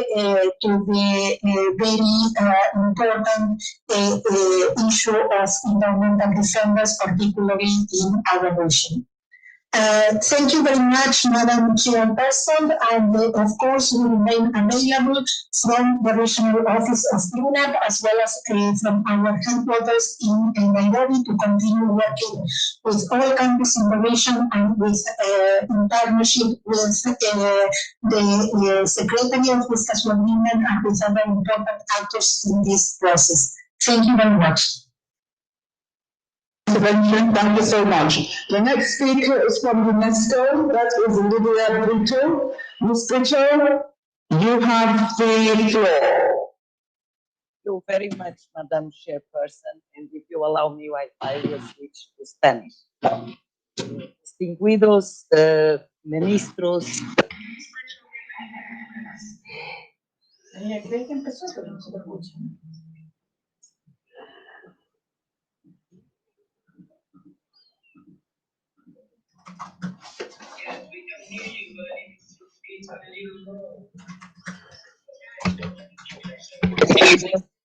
Try to make it louder.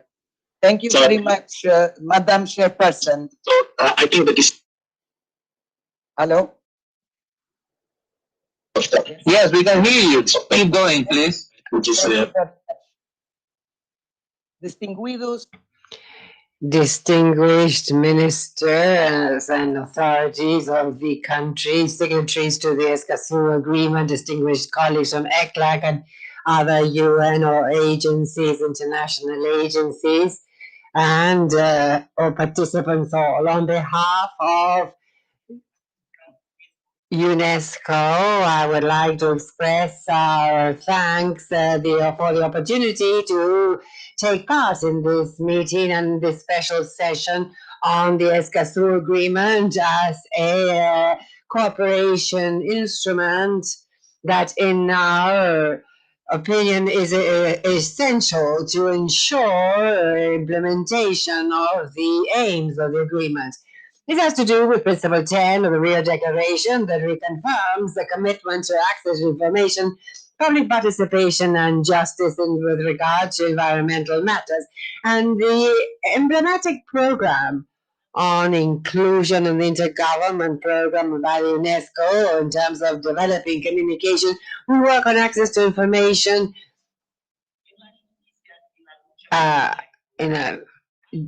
justice and the fight against impunity. Based on access to information, UNESCO carries out several activities that contribute to the implementation of Articles 5 and 6 of the Escazú Agreement. For example, since 2013 and to date, UNESCO has trained more than 15,000 judges and other judiciary players in Latin America and the Caribbean regarding the legal system, international standards related to the freedom of expression, access to information, and the safety of activists. Article 10 of the agreement has to do with our work to strengthen scientific activity. And under this area, we work a lot in the region to strengthen the right to science. Article 27 of the Universal Declaration and Article 3 of the American Declaration. Convinced that this right will only be exercised if the necessary capacities are built to receive and understand scientific knowledge. And so we work to support education and scientific training at all levels, with a particular focus on education for sustainable development and environmental education. In terms of cooperation, Article 11, the Program for Man and the Biosphere, MAD of UNESCO, is an intergovernmental scientific program that aims to establish a scientific basis to improve the relationship between human beings and the environment, and in this way promote regional cooperation. In practice, the MAD program applies to biosphere reserves, areas officially recognized by UNESCO and where communities and local action committee, multiple players are all looking for local solutions for sustainable development and conservation. Latin America and the Caribbean today, we have 131 biosphere reserves recognized by UNESCO in 22 countries and can a surface of approximately 3.2 million square kilometers with a population of more than 6 million people. Unfortunately, actors of these biosphere reserves have not been immune to harassment and murders that we've seen practiced against the human rights defenders. Attacks in the past, including people in indigenous communities, a very painful reality in our region. And that is why the UNESCO office in Montevideo, the Regional Science Office, has determined a strategy to contribute its specialized knowledge and its intersectoral mandate to support the member states and the network of Committee Quimado and biosphere reserves in Latin America and the Caribbean in order to ensure the safety of the defenders of these biosphere reserves. And so, under Article 9, the strategy focuses on practical measures in order to increase the capacity of UNESCO and other partners, even those attending here, to go to the biosphere reserves in order to improve the safety of the actors that intend to implement these things at the reserves. At the moment, we did a consultation with our partners, and so in the first part in 2021, we will be launching our report and our recommendations and the roadmap to devise a program of action. All of these, as I said, are under Article 9 of the Escazú Agreement on the human rights defenders in relation to environmental matters. In Escazú, the Regional Science Office expresses their interest to collaborate and support member states in the implementation of this Escazú Agreement with regard in their areas of expertise, and offers to work jointly with the Agreement Secretariat, the member states, the signatories, and partners in order to ensure access to information, justice, and free access to information, Article 5, and the safety of the biosphere reserves defenders, and the strengthening of capacities, scientific capacities, under Article 10, and strengthening Article 11 on information. So thank you very much for your attention, Madam Chairperson. Attention, thank you. The next speaker we have is from UNICEF, and that is Hannah Barleby. So UNICEF, Hannah Barleby, the floor is yours. Thank you, Madam Chair. First and foremost, I would like to ask with your permission that everybody will stand up, stretch their body, close their eyes, and think about the nature, their families, and children. It's been a long day, very interesting but long day. It is an honor for me to participate on behalf of UNICEF Latin America and the Caribbean in the second meeting of the signatory countries to the Escazú Agreement with a focus on cooperation. I would like to thank the host government of Antigua and Barbuda, the ECLAC, all signatories, countries, and organizations involved, distinguished guests. Especially, I would like to thank all the youth champions of Escazú who yesterday led an inspiring youth forum. It was encouraging to see how these young people commitments to environmental protection and Escazú Agreement. This is the first time that the entire generation will be born and raised in a world that has become much more dangerous and uncertain as a result of changing climate and environmental degradation. The climate crisis is also a crisis of children's rights, and there is an imperative for intergenerational justice. But far from assuming a role of victims, they have assumed an important role as agents of change, fighting for the defense of environment, demanding real changes and taking action. Is also one of the regions with the highest number of young voices raised in defense of nature, but also a tough place to be a young climate activist. It is crucial that we secure a protected environment for those young activists. The Escazú Agreement is a unique mechanism that brings together a community that can change the rules of the game and ensuring the full, safe, and informed participation of young people in climate action and environmental advocacy. The implementation of the Escazú Agreement must be understood in conjunction with young people, ensuring that their age, gender, ability, and ethnic diversity are included to achieve the universality of the agreement. UNICEF has a wide experience providing spaces for dialogue among young people and with policymakers, such as ongoing revision of the nationally determined contributions.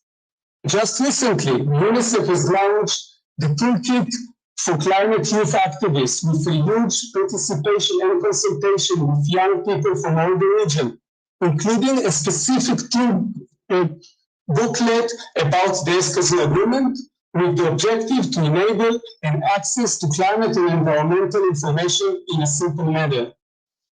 This, we hope, will allow a wider participation of young people in climate action.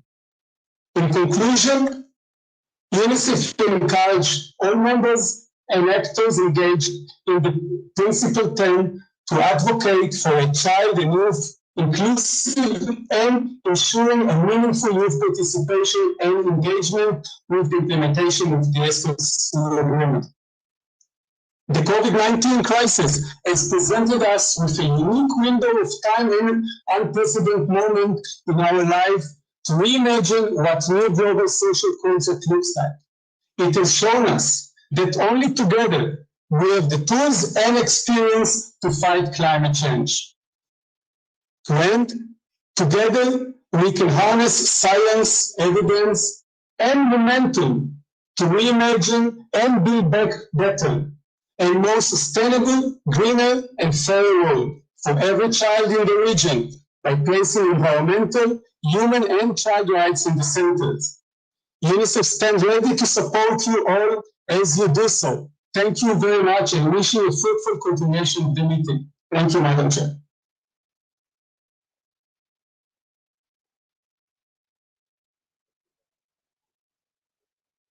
The next speaker on our list, the World Bank, that's Anna Wallenstein.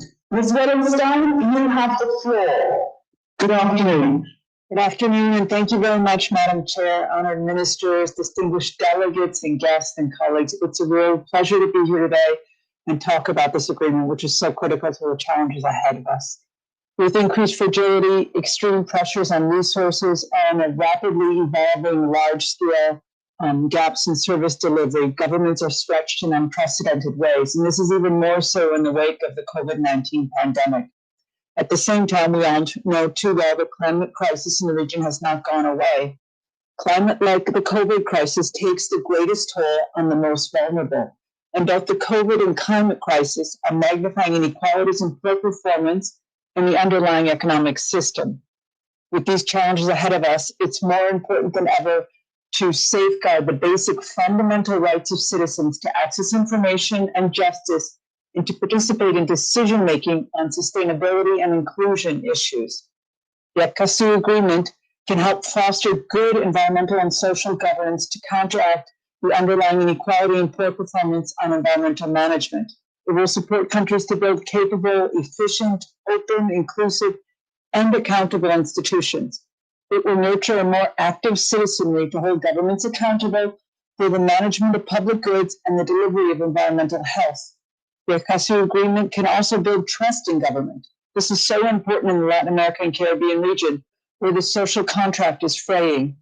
Trust requires credible institutions that can partner with citizens and communities to come up with solutions built on principles of transparency and accountability. And transparency is all about following due process through access to information, public participation in decision-making, and access to justice and grievance redress. Transparency builds trust where there are strong communities that can work with government to bring innovation and solutions for building resilience and dealing with future pandemics and disasters. Accountability, well, it goes beyond the mere responsibility to deliver a task or a service. It's about a citizen's ability to have a voice, to have information, and to have the means to provide feedback if the service is not delivered in a timely, efficient, or fair manner. It's a citizen's right, but it's also her duty to demand it and to be part of service delivery so that governments and communities can mutually benefit. Countries with strong, democratic, transparent, inclusive, and accountable institutions are more resilient.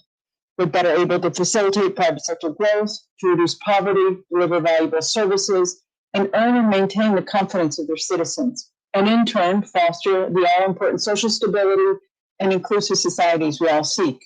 This makes the Escazú Agreement critical for returning to sustainability and inclusive growth after COVID-19, in particular for supporting a recovery in which each and every citizen is informed and is involved in public policy decision-making, and where governments and citizens together can move towards ending extreme poverty and boosting shared prosperity.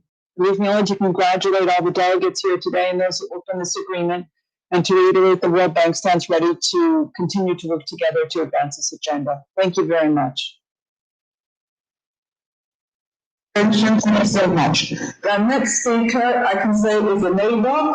He's from the Organization Eastern Caribbean States, which is Mr. Chamberlain Emmanuel. Mr. Emmanuel, you have the floor. Thank you very much, Madam Chair. Greetings to distinguished invitees and contributors. On behalf of the OECS Director General, Dr. Lucas Jones, and the OECS family, special salutations to the host country of Antigua and Barbuda, and congratulations on an excellent job so far. The Organization of Eastern Caribbean States is dedicated to economic harmonization and integration, protection of human and legal rights, and the encouragement of good governance among independent and non-independent countries in the Eastern Caribbean. Our member states have long acknowledged that their development must be predicated on individual efforts pursued within the context of regional unity, solidarity, and cooperation in wide-ranging areas, including environmental protection and sustainable development.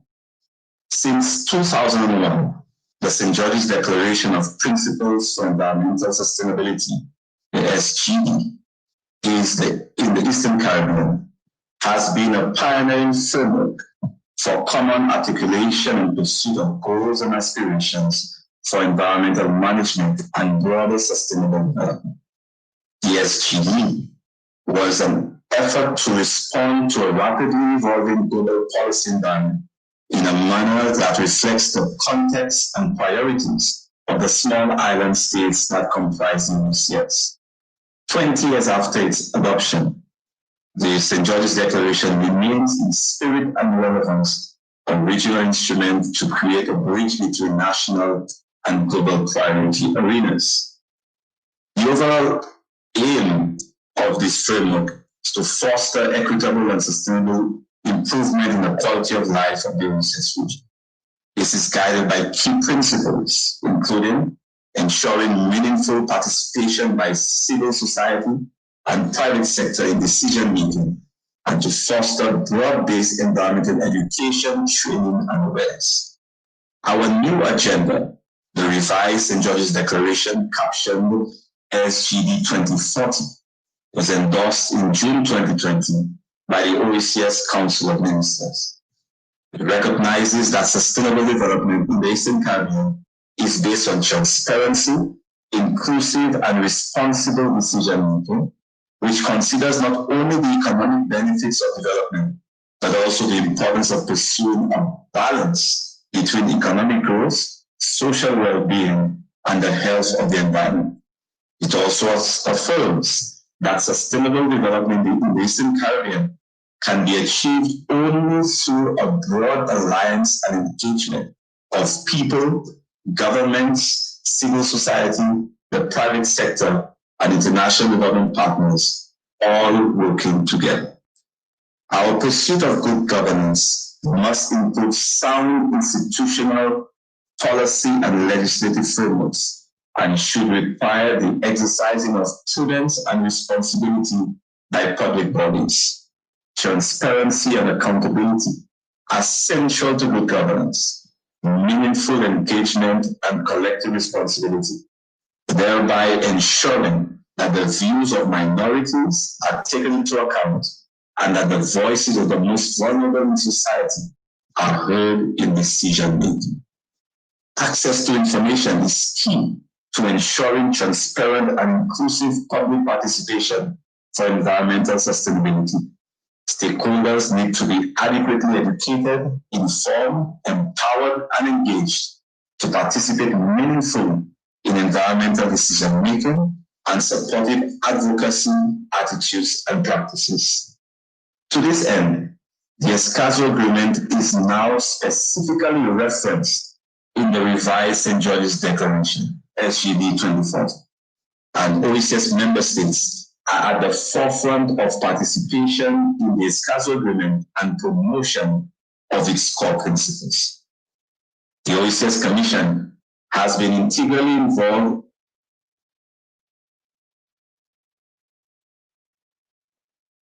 formalize an agreement with UNECLA for an enhanced program of action on the Escazú Agreement in the Eastern Caribbean. Through this partnership, the OECS will continue to support and facilitate relevant awareness raising, strategic advocacy, training, studies, policy formulation, analytical work, and technical assistance to member states. So finally, special thanks to colleagues at the UNECLAC for their leadership and friendship in driving the Escazú Agreement processes. And we congratulate again Antigua and Barbuda, one of our member states who we're so proud of, has been the first to ratify. And we look forward to further engaging during 2021 and beyond.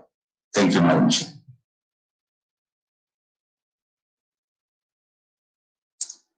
Is from the CARICOM Secretariat, that is Amrika Singh, another neighbor. So Amrika Singh, the floor is yours.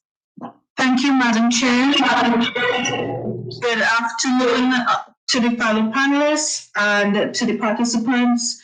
On behalf of the CARICOM Secretariat, let me say that we are heartened that as a region, Latin America and the Caribbean has taken a further step where we are about to deliver on the promise of Rio Plus 20, where we articulated the future we want with the progress we have made on the Escazú Agreement. We should be proud of our progress, which is based on the understanding that the achievement of sustainable development will only be advanced through the rights of access to environmental information, public participation in environmental decision-making, and access to justice in environmental matters, which are the very pillars of this agreement. We celebrate that many CARICOM member states were at the forefront during the development stage of the agreement and have shown tremendous sustained support with the governments of Antigua and Barbuda, Belize, Dominica, Grenada, Guyana, Jamaica, Haiti, St. Lucia, St. Kitts and Nevis, St. Vincent and the Grenadines, either signing and ratifying the agreement. In fact, we're very proud that Guyana was the first country in Latin America and the Caribbean to ratify the agreement. The CARICOM Secretariat supports its member states in their endeavors with respect to its Escazú Agreement and will continue its efforts to mobilize resources and program regionally to strengthen the statistical systems, which are at the very heart of access to environmental information, a critical component of the agreement.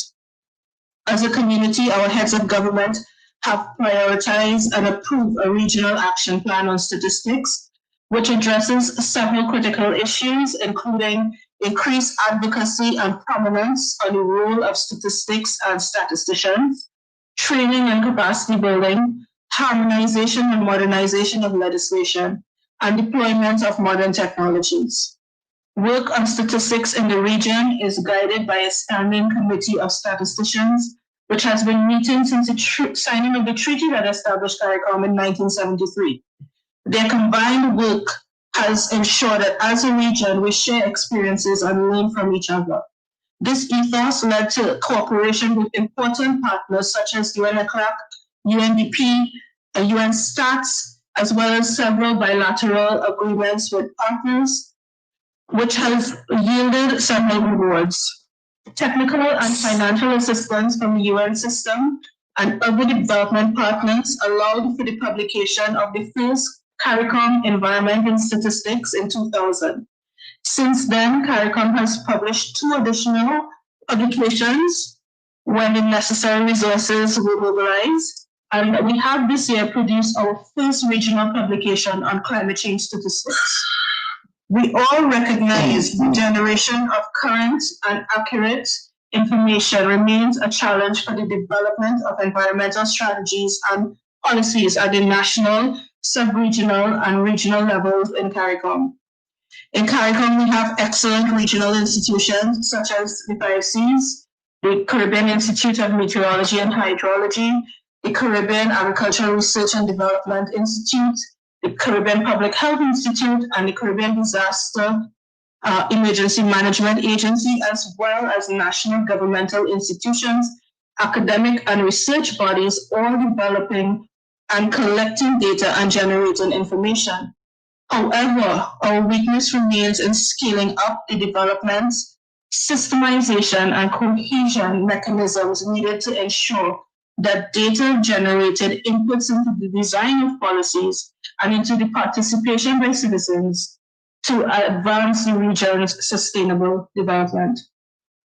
As we assess our progress made in the 5 years since the adoption of the 2030 Sustainable Development Agenda with its 17 SDGs, as well as the Paris Agreement, it is always necessary to look critically at what we do and what we must do to make progress.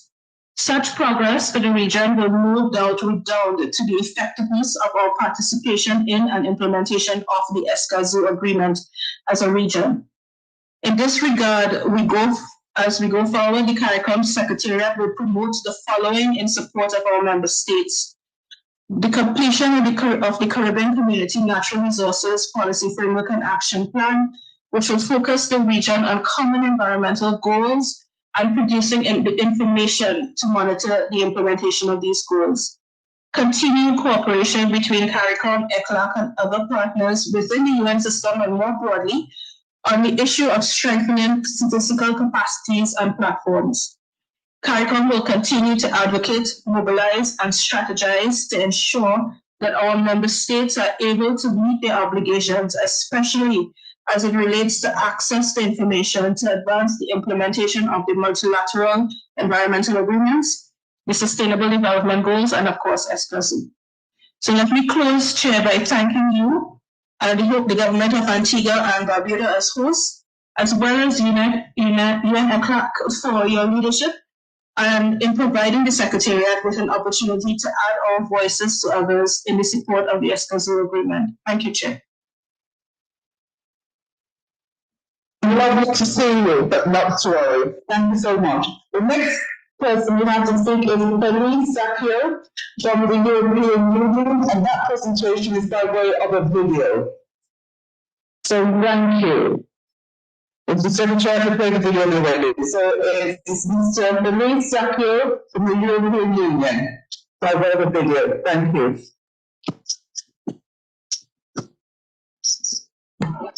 Hello everybody, my name is Felice Zaccheo and I'm the head of unit for the regional operation in Latin America and Caribbean at the European Commission Directorate General for International Cooperation and Development. It is a pleasure to address you in relation to the important Escazú Agreement. The European Union welcomes the adoption of this agreement, which is fully aligned with our shared value to promote democracy and human rights. We believe that the access to information, public participation, and justice is fundamental in environmental matters, and particularly when it comes to sustainable use of natural resources, biodiversity conservation, the fight against land degradation and climate change, as well as building resilience to disaster. We celebrate this agreement whose implementation shall help putting into practice Principle 10 of the Rio Declaration, calling for the full participation of people in all actions affecting the environment, securing transparent information and access to justice. We also particularly welcome the special attention given to environmental and human rights defenders. We believe the agreement will promote vital habilitating conditions that will help the region and the world to reach the goals set out in the Paris Agreement on climate change. While the sharp economic downturn caused by the pandemic has had short-lived effect on energy consumption and emission levels in the first semester, it did not curb global emissions. However, it did buy us only little time. Short-term GDP projections of global emissions point to the resumption of emissions growth in 2021. And this is why looking out to 2030, it is in the hands of countries and their climate action and above all their recovery efforts. The European Union has expressed its commitment to fight climate change through the European Green Deal. Some external aspect of this includes playing our role in improving stakeholders' participation in decisions relating to natural resources in Latin America and the Caribbean, notably with the guidelines on business and human rights, and by elaborating at present new legislative measures for corporate due diligence on environmental and social matters.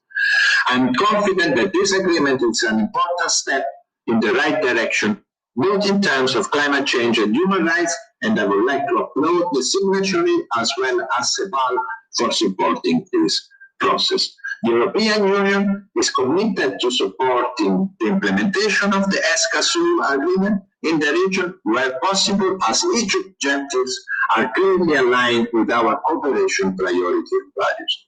Finally, I would like to congratulate the region once again on strengthening a multilateral approach on these important topics and encourage the countries in all the region to sign, ratify, implement the Escazú agreement.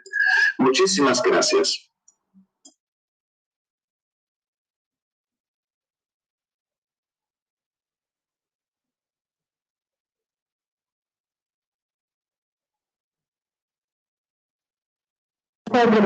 Some opinions resolve that issue. Mr. Zabaleta, you have the floor.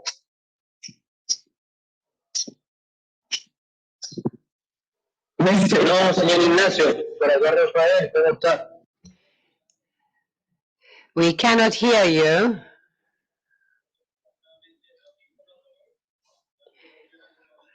Maybe you could test your other earphones.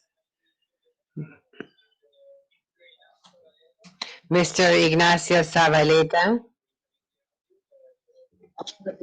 It's on work. Ignacio, could you call by the phone? Like I told you.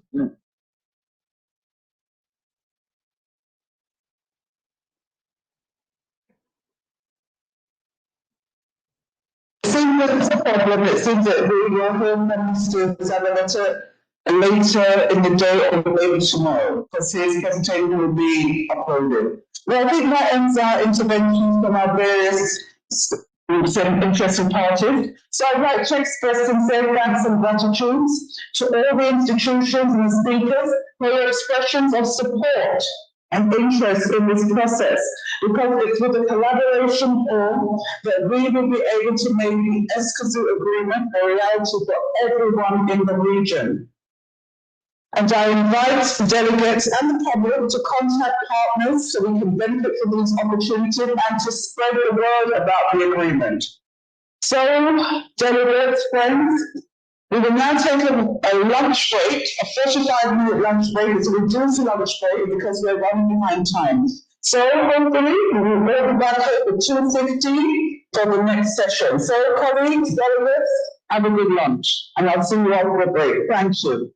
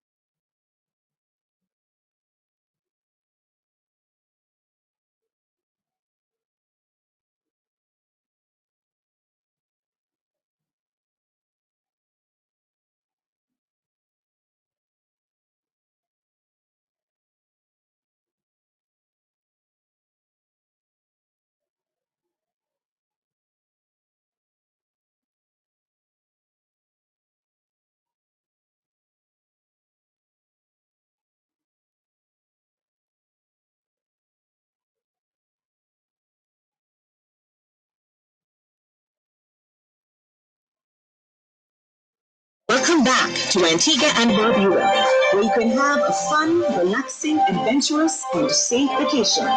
We have taken extra steps to ensure that your stay is a great one, starting from the minute you arrive. When our guests arrive, we conduct a quick evaluation and sanitize all baggage.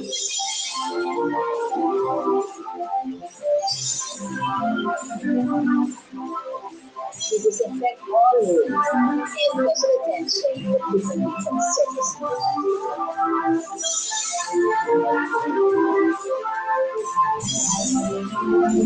My job is to ensure that everyone adheres to the new and more stringent policies, including social distancing.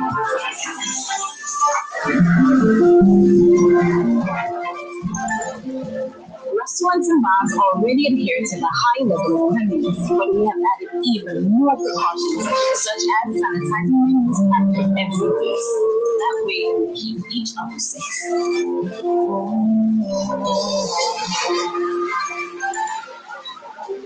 I'm on my way to Antigua to make sure that for those who don't know me, my name is Mike. This is my candidate. I'm about 34. I arrived about 12 days ago in the Caribbean Sea, cleaning and sanitizing vessels after successful crossing of the Atlantic is now mandatory. Over the last 12 days, I had a look at Guadeloupe. It's been very nice. Our health and safety measures as part of our welcome to anchor and set the course towards Antigua. My destination today is remember to follow all and then I will spend about 2 weeks enjoy one of our many cruising around Antigua so we can keep your stay sun, sea, and sea. Yeah, the weather today, overcast. We could do with a little bit more sun. The wind about around 20 knots. It stays strong. But obviously I have to reduce the sails and take some boats and put in. After that, everything fine. I'm looking forward to do that. It's English hour.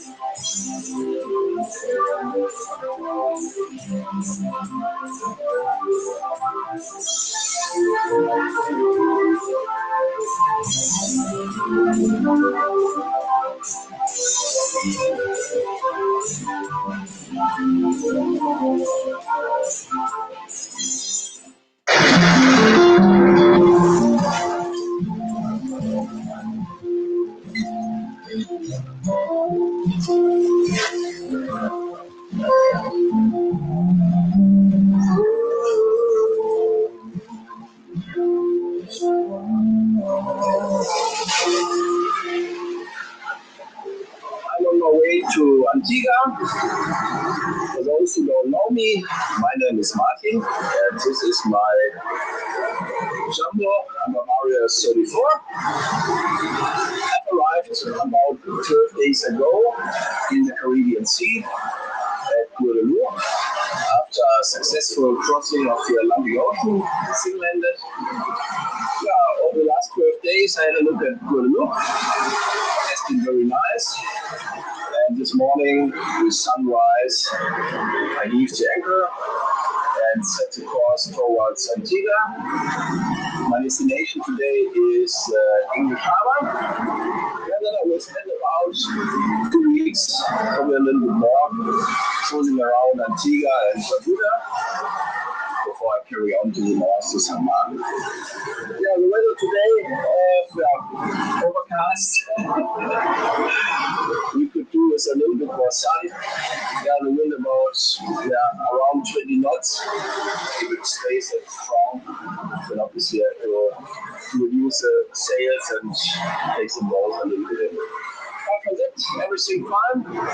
I'm looking forward to Antigua and English Harbor.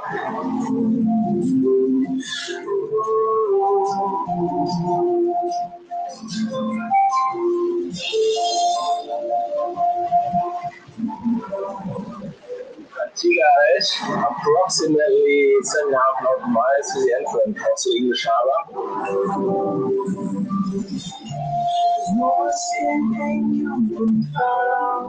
Let's see what they are doing. Heading directly in my direction.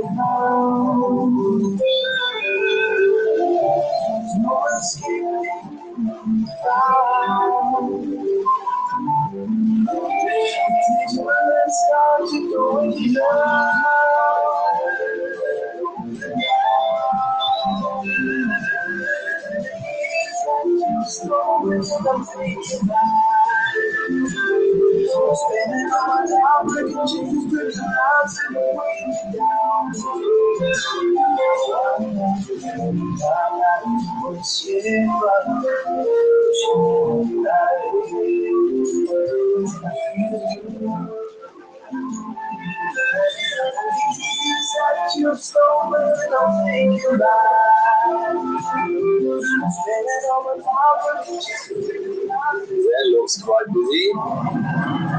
Over there might be some space. Wow, that looks quite nice.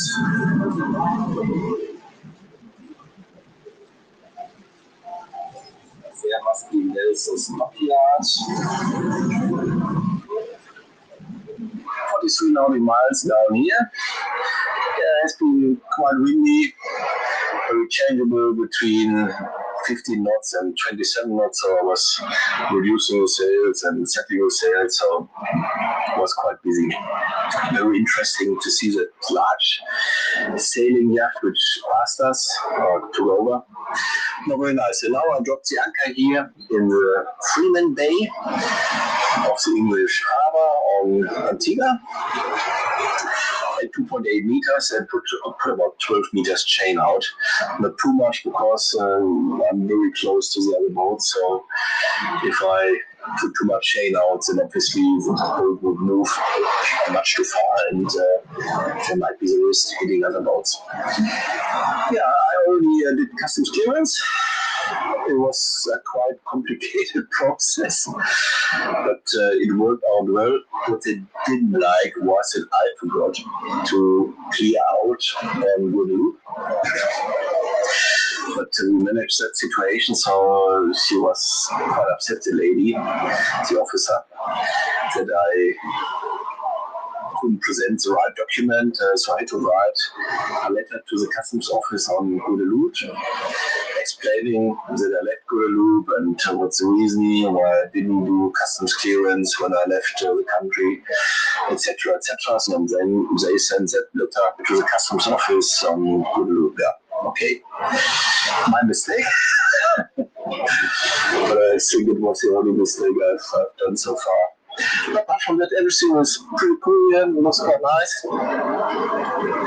I'm looking forward to spending a few days here in the English Harbor, and then I cruise around, going up to Barbuda, and then I have to do customs clearance prior to leaving as well. So it's very important, so I couldn't do both things at the same time here. But there are a few offices around the island, so it shouldn't be a problem. And now, it's a well-deserved anchor beer. I think it's especially deserved for the customs clearance process here, which is a little bit complex, but well organized.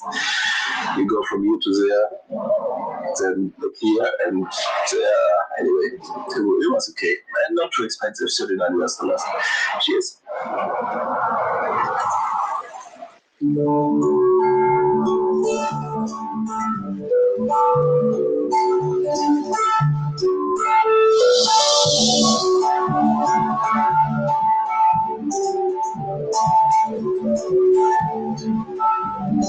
Good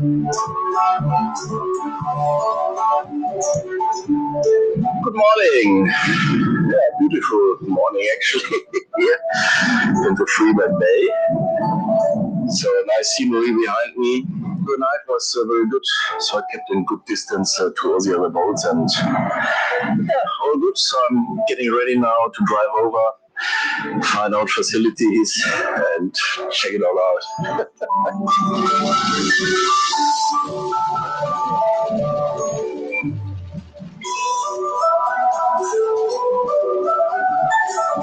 I'm now in Nelson's dockyard. A lot of history around here. Yeah, let's have a look.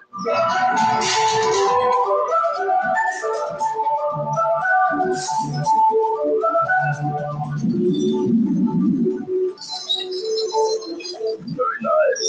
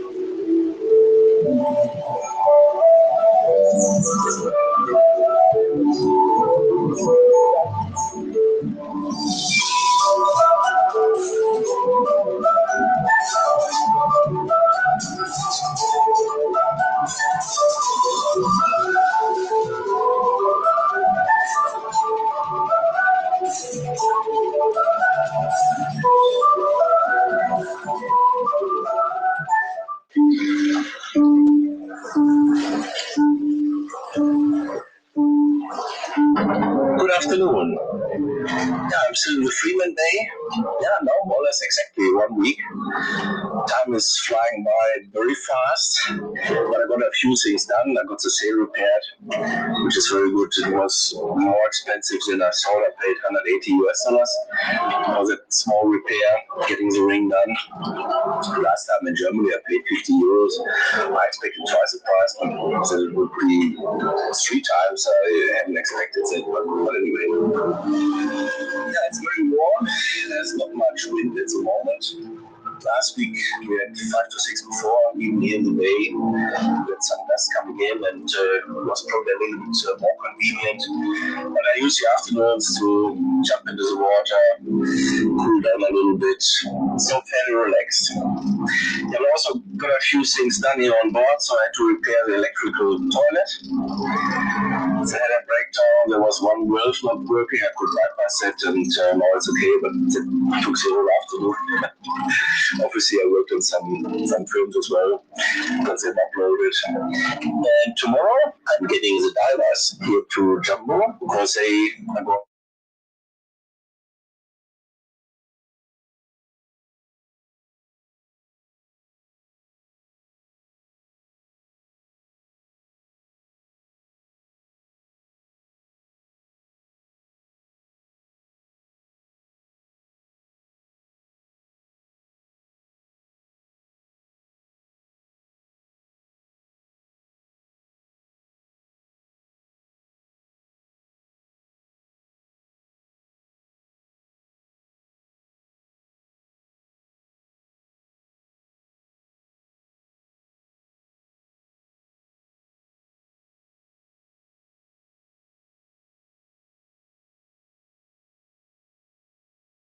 Bermuda, where you can have a fun, relaxing, adventurous, and safe vacation.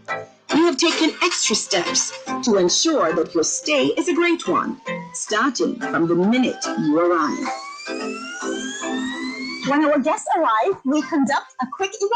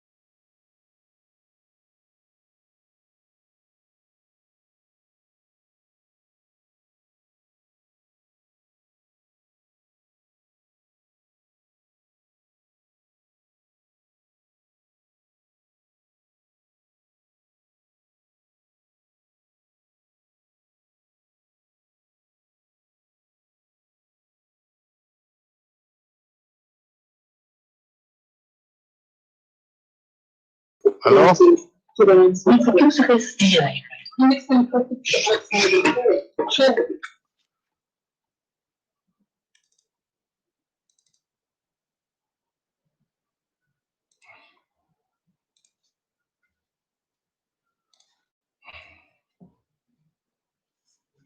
A ver. Ya. Ya pasa. Ok, yo me encargo.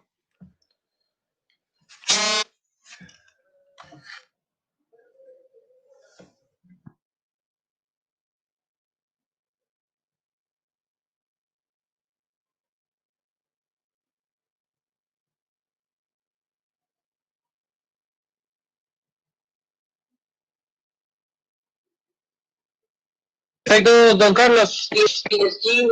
Veo que se proyecta bien la presentación. Entonces, si quiere la sacamos. Puede dejar de compartir para cuando le toque yo le doy el rol. ¿Ok?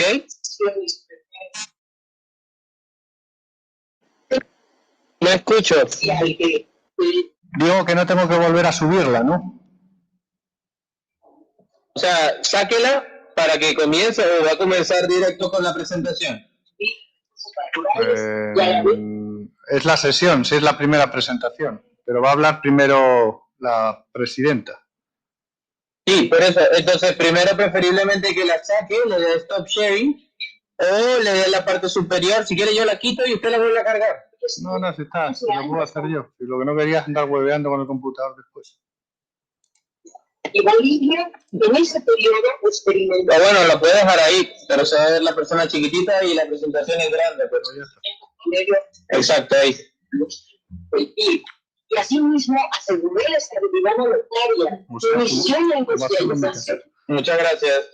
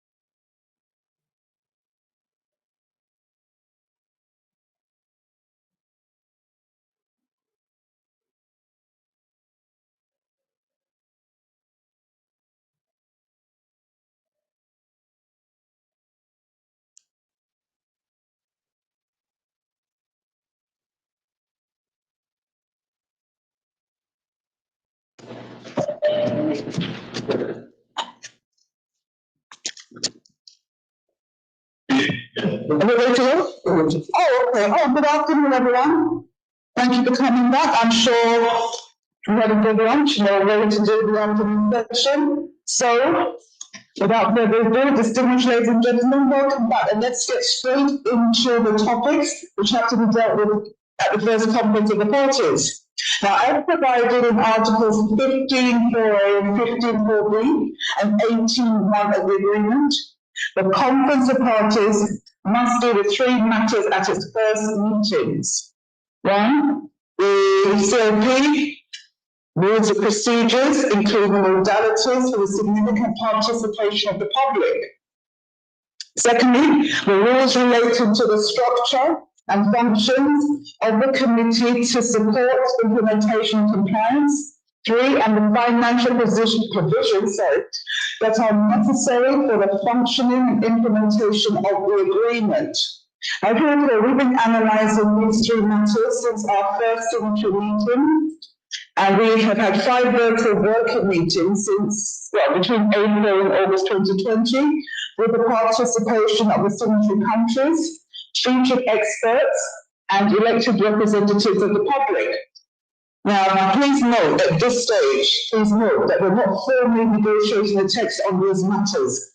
Rather, the aim of these sessions that we will hold today and tomorrow is to examine some proposals put forward by the Secretariat, exchange views on these matters, and to continue identifying consensus that will facilitate our consideration and adoption at the first conference of the parties.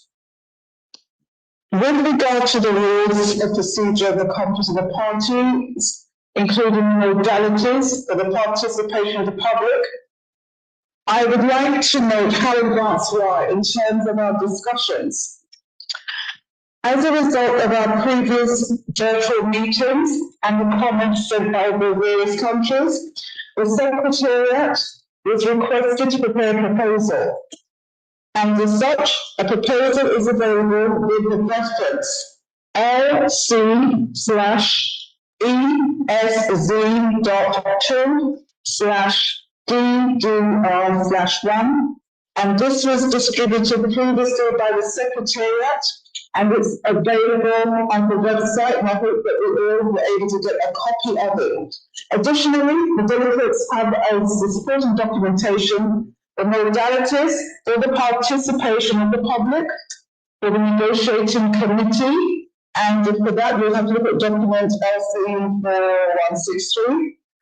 And the final act of the 9th meeting of the negotiating committee and report of the first meeting of the signatory countries. Those are in documents LC/ESZ.1/3 and LC/CMP 10.96 revision 1. Now, as you know, our process has been characterized by the strong and active participation of the public through innovative ways. That has allowed us to reach a robust, forward-looking agreement. The final act indicated that the modalities of participation for the public would continue to apply mutatis mutandis until the first conference of the parties. Now, as the text of the agreement states, the rules of procedure shall include the modalities for the significant participation of the public. And we all appreciate that this is about the public, and we are very keen to have them participate in a significant way. Now, to kick off our discussions, I would like to invite the Secretariat to present the proposal prepared at the request of the presiding officers. So, Secretariat, it's over to you. Thank you. Thank you very much, Madam President. I will continue in Spanish despite the, unfortunately, it is not possible to have the two PowerPoint presentations in English and in Spanish. So I will upload the PowerPoint presentation in English and I will speak in Spanish. Just a minute, please.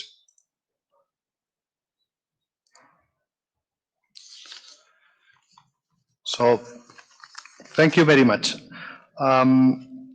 So the idea The idea in this session is to have a brief summary of the proposed rules of procedure for the conference of the parties to the Escazú agreement. As you know, at the first COP meeting, delegations with a significant participation by the public will have to approve these rules of procedure. It is important to bear in mind some general considerations. The first, successful experience during the negotiation, open, transparent negotiation with a lot of public participation, and that obviously will guide the construction of these rules as well as the other matters. The other thing is that the Escazú agreement is, we could say, the last multilateral environmental agreement. So that there is a long experience in terms of international standards and multilateral environmental agreements and of other type with regard to rules of procedure, and that we can review and analyze the good practices, what's worked, what's not. It's also important to highlight that there are aspects that are already regulated in the Escazú agreement as such. Article 15.4, 15.5, 16, 18.1, and 20.3. And so therefore those items will have to be maintained in the rules of procedure. Another thing that all delegations and the public have expressed is for this to be simple, clear, and tailored to the reality of the agreement.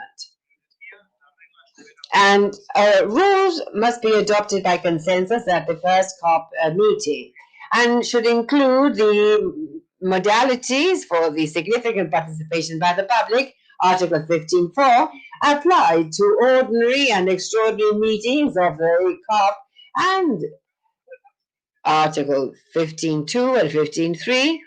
And we must recall that the Committee to Support Implementation and Compliance will have its own rules relating to its structure and functions as determined under Article 18.1.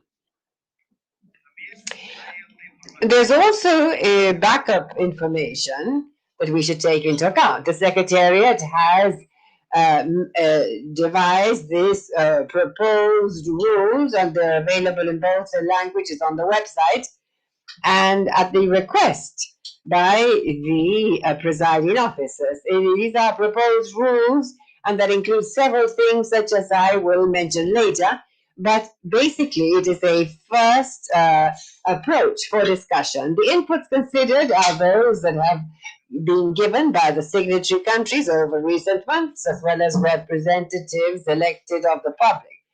And of course, errors are the result of the Secretariat's work.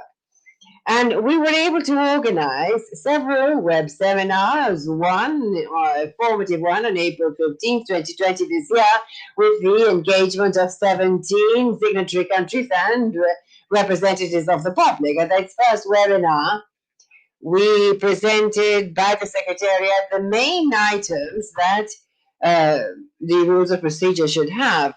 And we were accompanied by the Secretariat of the Aarhus Convention, showing the rules of procedure that they use, and also there were representatives of the public putting on the table some important items with regard to significant participation by the public. And here too, there were inputs sent in by signatory countries as well as representatives of the public. And then we had two informative webinars, one in English and another in Spanish, May 27 and 28 this year, for a broader communication of these things. And so together with the representatives of the public, they addressed issues such as the significant participation by the public, and proposals and inputs were asked from a broader public. And then the last web seminar was held on June the 25th, with 19 signatory countries taking and representatives of the public. And we addressed central elements and inputs, and also reviewed the results of participatory process carried out by the representatives of the public. And so then, with this information, and of course, all the experience gained with the other multilateral agreements, we devised the rules that have been put up here for your consideration as a first proposal.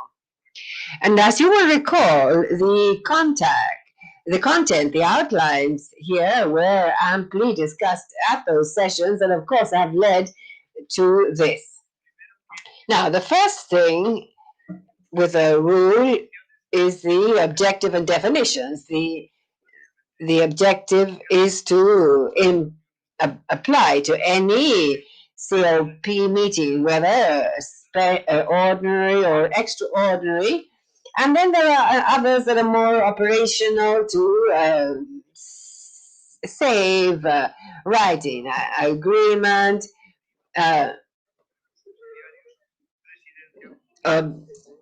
chair, president, public, focal points, as you will recall. These are the countries that are appointed by the countries for communications and day-to-day communications. And of course that they are essential. The other thing that is considered in the rules of procedure is the location and date of the meeting. And the proposal that we've put to you is these meetings should be held at the ECLAC premises in Santiago de Chile, unless the parties decide otherwise. This means that the parties can decide, and I say it because there were various inputs in terms of having meetings in different geographical areas in the region, and of course, all of that will be possible. But the wording, the text that we propose, is one that operates with a general rule, but that the parties may decide on the alternative subsequently. And so therefore the meetings would be held here at the ECLAC premises if coronavirus virus allows us. But as I said, we're still open to other alternatives. Now, ordinary meetings in terms of the regularity. Any suggestions made initially, or say, is that it be every 2 years? And then once again, use this expression unless the parties decide otherwise. And this is useful because for some multilateral agreements, the frequency has been changed based on need. For example, in Aarhus itself, where the ordinary meetings have been extended when they've been around for many years operating, and so therefore it was no longer necessary to hold them every 2 years. Now, these ordinary meetings basically put to consideration at a tentative date by the parties in consultation with the Secretariat, and then we will determine what is the tentative date and also the next regular ordinary meeting. As to the extraordinary meetings, it is the parties that consider when they will be held. That is, the ability to have extraordinary meetings is left in the hands of the parties. That's under Article 15.3 of the Escazú Agreement.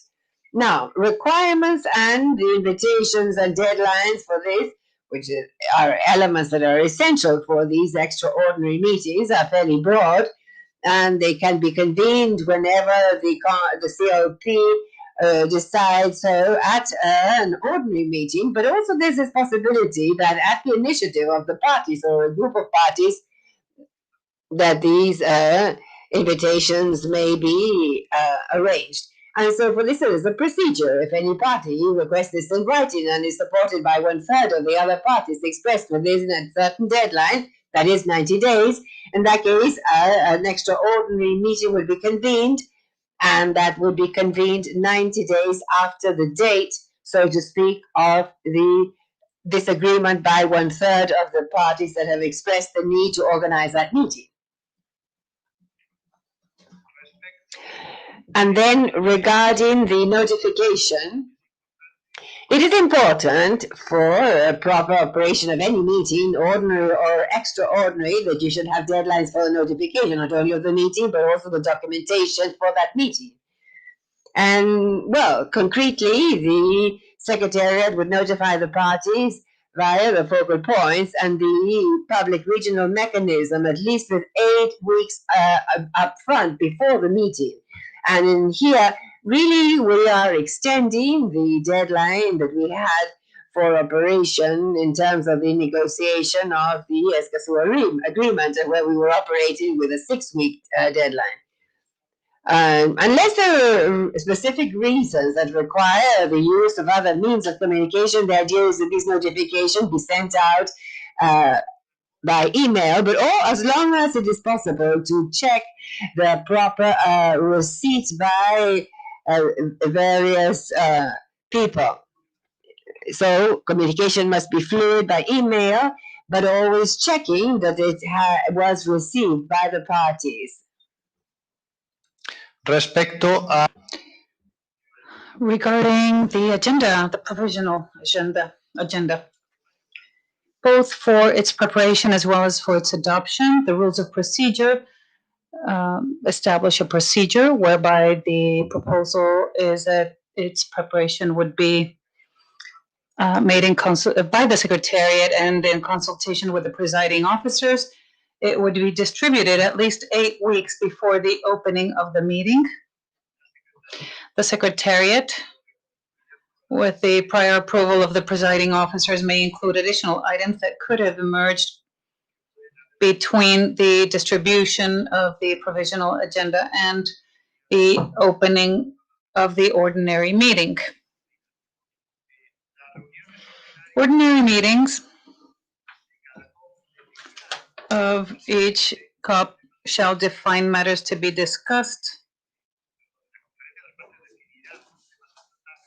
Oh, actually, he corrects himself. The COP shall define matters to be discussed at the next meeting, plus the pending matters, which will automatically be included in the next meeting's agenda, unless it has not been fully discussed in one of the conferences of the parties. So you have ordinary meetings that are summoned by the COP, apart from other matters that have not been concluded in the previous meeting. Extraordinary meetings, however, will focus only on matters for which they've been convened. The consideration and approval of the provisional agenda, as has always been the practice, will be reviewed at the beginning of each meeting, and the conference may only include additional items which it considers to be urgent and important. Those would be included at that time at the beginning of the COP. Given that it is a conference of the parties, the representation and credentials processes are very important. It's important that they be provided in advance and that they are clear. The proposal is that each delegation shall have a head of delegation, well, as many as necessary, and as many representatives as necessary, and the head of delegation may also designate an alternate representative if necessary. In both cases, this must be communicated to the Secretariat. Credentials, official credentials sent to the Secretariat without delay, at least 48 hours before the opening of the meeting. Any change shall be duly communicated to the Secretariat after that date. The presiding officers shall examine the credentials, the content,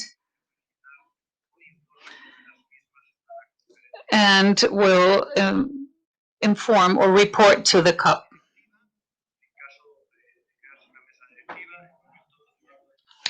So should there be presiding officers, they will be elected at the first CUP. The countries of the region have normally been part of this set of presiding officers, and it would be elected, as I mentioned, at the first COP. The mandate will be until the end of the next COP.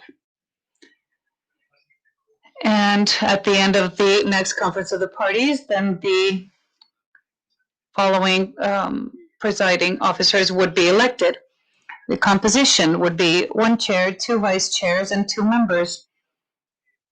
The election would preferably be by acclamation, as has happened to many other delegations, considering geographical representation and gender balance.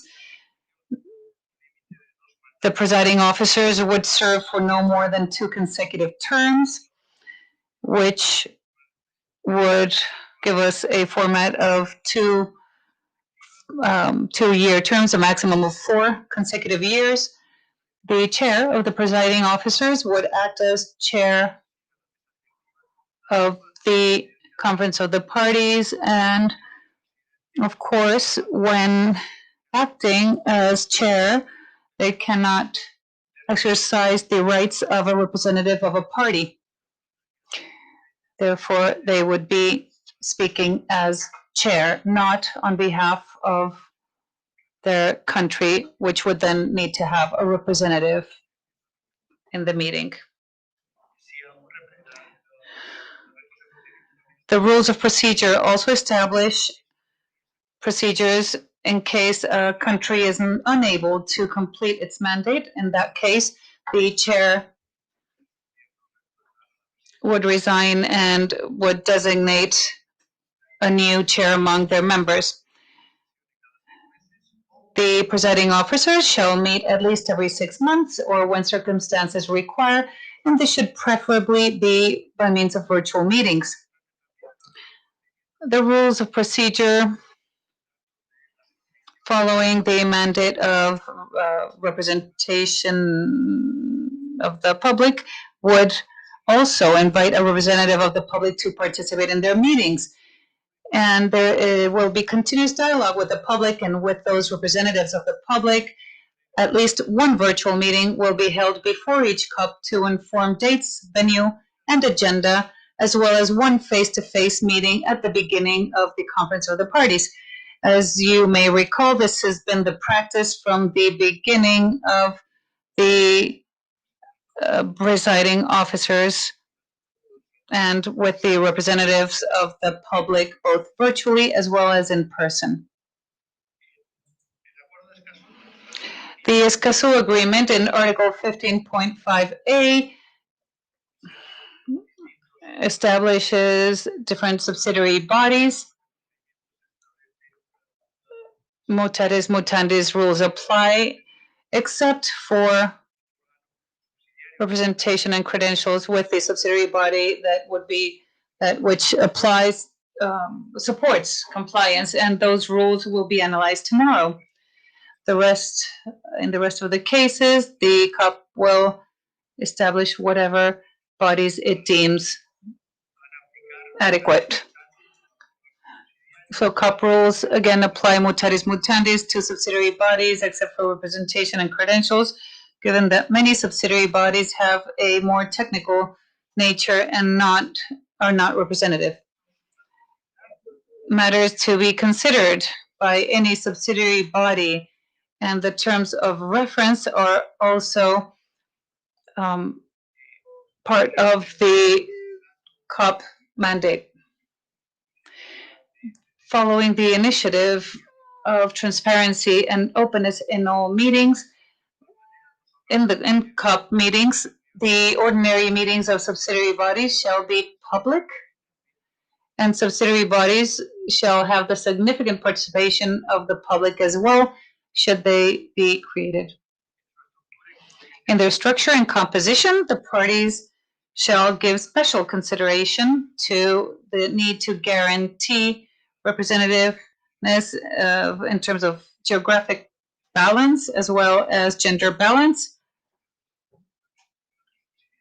And that is why these subsidiary bodies have been created.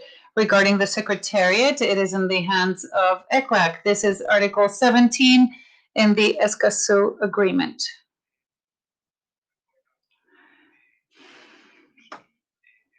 So we would maintain that. Now, regarding conduct of business, when there are debates as in the case of the COP, first, a quorum must be defined for the debate, and it is suggested as 50% plus one of the parties, half plus one of the parties. Now, regarding the powers of the chair must ensure the objectives of the meeting, declare each session open or closed, direct discussions, ensure the correct application of the rules of procedure, accord the right to speak, submit proposals for consideration, and announce adopted decisions. It's what has been done traditionally by the chair in these processes, as well as others. The chair will also rule on points of the order and ensure the maintenance of order during meetings, and the chair may temporarily designate a vice chair to act as chair, should he or she be absent. Regarding the open or closed nature of meetings, well, all sessions shall be held in public unless exceptionally and where justified, the parties decide the contrary. The reasons for closing part of a meeting shall be given by the parties. And should any decision be taken during the closed part of the meeting, it shall be announced at a subsequent public session. All public sessions shall also be webcast live, as has been the practice throughout the entire Escazú process. As you know, participating in person is not easy for everyone. Therefore, this practice allows us to reach all citizens in the region. Regarding the use of the floor, the chair shall give the floor, and this is a procedure that has been followed to date. The chair shall give the floor in order in which it is requested without distinction, aiming to ensure that everyone is heard and that the meeting is effective. It's important in order to ensure that the meeting fulfills its objectives that the chair give preference to interventions by the parties or limit the length and number of speakers' interventions and may group the interventions. debates over previously agreed matters may also be avoided by the chair. The chair shall also call to order if remarks are not relevant to the discussion at hand in each session. All representatives, or any representative, and this is checks and balances, they may raise a point of order, and the chair shall decide according to the rules of procedure. Appeals shall be voted by majority. Motions calling for a decision on the competence of the COP to discuss any matter shall be voted before the matter is discussed. And any proposal or amendment of proposals in writing and will be circulated to delegations. When a proposal has been adopted or rejected, it may not be reconsidered at the same meeting unless 2/3 of the parties decides in favor. These rules, well, and it's important for the rules of procedure that they take into account that much of this is done just in case the situation should arise. But as we have seen in the Escazú process, many of these elements have not been necessary, and they are found in any rules of procedure just to prevent an impasse or a uncomfortable situation. Decision making. Each party shall have one vote. This is established in Article 16, and everyone knows that consensus has been the rule in this process. So everything that has to do with meetings of the Conference of the Parties, the idea is for the parties to do everything possible to have consensus. Should there not be consensus, as in any rules of procedure, different majorities are established. So these would be taken with qualified majorities, a 3/4 majority vote of the parties present, and in procedural aspects, it would be by a simple majority vote.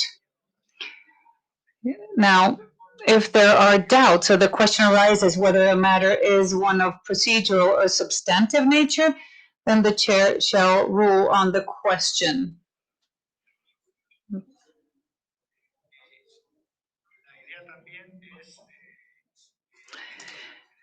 The idea is for these rules of procedures to establish a note for 2 or more proposals on the same matter, or when there are proposals on parts of a previous proposal, and of course how to resolve these. There's some paragraphs in this regard.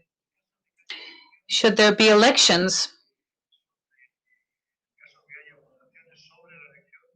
or voting on elections, it shall normally be by show of hands, but the parties may request roll call vote or secret ballot. And votes shall be recorded and reflected in the report. Now, regarding elections, there may be different elections in this procedure, or, for example, should there be subsidiary or bodies created. So the proposal is for all elections to be held by secret ballot unless otherwise decided by the Conference of the Parties. So the parties may define the format of elections, and it could be by secret ballot. And there is a procedure. Should there be several candidates, there would be a majority, or if in the second ballot the votes are equally divided, the chair would decide between the candidates by drawing lots. I will not go into detail, but the idea is to have majority votes reflecting the majority support of the delegates of the region, of course, always trying to do so by consensus. Regarding languages, documents, and reports, as you well know, the Escazú Agreement has Spanish and English as working languages, so meetings will have interpreting into both languages, and all the official documents must be in both working languages. One of the important elements in the rules, and taking into account that it is an environmental agreement, is that the meetings be paperless. We avoid printing, and printing shall be allowed only when strictly necessary in order to ensure the validity of documents. After each meeting, as has been the case in this process, the Secretariat shall prepare a report after each meeting where the debates will be summarized, and it'll include the agreements taken. That's the procedure we've had to date. The Secretariat will also report all matters under its responsibility, including budgetary issues. Now, regarding meaningful participation of the public, as the chair has mentioned, the Escazú Agreement and the entire process has seen very participative, useful participation by the public, and it has been, well, the practice. The idea is that participation be significant in person, participative manner, and in both in-person as well as virtual meetings, both in the Conference of the Parties and subsidiary bodies. There must be participation in these meetings. You may recall that all these meetings are have records, and therefore participation in the in-person meetings will require registration and an accreditation system, and the limitation has only been the space of the room, in the room. So the public would have access to all the information and official documents, and they may offer contributions or participate in writing and in spoken form, and all this must be compiled in an additional document collected, presented by one of the parties for inclusion in the negotiation of the official text, which has been the practice until now, and both for the COP and for its subsidiary bodies. There may be side events, dialogues, roundtables, briefing sessions that can support the process. The Secretariat shall maintain a regional public mechanism for records. The representatives of the public shall be selected by means of the RPM, and selected persons shall be communicated to the parties and to the agreement bodies, and selected representatives shall consult with the general public by means of the regional public mechanism.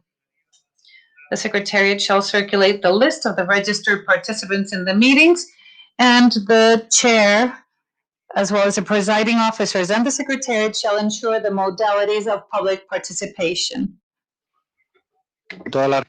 It is important to recall that at all meetings in this process, the public has had not only proactive participation, but also they have accompanied us constantly at the opening, closures, and with the presiding officers and delegations. And so to conclude, the rules of procedure presented have a series of articles that have to do with amendments to COP rules.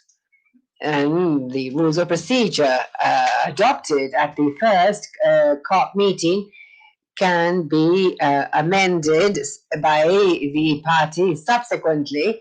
And it is important to bear in mind that should at some point be there any discrepancy in the rules, the agreement will always prevail. The ECLAC has ongoing rules of procedure that are known to all delegations in the region and are and apply in a subsidiary manner to the rules of procedure of the parties. And so if we have the benefit of Article 31 to 33 from the Vienna Convention that will help us out with this. And so, to conclude, the idea is to have rules that continue with the good practices that we've had in the process. They pick up on these inputs by the delegations and good practices from other processes, and include significant participation by the public. And also, the idea is that these be rules that are useful and that will allow the flexibility for COP meetings, for decisions to be made, and in certain aspects, not too detailed, but with a certain flexibility so that the Conference of the Parties together with the public may evolve based on the needs of the treaty as such. And so with this, I end. Thank you very much. The floor.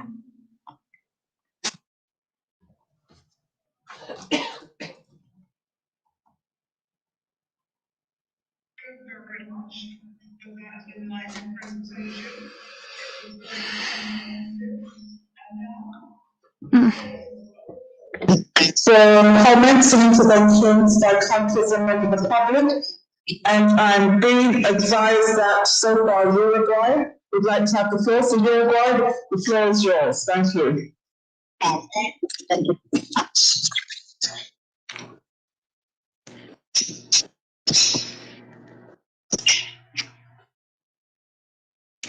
Gracias.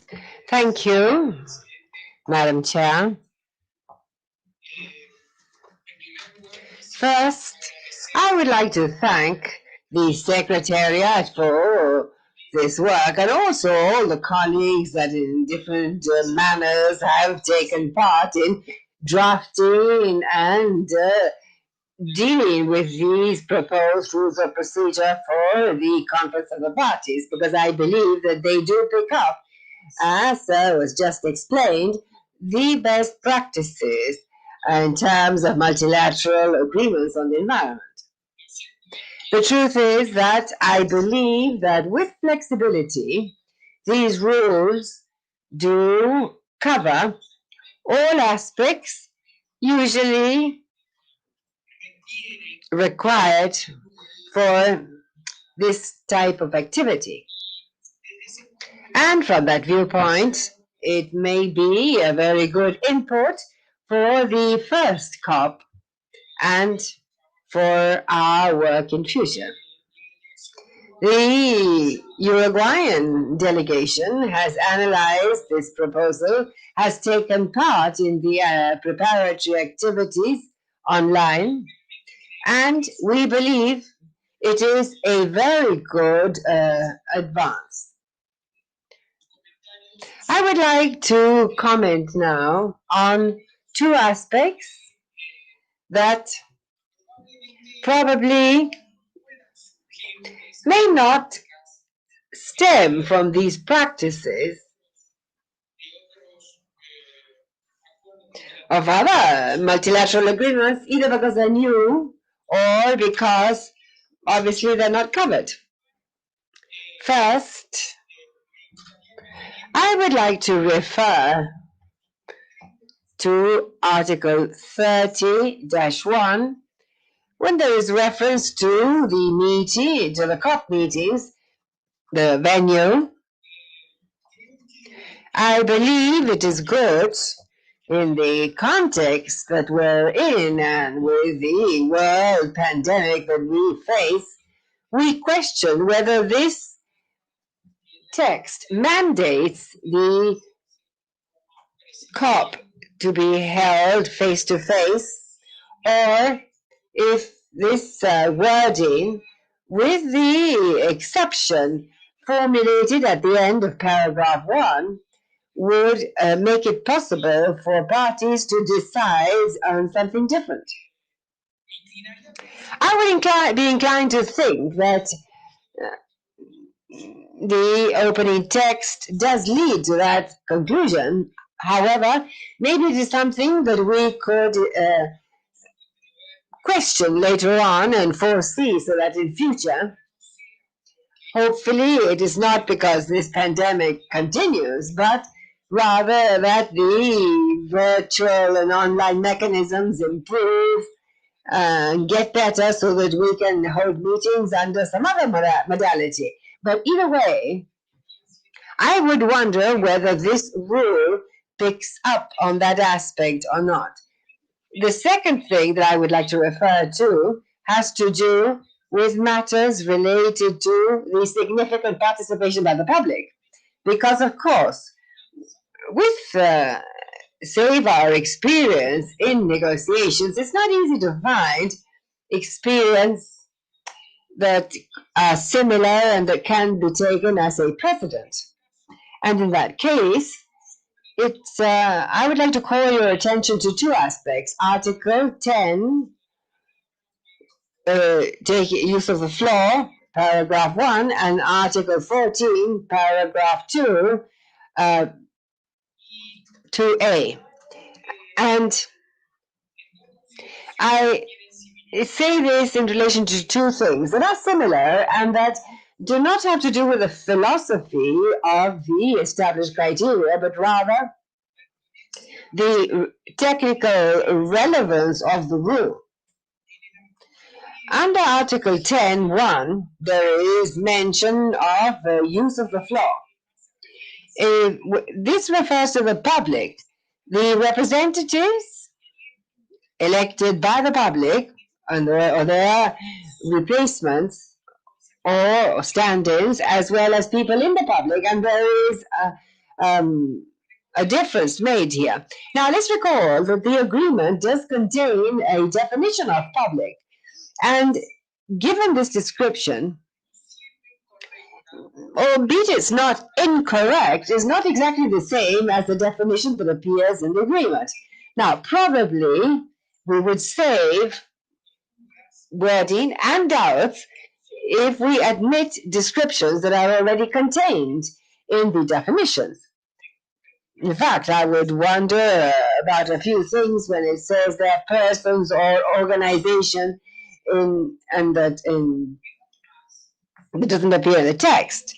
But I also believe that the fact that the floor is taken in the order that it has been requested should make a difference somehow the representatives of the public and different to any member of the public. Try to find a balance that gives a priority to those representatives over and above anyone else interested in taking the floor. And so I believe that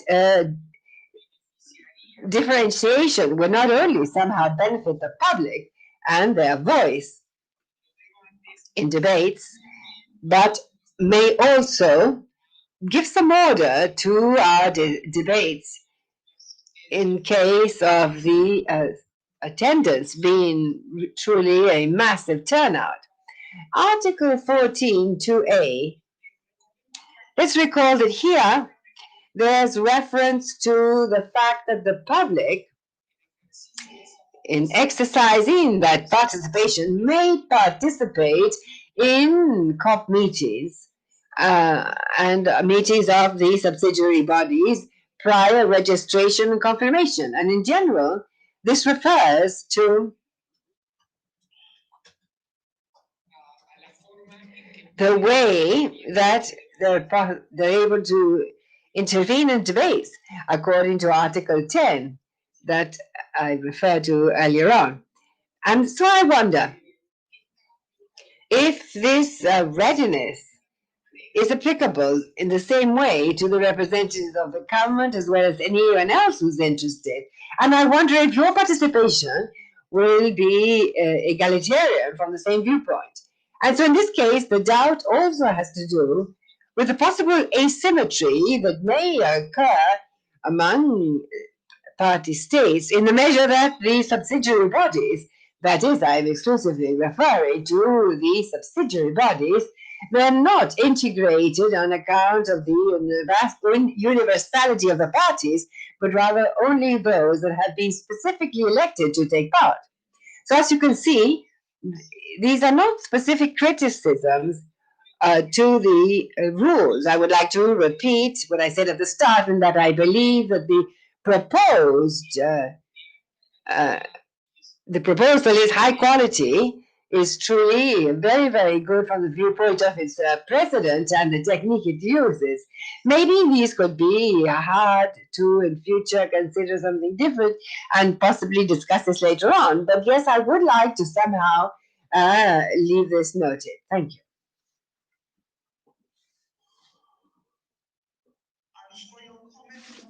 To be noted by the Secretary, who will take them into consideration.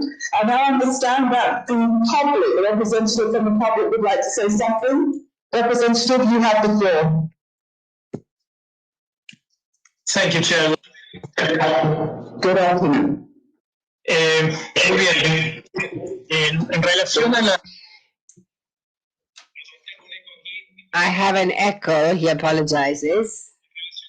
In relation to the presentation given by the Secretariat, I would like to join in my congratulations, same as the distinguished colleague Marcelo Costilla, representative of Uruguay, on account of the excellent technical job done by the Secretariat. And in this sense, I believe the draft that has just presented covers all topics, and as was just said by the representative Cosillas, I believe that at some point we need to specify what is participation by the public. And so in this sense, albeit I will not repeat things, I would like to ask a question ultimately, and then create consideration in that regard. The question for the Secretariat, for you to see whether you can answer this or not, is how do you believe that the Conference of the Parties is comprised? Because supposedly by the parties, but following the transition, or the tradition rather, of this agreement, the negotiation committee was comprised by the negotiating parties plus a representative of the public. And it is there that I believe that we should make a difference. What is the function of these representatives of the public? Because as Dr. Cosilla said, in the measure that Article 14 says that there may be a certain order of enrollment, and those that take part will be those that first put their names down. And so we need to know which will be the role of the representatives of the public. And so I wonder, maybe should this definition not be uploaded to because I believe that there are two different functions between public, representatives of the public, without making a very specific differentiation. I would say that the representatives of the public are regional, and their approach is regional. They want to talk to the countries in a far more global way, and whereas more specific public are more into the specific topics, the topics and the cases that will have to be discussed for the Escazú agreement. And this must be very, very clear, because in this way, both levels can be worked on simultaneously without losing out in one in favor of the other. It's like, how do you consider a secretariat in this first draft that affects the Conference of Parties? And then afterwards we will consider some other proposals. Thank you.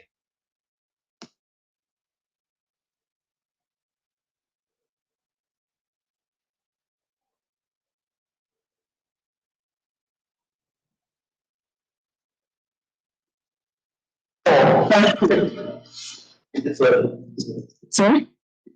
Oh, sorry. Ecuador, you have the floor. I believe you have some comments and observations you'd like to make. Thank you.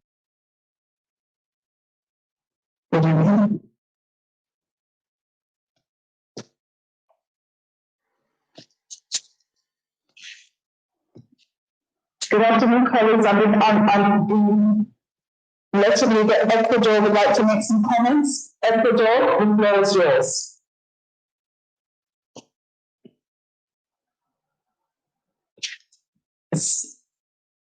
It seems that Ecuador may not be ready with their comments. I believe Argentina would like to make some comments. Argentina, the floor is yours. Thank you very much. Well,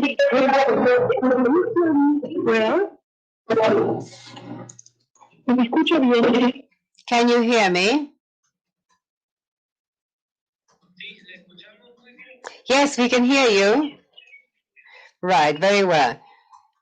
The Republic of Argentina likes your proposal. 2018-8 is explained and were struck by everything new that occurred in 2020. Rules of procedure are always lead to consensus. But now one of the characteristics of the agreement, and that determines the purpose, is participation by the public. And this is what allowed us to adopt the instrument.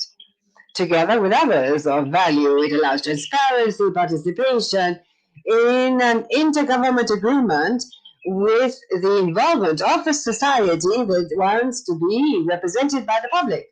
And so then this participation determined the process and called for a balance to be maintained. Article 14, participation by the public, is very relevant in terms of the position of the delegation of Argentina. And then particular situations, we see that under heading 4, the same thing regarding notification of the regional public mechanism. They notify the parties, and by doing so publicly, it's intuitive, the transparency. And in the next one, it is necessary to rethink if this is a representative, if it's two representatives. This is a call for thought. And then Article 8(5), it says public, and they will have significant participation by the public. And so it is important to specify this, because there are appointed representatives and open public to think of these two terms that may identify this. That could come to fill the void as needed. And then Article 8(6), they talk about geographical position, gender approach, and this also must involve public participation in the representatives. And lastly, we would like to say that in relation to what was said and other specific wording issues, the delegation of Argentina will send in comments on written text, specific ones. I would like to highlight that it is absolutely necessary in case of requiring an interpretation to put an accent on those established under Vienna for treaties, Article 31 and 33, and if necessary, further develop this paragraph expressed in the proposal. Thank you.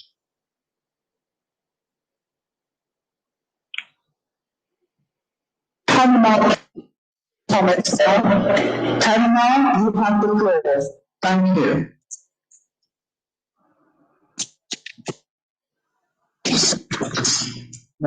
Panama, the floor is yours. Thank you, Madam Chairman.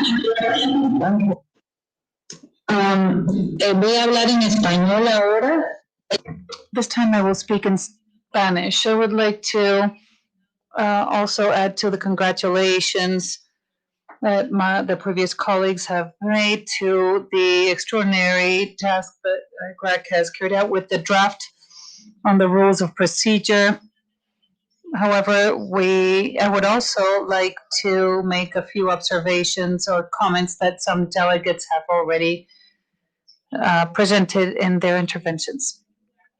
In the first place, I have the same doubt that Mr. Cosillas has regarding the term or designation made when saying that meetings shall be carried out in Santiago unless the parties decide something else. However, when we go to the section on public participation, it makes reference to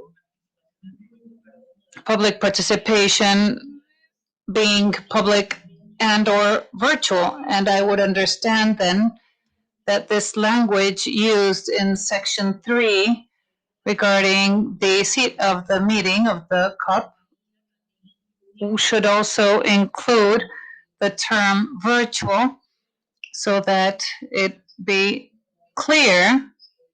As Carlos mentioned, if COVID does not allow for it, then the COP could be carried out virtually.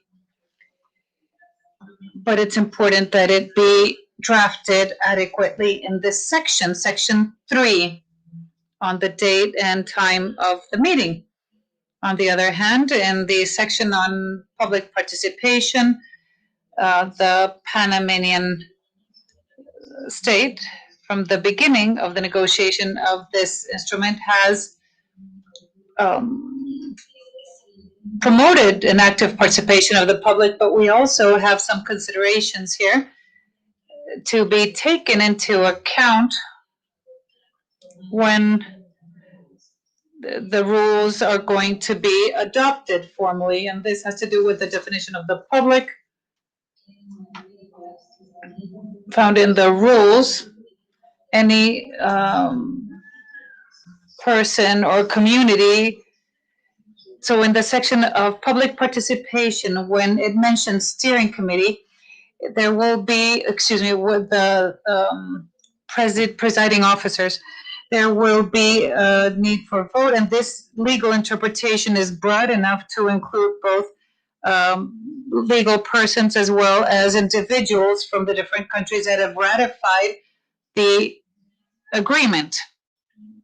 So it's important, as Argentina has mentioned, to make the distinction of whether it means any participant in the public or the representatives elect amongst the public, which we know have been designated.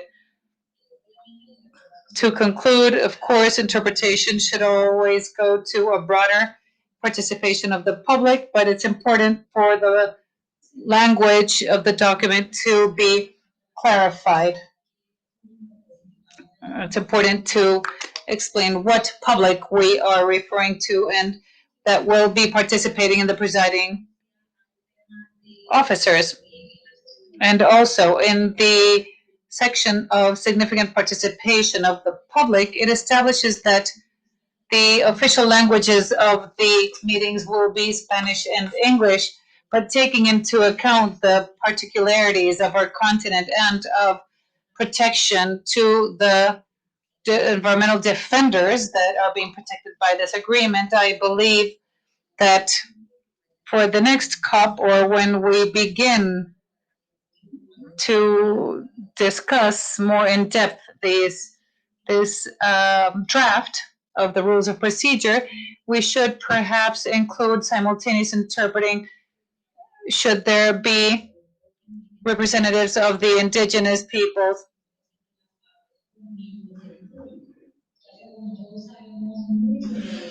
We know that many environmental defenders in our region are leaders of indigenous people. So this is a consideration that we can't leave out. We need to find a way to draft it precisely and clearly so that these people are not left out. Thank you.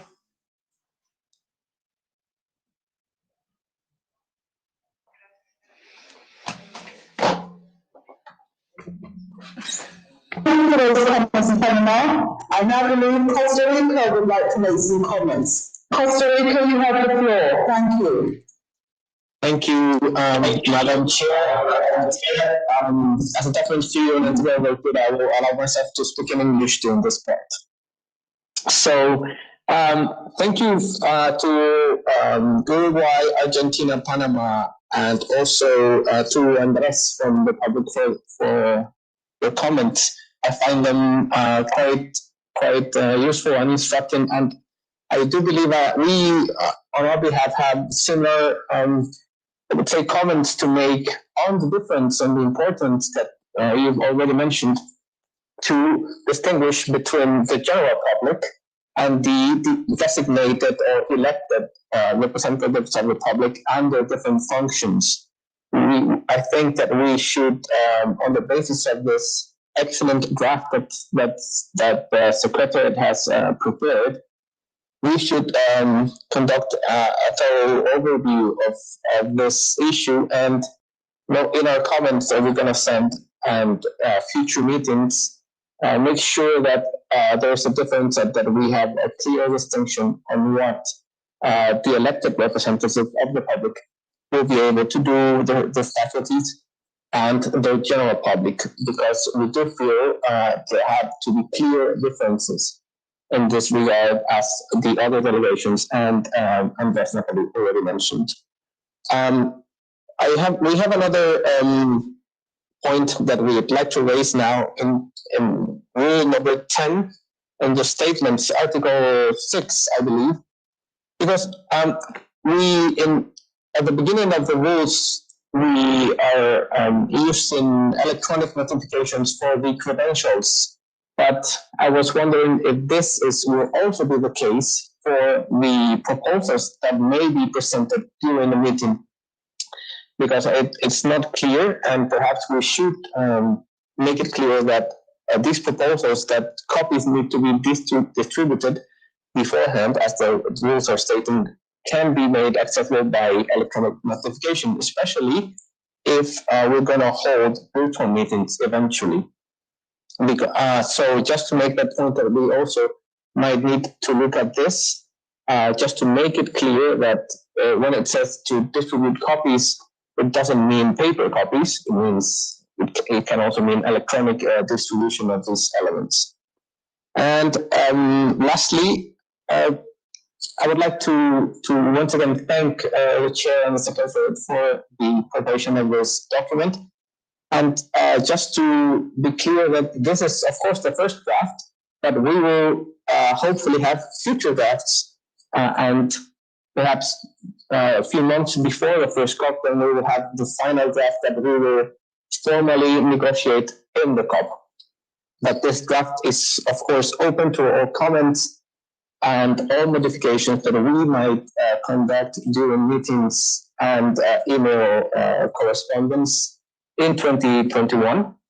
And that our delegation will, of course, send our respective comments and suggestions, and we hope that all delegations as well do it, so that we can continue to build upon this draft and create new and better drafts.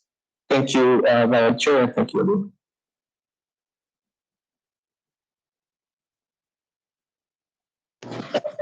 Thank you, Costa, for those comments and observations. Thank you very much. I believe Mexico would like the floor now. Mexico, you have the floor. Thank you. Muchas gracias. Thank you, Madam Chair. I would also like to join my colleagues in thanking the Secretariat for all their work. It has been a pleasure to participate in these meetings that we have wanted to have. It's been a lot of work, and it's a pleasure to see that everything we've discussed will finally be materialized. Regarding what other colleagues have mentioned, it is clear that we have a lot of work ahead of us. And in terms of clarifying the participation of the public, we can't ignore that all this effort has been built, including everyone, it is something that we have fought for. It is no longer the negotiation process, but it will be very important to guarantee the significant participation that we need to clarify in the text. What does that mean exactly? How will they intervene in their physical or in-person formats versus the virtual ones? So this is a first draft, and we need to work on it so that there are no doubts in terms of how the public will participate. In terms of other forms, I think that given the emergency we find ourselves in, it is relevant to mention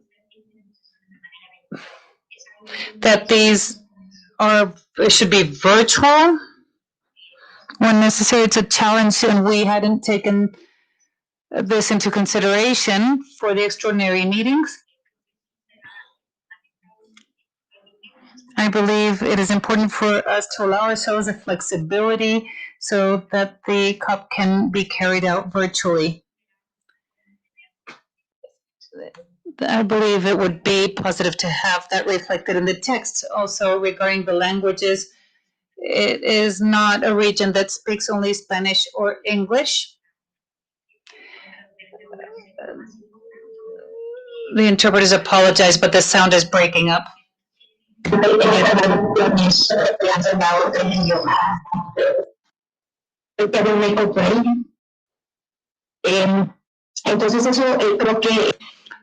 believe there was some echo. Well, it's something that we need to take into account moving forward. And finally, now that we're holding these virtual meetings, it's important to take into account the technical capacities and find mechanisms that will allow us to better use these virtual tools to guarantee virtual participation, especially for those countries who don't have adequate technological infrastructure. We believe this is, we want it to be an inclusive process. Representation is not only about gender nowadays, it's geographic. So we need to think how we're going to do that. So thank you very much.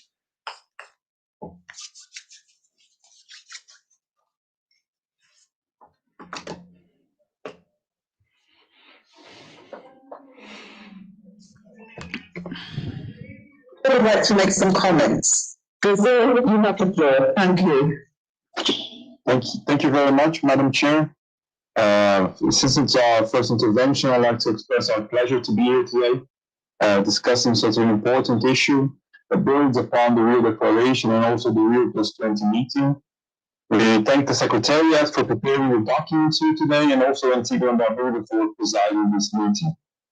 We welcome the proposed rules of procedures of the Conference of the Parties. I think we believe they provide a good starting point for our discussion. Most of its provisions, with a few exceptions, are aligned with common practices in other COPs.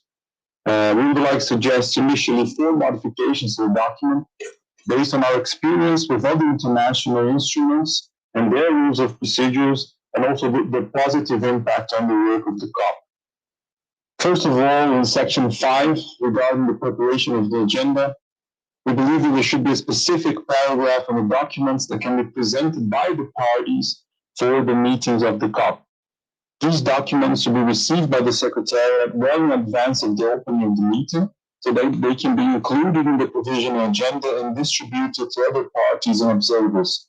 This is what happens, for example, in the rules of procedures of CMS or CITES, for example. You have specific timelines where countries can send resolutions, documents to be included in the agenda of the meeting. In section 7 of the document regarding presiding officers, we agree with the importance of maintaining a continuous dialogue with the public and those representatives designated by the public, but we do not think they should be invited to the meetings of the presiding officers. These meetings deal mainly with administrative issues which are of interest to the parties of the agreement. In section 10, where the powers of the chair of the meeting are listed, it is important to include the possibility of establishing contact groups during the work of the COP to negotiate documents that have received multiple suggestions of modification or still do not have a consensus regarding their adoption. And for delegates that have already participated in other meetings and other conference of the parties, they know that this is a common practice where you need to have informal groups, reduced groups, that can discuss eye to eye specific aspects of a document that's not possible to discuss during a plenary meeting, for example. Lastly, in section 11 on decision making, we strongly believe that all decisions should be by consensus, without the possibility of having a vote to decide the adoption of the document. This is how the Escazú agreement was negotiated, and the possibility of taking decisions by a majority vote usually leads in many international conferences to a lack of willingness to negotiate and to strong and lasting disagreements that ultimately harm the long-term implementation of the treaty. Regarding what some delegates have said before me, regarding some topics that they have raised, we agree with the importance of having definition of public in the text, especially because there might be some differences between what the text of the agreement establishes and what the rule establishes as public. And regarding the question of opening the possibility of having a conference of the parties in an online scenario, of course, no one here wants us to go through this what we're living again, but we know it's a possibility. But anyhow, we all know also that these technical meetings, digital meetings, have a series of problems. Like we've seen today, dozens of technical issues, and it makes it very hard to have a conference of the parties entirely online. We have to negotiate texts, and texts that will have them to be implemented by the parties. So we don't think that, of course, it's very important that we have working groups and we have informal discussion groups to use all the online technology that is available, but to use that in a conference of the parties, that mainly is not what's been happening in international agreements during this pandemic. Most of them all have been postponed to the next year, like the CDB or the UNFCCC, or they have made very reduced conference of the parties, like the ITTO, where we discuss only administrative and financial matters that have to be decided in that year. But full conferences of the parties where we are negotiating documents, that has been pretty rare and has generated a series of problems regarding timeline, time and hours in each country, the possibility of contact groups, the problems with internet connection, difficulties in participation of the public and of delegates. So I think that has to be very well discussed before that is explicitly put in the document. Thank you very much.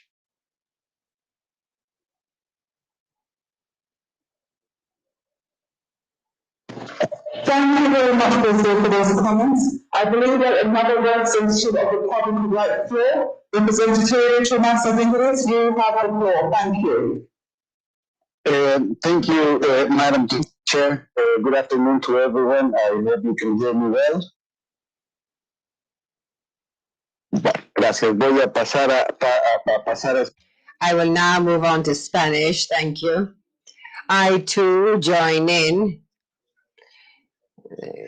the thanks and recognition of the Secretariat for having drafted this first document, fairly comprehensive, recalling that this first draft will be fed into by the discussions held at the first meeting of signatory countries, and when, among other things, it was recognized that it was very important to continue to build on the successful experience of the negotiation of the agreement through the representatives of the public recognizing the key role they played, and it was determined that the modality for public participation would be extended until the first COP meeting. And also, we'd like to take this opportunity to celebrate the fact that today in Mexico, in the official gazette, the approval of the Escazú agreement was published. And also, we take note of the relevance of the public participation by the various speakers that preceded me, and also, in order to understand a little further, maybe the Secretariat will answer regarding the COP meeting. that the document presented picks up on many of the aspirations and proposals presented by the public through representatives last May in this document of 27 points that we presented. And so, yes, we do agree, continuing the representation at the presiding officers and at the opening, having not only participation by the representatives, but the public at large, and other types of representatives of communities and so on. And all of this within the spirit of Escazú and the spirit of the negotiation. And, well, highlight that in addition to this discussion, in terms of specifying in the definitions the representatives of the public, we believe that it was still pending. It was omitted the possibility of having directly two places for the representatives of the public at the COP meeting. Well, I would like to leave it at that for the time being. I insist this is an excellent document for our work that will continue here on. And, well, that's it. And I'm sure we will make another intervention later on. Thank you very much, Madam Chair. Thank you very much for those comments. I believe the Secretariat would like to make some comments. Now the country hasn't given any interest. Thank you, the Secretariat. You have the floor. Thank you, Madam Chair. Comentaría sobre las... I would comment on the various interventions from what we've seen. There are two aspects that we would have to really reread the rules of procedure. One has to do with the unfortunate pandemic that is affecting us and online meetings in future. And so we draft them, taking that into consideration. I would say, unless the parties will say something else, you could interpret that the parties could make the decision to hold the meetings online.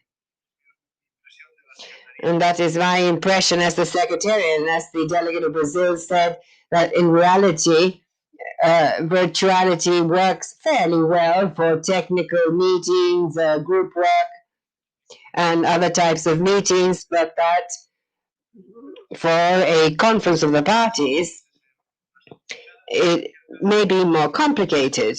But in any case, since we are unable to determine what will happen in future, what I would expect is that the first COP meeting were face-to-face and then see how to do it in the best way possible. But I'm sure that we can continue to review this because, of course, sending copies and all of the activities mentioned here, yes, I do believe that virtuality could help this and make the entire process more efficient. And then with regard to the definition of the public, the Escazú agreement already has a definition that we could include or say that be used, and so included as such in the text. Of course, all of the things posed by the delegations with regard to the public is to be clearer in terms of distinguishing between the representatives of the public and the public. And maybe we should get into this in further detail. In terms of the participation, say, for example, paragraph 1 of Article 15, you could say that the public will have a significant participation in the COP meeting with the two representatives elected by the public. And if you think in terms of the process so far, and as you will recall, well, there were always two representatives elected by for the public, and we could include it in that same way. But of course, it is important to make a difference. The essential role of the elected representatives that allow the process to be more fluid and more effective, and the transparency and the opening of these meetings, allowing everyone to take part at some point. And so, yes, we will take these things into consideration. I will invite all delegations and the public to send in your comments. And I would like to make one additional point, and that is, please recall that we are devising these rules of procedure. This is the basis, but later on we will be discussing the rules of procedure for the committee and also the financial arrangements. So many of these things are very interrelated. And this is a comment, for example, in terms of the languages.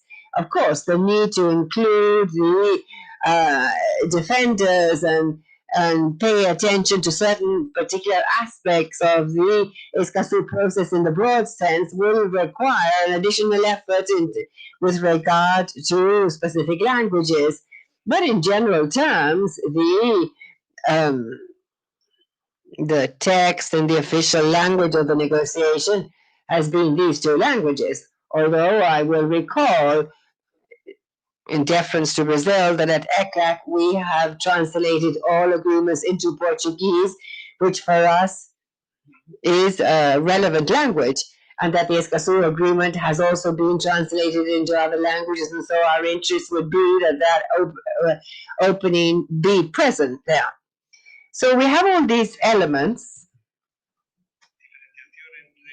a differentiation between participation by the public in the broad sense and, so to speak, better define the elected representatives of the public and their space in the conference of the parties and the channel for the transmission of their representativity. And so, yes, I think that we can rewrite this with your help and analyze it further. Virtuality, of course, as well. And of course, we will be waiting for your contributions to analyze them together and to include them from here until the first conference of the parties.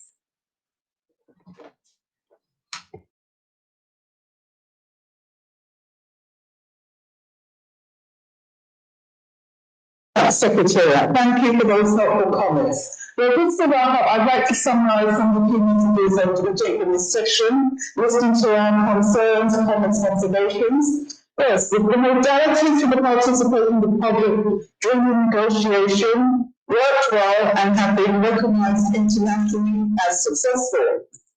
Rules of procedure are in general terms standard in international negotiation and bodies. However, we will have to adapt them to our context and to the agreement, particularly with regards to the participation of the public, so we maintain our established practices. And as we know, the participation of the public is very critical to the business process.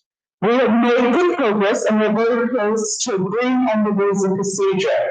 So thank you for that, and thank you for the comments who made comments. We shall now move on to our next session, and the next session is a higher level event on the occasion marking today, which is International Human Rights Defenders Day.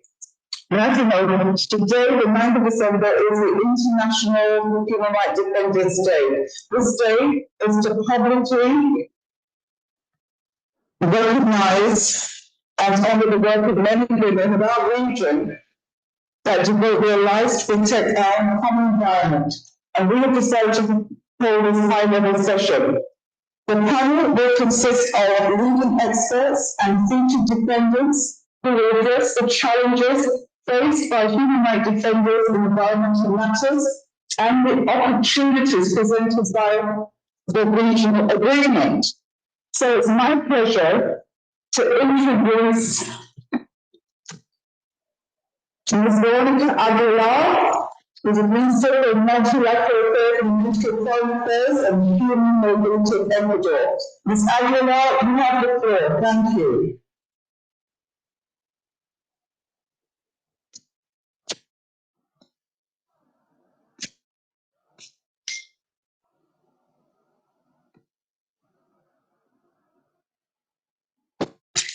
Mr. Schultz. Now being told is Mr. Schultz. The moderator of this section apparently will be Mr. Schultz and not Ms. Monica Aguilera. Mr. Schultz, sorry about that. You have the floor. Thank you.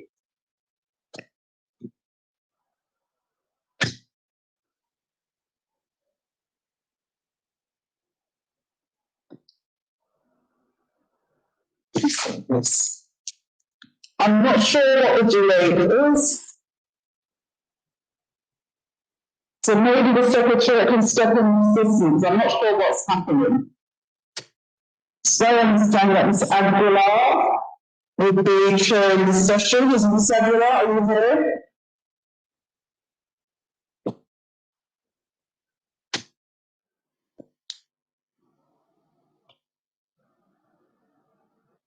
Please, we don't have connected vehicles. We don't have it. Ms. Aguilar is not here.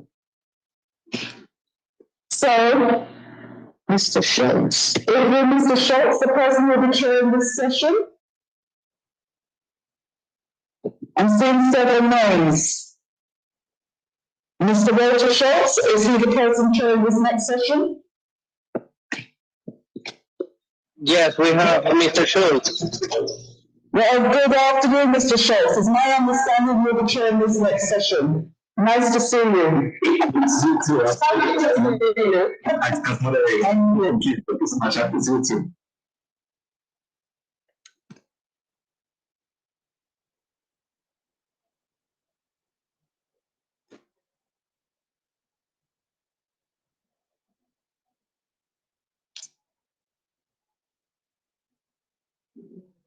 Mr. Walter, please go ahead. Okay, I think we were going to wait for another 6 minutes. If at least I have 2:54. I don't know if I should start right now or according to your preference.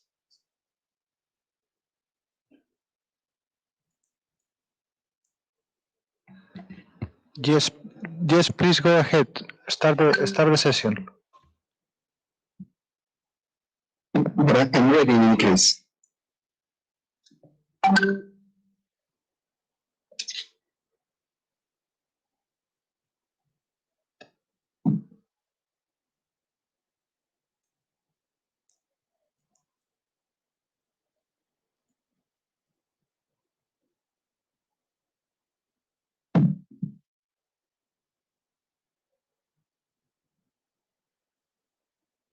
Maybe we should give just another 2 or 3 minutes just to make sure everybody is already connected, just to make sure.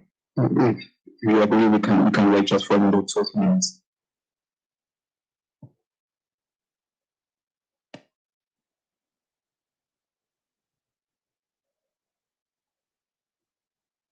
Thanks, colleagues. I'm advised that we should just wait 5 minutes to give Mr. Schultz some time to get everything organized. So we'll take a 5-minute break. Thank you.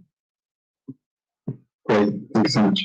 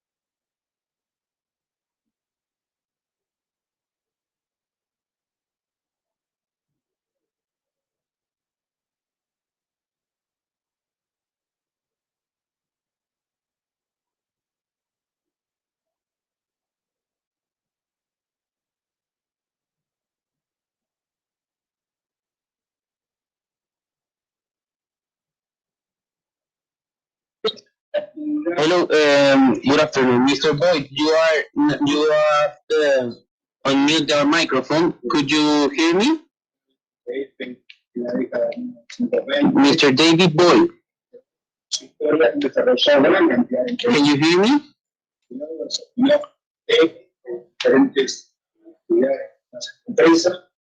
Y Argentina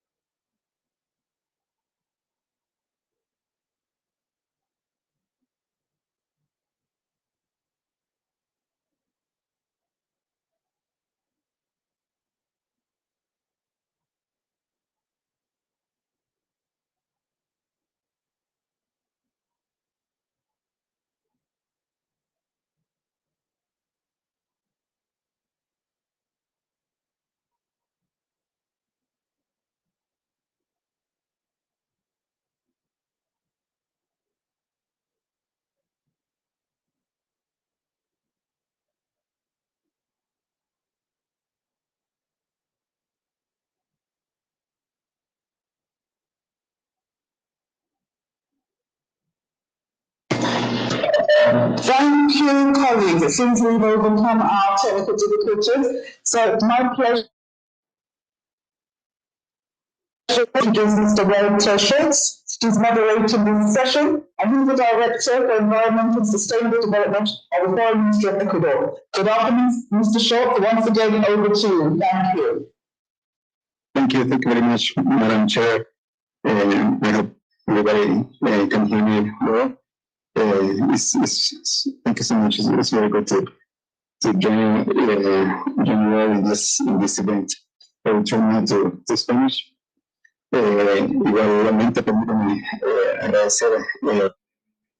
Allow me to thank the government of Antigua and Barbuda for their leadership in this second meeting on the Escazú agreement, and of course the ECLAC Secretariat.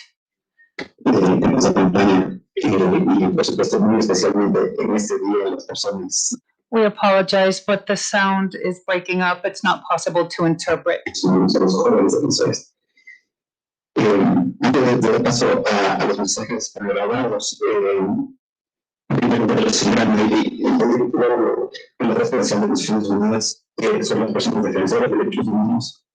Permítame igualmente agradecer por la invitación de poder moderar este evento. I would like to thank the invitation to this meeting on behalf of the government of Ecuador. As we heard this morning, we looked at participation in justice, environmental matters, the promotion of open government, education, public education, and the strengthening of capacities for the defense of human rights. However, there are still some challenges related to COVID-19. We have seen the impact on poverty, racism, gender issues, and others, showing once again that human rights are and must be our number one priority and a starting point to build a more fair, solidary, sustainable, and resilient society. It's a pleasure for me then to introduce Mary Lawler's video.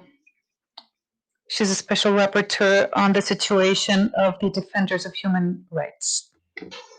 Thank you for inviting me to be with you today.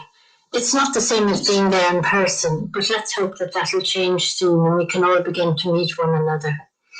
I'm really pleased to be able to join you like this to talk about the Escazú agreement.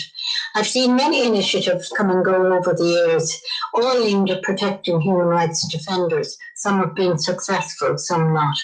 But it's clear that the Escazú agreement is a landmark achievement, and I congratulate all those who have worked so hard to make it happen, and congratulate those countries who have signed. I look forward to the agreement's entry into force. We know that real change comes painfully slowly, and that this has been a long time in the making, but it is worth it. The agreement is a major development in how we recognise human rights defenders and their work to protect the environment.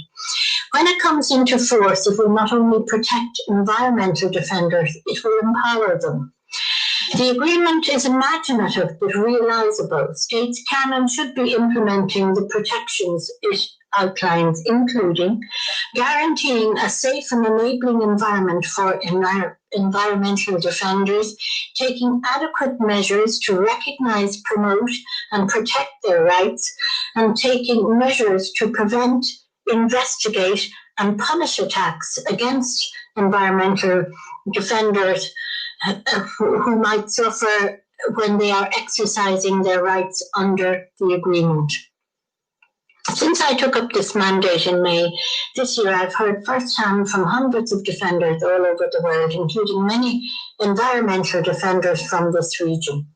I know working on environmental rights is often very dangerous, and that many environmental defenders are killed every year, and that those who kill them are rarely brought to justice. And this is a source of great sadness to me. The issue of human rights defenders, the killing of human rights defenders, is a major priority for my mandate and will be the focus of my next report to the Human Rights Council in 2021. We know that not all governments in the region have signed the agreement, including some states where defenders are often killed. And I'm thinking of Brazil, Chile, Honduras, Colombia, Costa Rica, Guatemala, and Peru. We know too that agreements don't in themselves bring about substantive change in how states behave. It's the implementation of the agreement in a good way that matters. But they enable human rights defenders to use them in their work, to defend the rights of others, and that really is important. This is a major milestone in the history of human rights defenders, and we hope it will inspire states in other regions to adopt and implement similar protections. Thank you very much.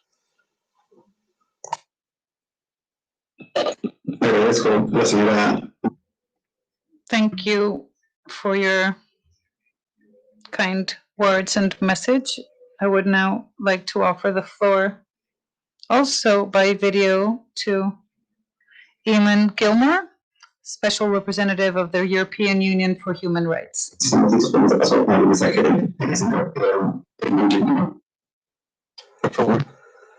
As the European Union Special Representative for Human Rights, it is a pleasure to address you today at this second meeting of the signatories of the Escazú Agreement.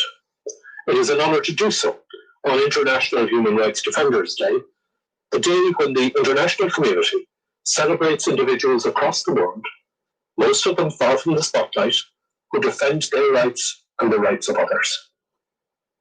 Imminent entry into force of the Escazú Agreement marks an historic moment for the people of Latin America and the Caribbean. This pioneering instrument is not only the region's first environmental treaty, it is the first treaty in the world to contain specific recognition and pledges on the protection of environmental human rights defenders. I warmly welcome the significant achievement, as it is not possible to preserve the environment without also protecting those who defend it. This year, the terrible reality of the COVID-19 pandemic has shown us very clearly the universality, indivisibility, and interdependence of human rights. And human rights and the environment are interlinked. Environmental harm undermines the enjoyment of human rights, and the exercise of human rights helps to protect the environment. The achievement of most, if not all, of the Sustainable Development Goals are connected to the right to a safe, clean, and healthy environment. The signing and ratification of the Escazú Agreement by so many nations is a testament to the thousands of Indigenous people, young people, and environmental defenders who have championed its ratification since its adoption in 2018. It also demonstrates the commitment in the region to achieving an inclusive, sustainable development that protects both people and the planet. The European Union remains committed to work hand in hand with all Latin American and Caribbean countries in the implementation of the agreement. We can offer the experience of the implementation of the Aarhus Convention, to which the EU and all its 27 member states are parties. It pursues similar objectives to the Escazú Agreement. These agreements are not just about the environment. They go to the heart of the relationship between people and governments. They deal with accountability, information, transparency, and meaningful participation in decision-making. This is why all areas of the European Green Deal, from climate action to zero pollution, require citizens' active support at all stages of the transitions. Workable solutions can only be found through the active participation of all concerned. Just last month, the European Union adopted the new EU Action Plan for Democracy and Human Rights as a proactive roadmap for our external work over the next 5 years.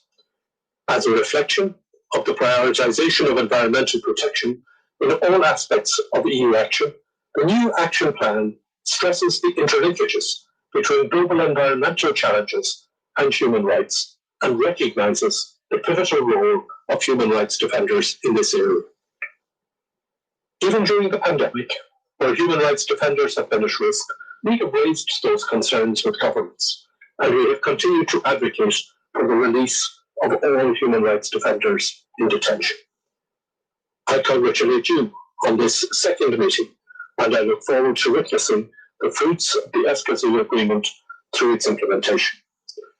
It is a new impulse to our dialogue and will deepen our shared values and strong cooperation on democracy and human rights, for the benefit of our people and of our planet.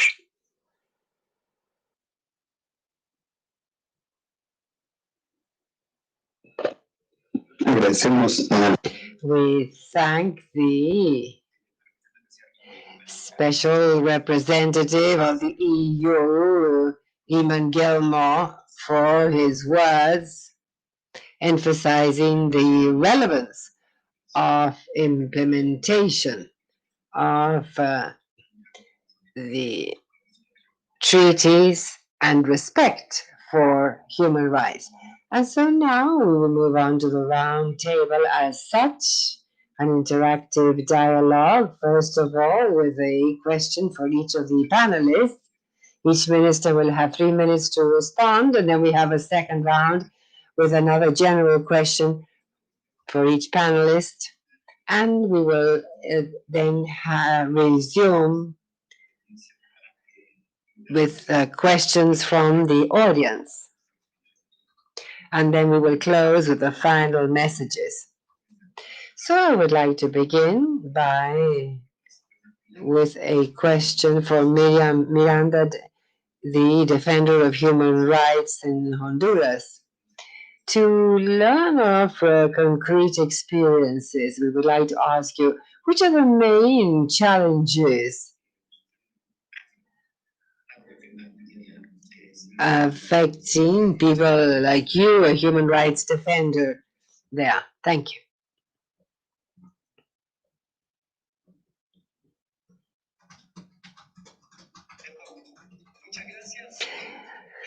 I apologize, and thank you. First of all, I would like to thank the organizers for the opportunity given to us as Honduras to be part of this discussion on such a very important topic for this country. Honduras, we know, is one of the most dangerous countries for human rights defenders. Honduras is a country with a destruction of institutionality, and that in the last decade has engulfed the entire people and defenders in a total defenseless position. According to reports and investigations done in many parts by many people, Honduras, although it is a very small country, has become one of the most difficult countries to defend the life, defending human natural resources, allowing life. What I am saying is that right now it is known what has happened with the hurricane. Did you, Walter, were talking about that in your presentation regarding what we've experienced in recent days in Central America as a result of an environmental crisis, a crisis that is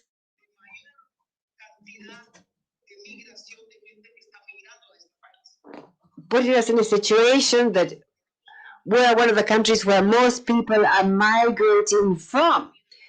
We have a country with a destroyed institutionality, and we have nowhere to turn. We're unable to trust the institutionality nor government institutions. We are totally defenseless. And here I would like to say one thing very clearly. One of the greatest obstacles and the challenge here is to continue alive for everyone who is listening to us now in this discussion about Escazú. Staying alive caring for each other, so we have no one to turn to. This is the greatest challenge facing defenders in this country. As I say, a tremendous challenge implied by reinstating the institutionality that defenders may feel safe in this country. Thank you. Thank you, Miriam, for that testimony.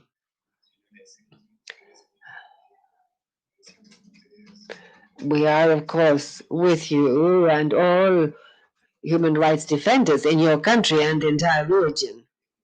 And so now I would like to recognize Mr. Edwin Ramirez from Women in Areas of Sacrifice in Chile.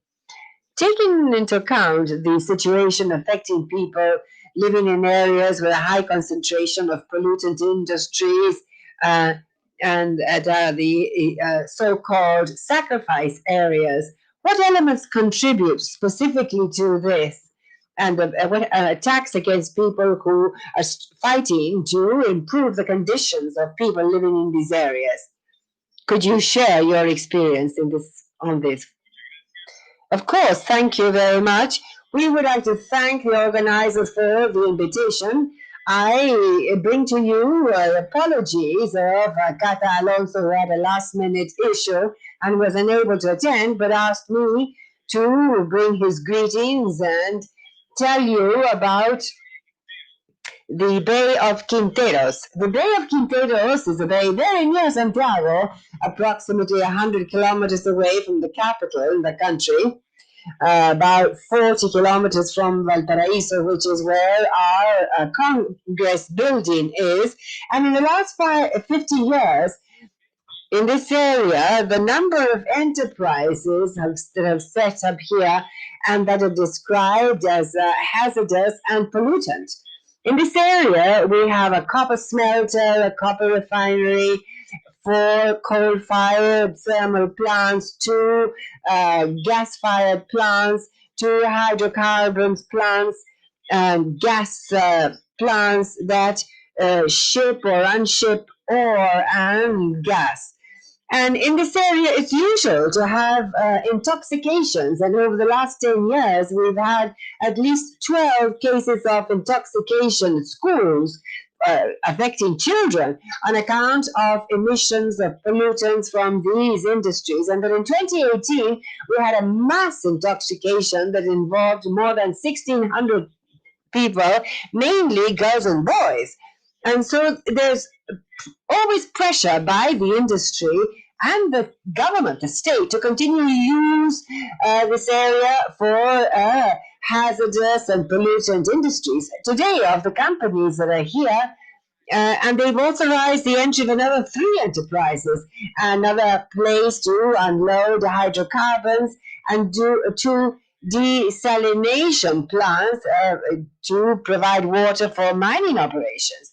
And so in this context, the pressure against environmental defenders, especially women living in this area, has been constant in recent years. Threats that often come, or well, most of them, come from unknown people.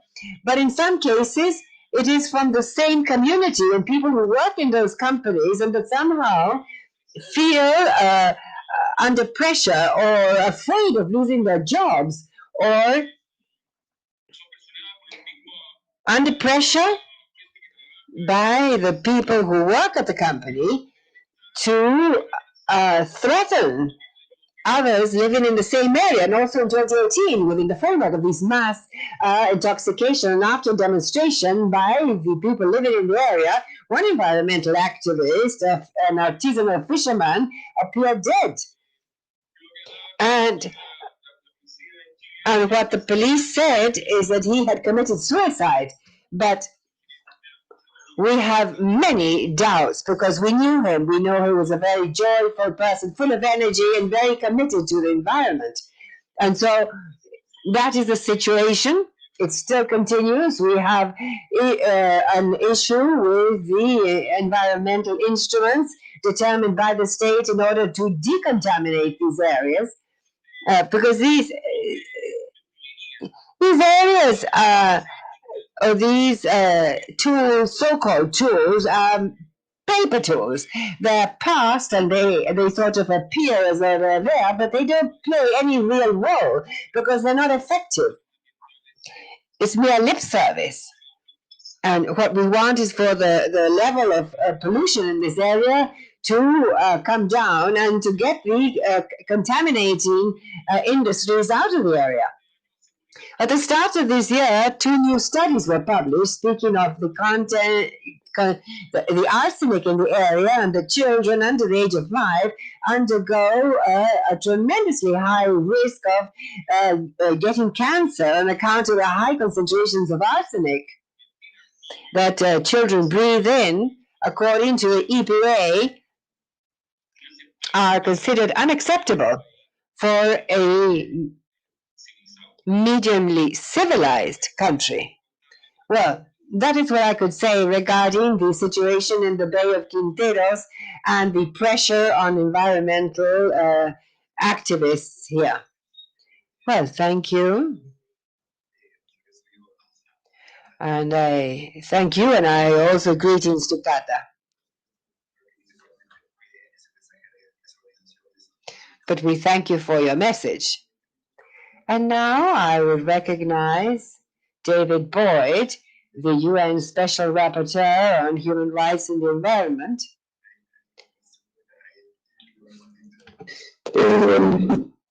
La pregunta que le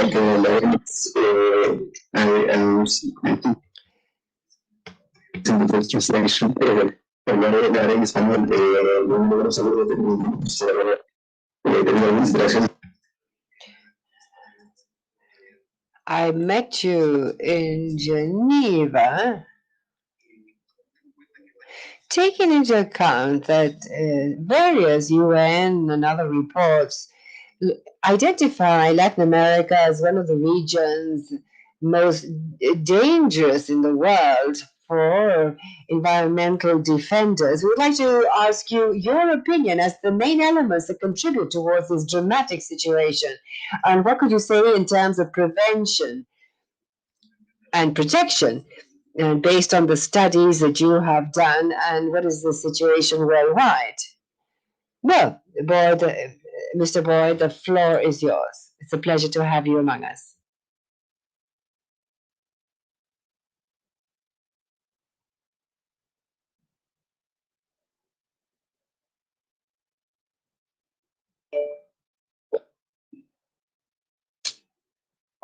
Hello, Mr. Boyd, can you hear me?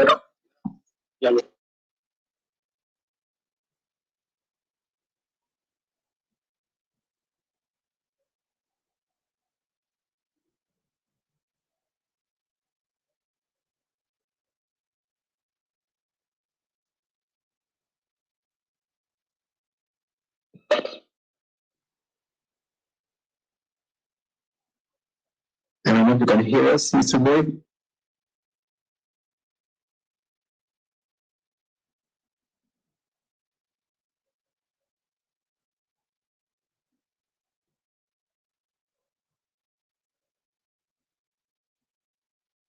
Parece no ser el caso para el momento. It seems that is not the case, and so while the connectivity issue is resolved, we will continue with our list of panelists. And so now I would like to recognize Flavia Scabin, professor researcher of the Getulio Vargas Foundation in Brazil. And likewise, we would like to ask you, Flavia, what role is played by the legal clinics, academics in the universities in the region and the country in terms of defending the environment, and how could you support environmental defenders? Please share your experience, Flavia. Yes, first of all, I would like to thank ECLAC for this opportunity. In my opinion, there are two main issues in these cases involving environmental defenders. First, these clinics offer support for defenders and informing them of their rights. In the case of Brazil, for example, this is particularly important because today only 7 of the 26 Brazilian states have a program for the protection of these defenders. And among those states that do have the program, there is a major mistrust among defenders of these programs because they're also involved or in line with the risk. And so also many of the defenders who are in the area of the Amazonia, they say that they have no public services and do not have access or they're unaware of their rights. And so the legal clinics are the way that victims have of accessing some type of reparation because the clinics are a bridge for accessing the judicial system. And second, the clinics can play a diagnostic and monitoring role in terms of the situation of these environmental defenders, indicating policies for the protection of their rights. In this case, they're able to operate as a neutral agent, which means that they have access to the viewpoints of the different players involved and see which are applicable. And so, in the second aspect, it is important to mention the Latin American network of environmental legal clinics formed in the year 2018, formed by clinics in different countries of the region, and people exchange experiences and develop comparative analysis, as well as sharing good practices in terms of the protection of environmental defenders among the member countries. This year, together with ECLAC, the network took part in the drafting of reports regarding the situation of defenders in different countries in the region. And this allowed us to not only have a deeper knowledge of the situation of these environmental defenders in each country, but also exchanging experience on the situation, obstacles, and progress achieved also, allowing us to pave a way based on actual what is happening in the field. Thank you. Thank you, Flavia Scabin. Thank you very much for your presentation and contribution from the viewpoint of the academic world. And in with regard to these environmental defenders. And now I would like to recognize Laura Serna, a champion from Colombia, and is playing in each time a more relevant role in terms of human rights defense and environmental defense. You had an opportunity to last November take part in a forum of enterprises organized by the Office of the High Commissioner for the Human Rights, ECLAC, and UNEP. Could you tell us what are the main challenges faced by environmental defenders, including young people who are defending the environment in Latin America, which would be an appropriate setting for activism in the region? Yes, thank you very much, everyone. Can you hear me all right? Okay, perfecto. Wonderful. I'm not sure. Perhaps you can allow me to share screen in order to reflect the summary that was made in 2 slides that were drawn up during this dialogue. It kind of shows where this analysis comes from, the analysis made by youth. It is a space where defenders from Chile, Argentina, Bolivia, Colombia, and other countries in the region met to analyze our perspectives, and it made things much more complex to work on the defense of, work done for the defenders of human rights and the environment. There's a couple of important items. One was the illegal felling and illegal mining, which has to do with this prostitution that takes place as a result of these phenomena in areas, remote areas far from cities, especially in countries such as Peru. And you can see it on the screen, in fact. And the previous one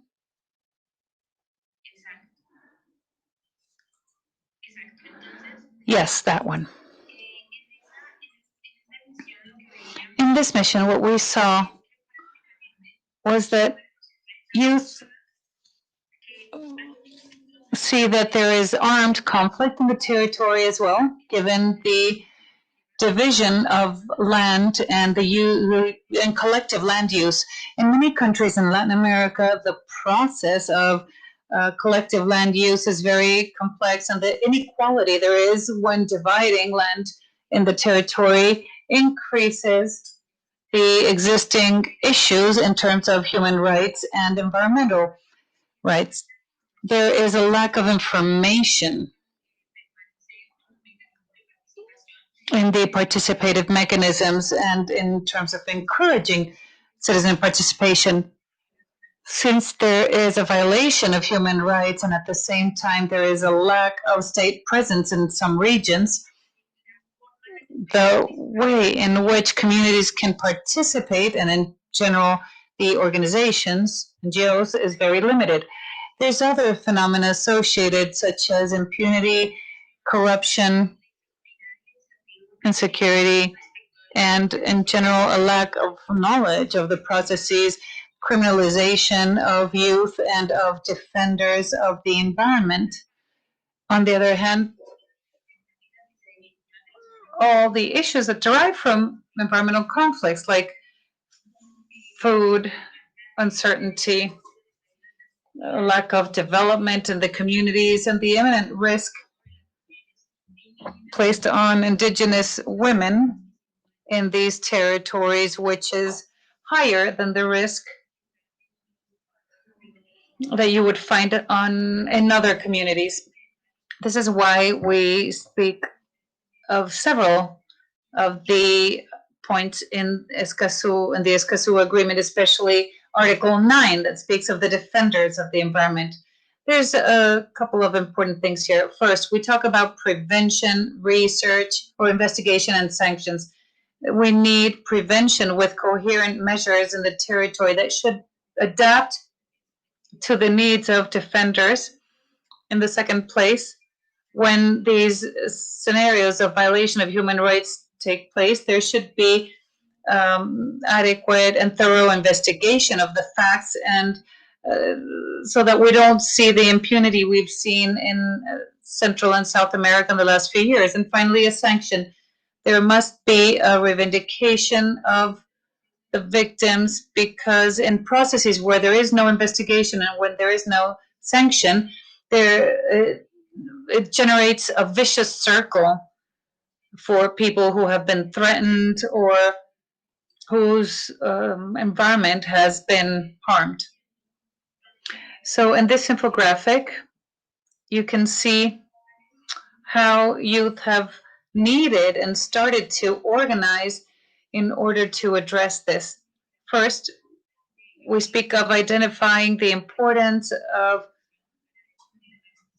identifying the information gaps in order to guarantee participation, because one of the main issues that we face as youth and as organizations is that lack of information. Also, gender equality, it needs to be included everywhere in a cross-cutting fashion. Also, talking about special protection for defenders, especially empowering them by means of educational tools and allowing them to be part of this space. In the second forum, we had a special rapporteur,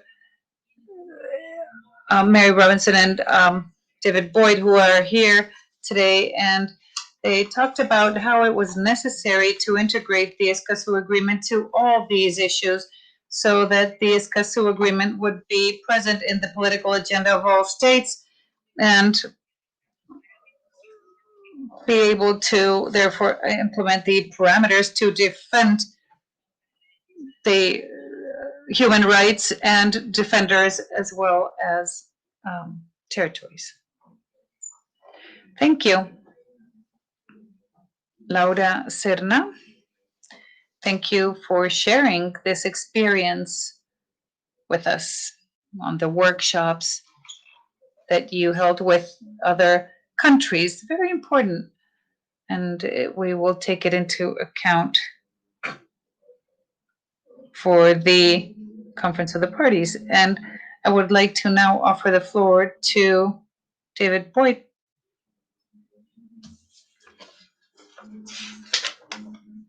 A special rapporteur on the obligations of human rights related to the environment.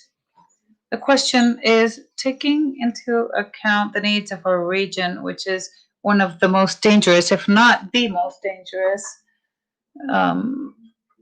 in environmental terms. What elements do you think contribute to worsen this situation? And what lessons can we learn in terms of protection? Thank you, Mr. Boyd. You have the floor.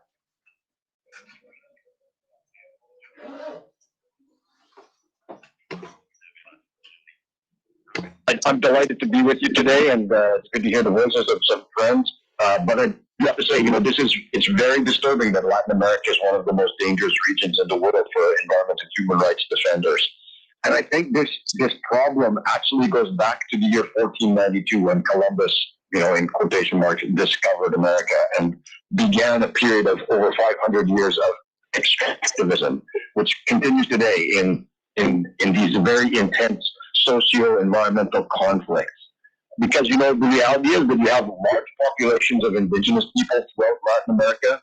You have a very strong civil society, lots of good environmental organizations, human rights organizations. You have very strong constitutions. The environmental laws on paper are good, but there's this very profound gap between the words that we find on the paper and between the actions on the ground. And that's really being driven by this extractivist mindset and exacerbated by weaknesses in the rule of law. So weak institutions and corruption and also the presence of predatory corporations, many of which are from the global north. And so in order to address these systemic problems, we need to really tackle the root causes. We can't have band-aid solutions. We need what the Intergovernmental Panel on Climate Change and the Intergovernmental Science Platform on Biodiversity both said, which are we need rapid, systemic, and transformative changes in order to overcome this problem. And so that is the challenge before us. The Escazú Agreement is a very powerful document because it points the way forward and it provides the countries of Latin America with tools and obligations, tools related to access to information, public participation, access to justice, and of course, as Laura mentioned, Article 9 on defenders. But really, I think what's going to be absolutely vital in terms of the implementation of the Escazú Agreement is building institutional strength and capacity so that the violence, so the impunity, so that these conflicts we need to prevent the conflicts in the first place rather than trying to deal with the outcomes of those conflicts. Thank you very much. Muchas gracias. Muchas gracias a usted, director especial. Muchas gracias por sus comentarios y reflexiones.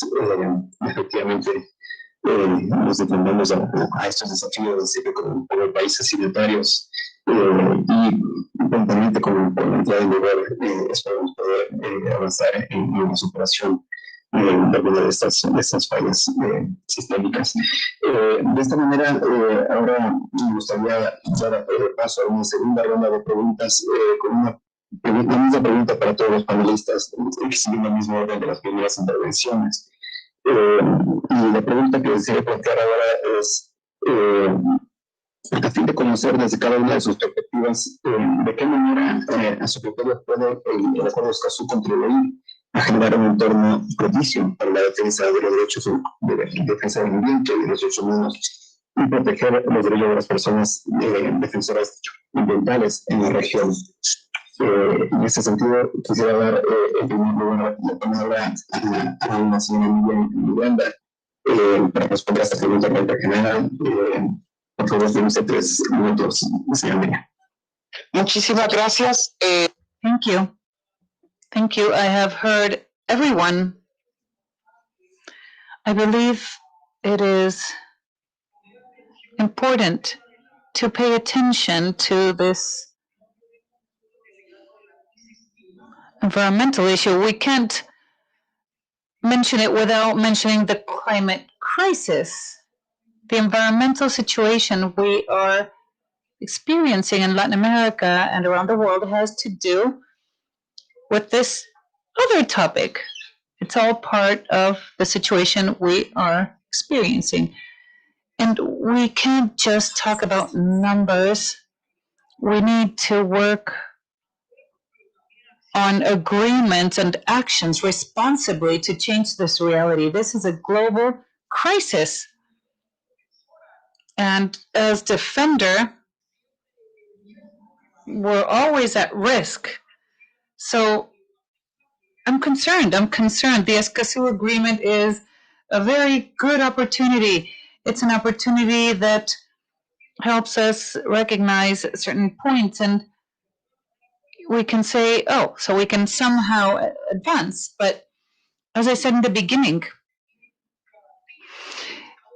we need guarantees that the states will respect these agreements and that we can take steps to comply and to take decisions, to define policies, and to promote concrete actions.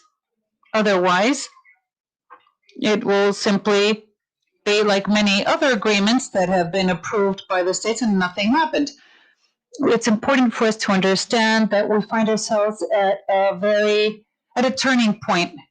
As humans, we need to understand that this moment is the moment to take decisions, and decision makers, political decision makers worldwide, need to act responsibly for our future generations. That is our fight. As people, we need to save life and nature and resources. We believe that this is a unique opportunity, and I would just like to say that here in Honduras, an express law was signed to grant environmental licenses in 5 minutes. Unbelievable. Why? Because these environmental licenses aim to implement those projects that Hernan Ramirez mentioned. And the same thing happens here in Honduras. So I'd like to reiterate that whatever steps are taken, and the state representatives, the institutions representatives, must reflect on how we can not only approve these agreements and international laws, but how we can take steps to fulfill them. And there needs to be a political will, state will, and the voice of civil society is fundamental to build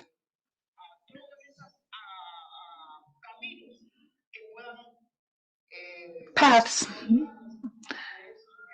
that will help us overcome what we're living. We are experiencing a global crisis, a climate crisis, and I make a call for us all to talk about the environment, the climate crisis, and apart from climate crisis, migration, and everything that comes with it for our people. Thank you very much. We recognize the urgency with which we need to act and the opportunity we have to implement what the states are signing. Well, same question then for Mr. Hernan Ramirez on the Escazú Agreement and the protection of human rights and the defense of the environment.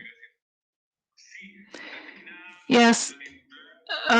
First of all, I'd like to regret this ongoing denial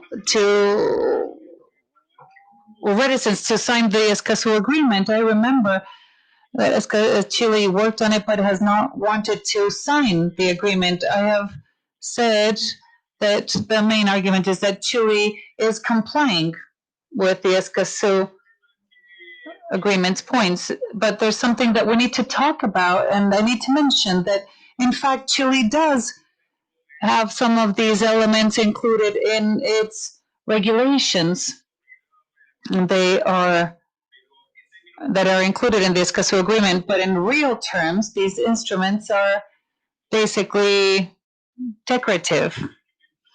They are not concrete and real instruments. And when we talk about access to environmental information, Chile has a database that the community can access. The problem is that that information is information that companies submit directly to the authorities many times, and for the most part, the authorities cannot actually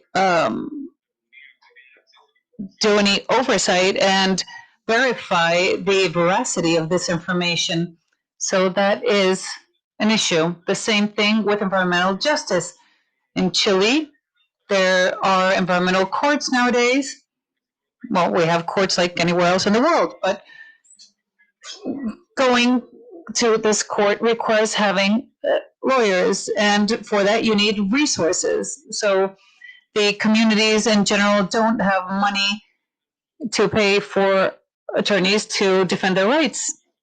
We're talking about large projects, mining projects, $500 million, and sometimes they operate in isolated areas where there is not much information, where communications are not good, where the communities have not had access to adequate education for decades. These are highly complex projects, and they require specialized knowledge.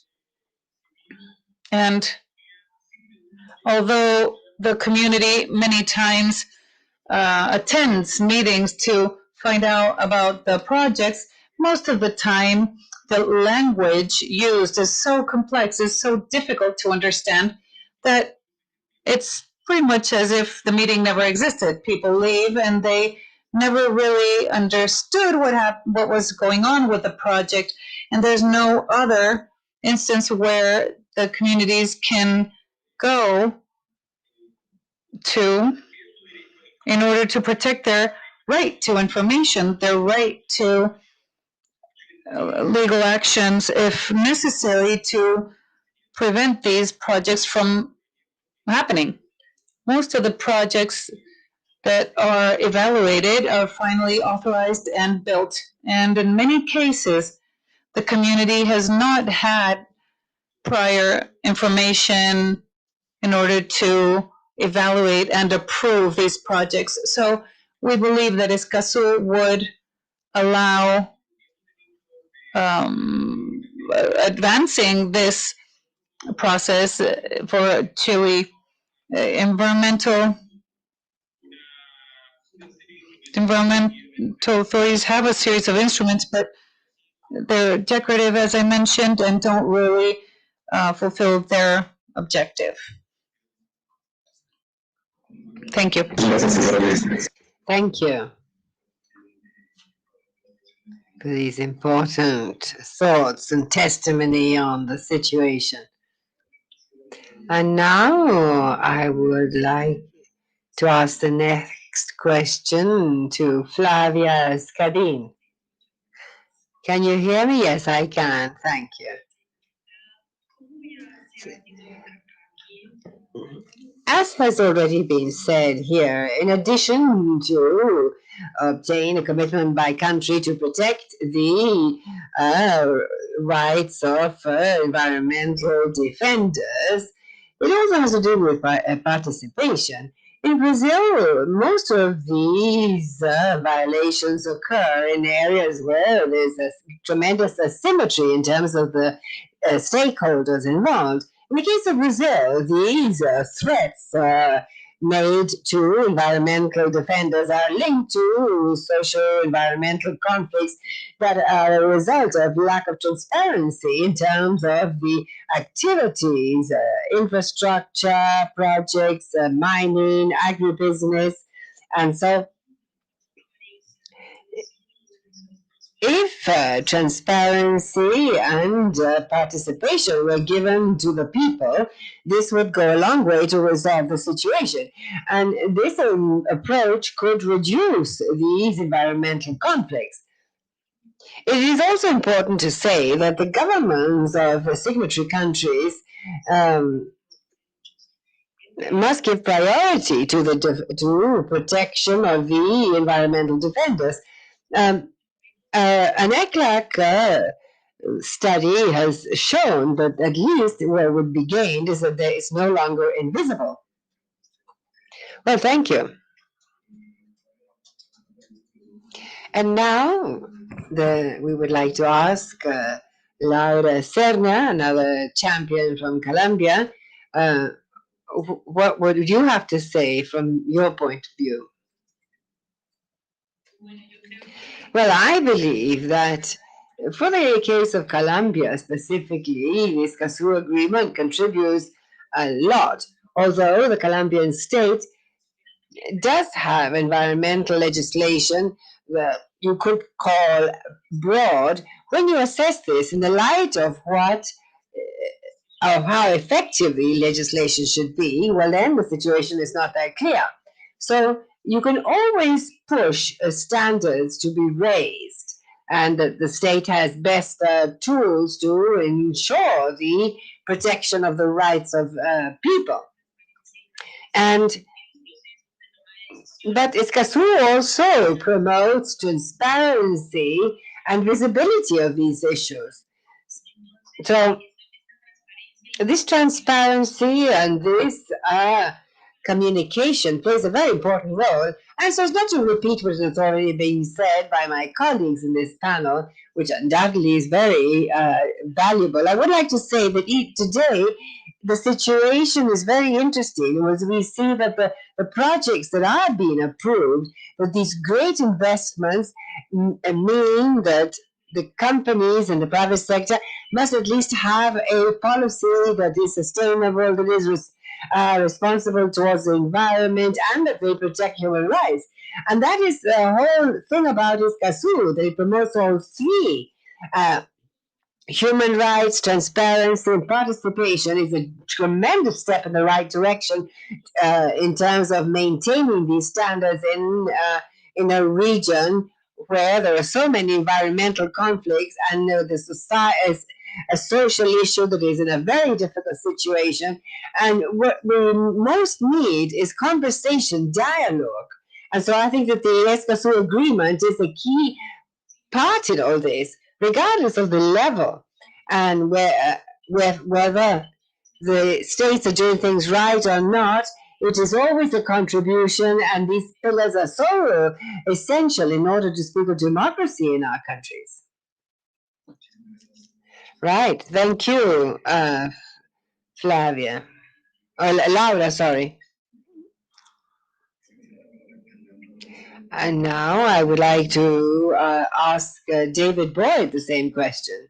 From your viewpoint, what would you say that the Escazú agreement contributes in terms of the human rights of environmental defenders in the region?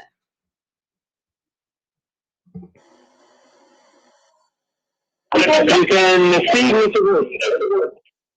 Thank you very much. So, okay, I have several points here. I think that what we need to do is we need to look at the Escazú agreement as a catalyst for action. Obviously, coming out of this terrible pandemic, we are going to be going through a major period of investment and economic recovery, and it's absolutely imperative we take a human rights-based approach to that recovery. There should not be one penny of money going into fossil fuel industries in the next 10 years, because we need to move away from fossil fuels to address climate change. One of the most important things that we can do, which is addressing the root causes that I spoke about earlier, is we need to legally recognize the title and tenure of indigenous peoples, Afro-descendants, and local communities.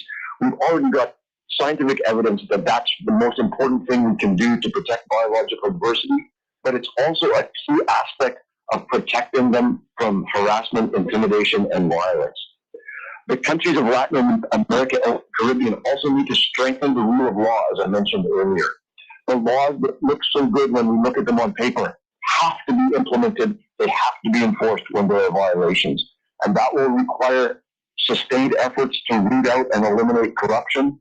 It will require strengthening institutions, in particular ministries or departments of the environment, which are always underfunded and under-resourced.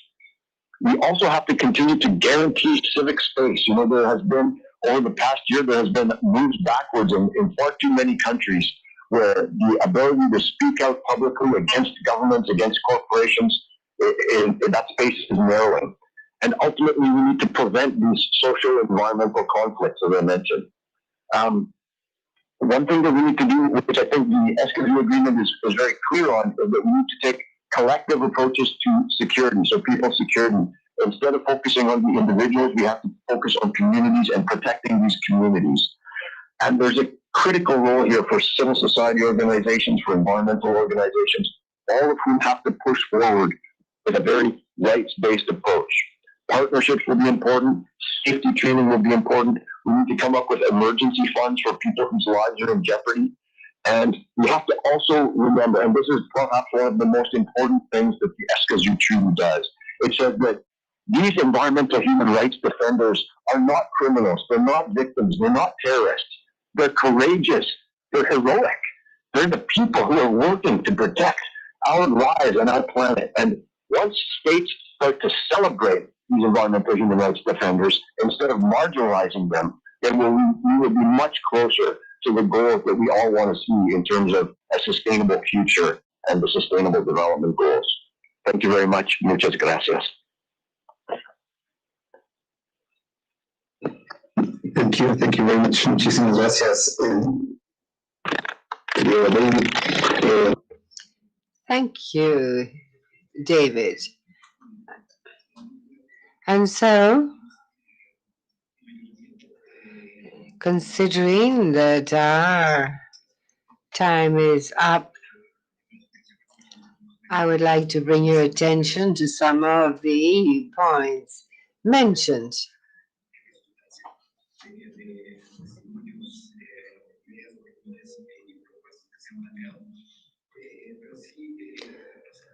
Yes, I would like to highlight the call to recognize the existing crisis in addition to the environmental climate crisis and the challenges and the structural inequalities, discrimination, and that must be overcome. And for this, the Escazú agreement is a great opportunity. And this agreement is seen as a tool.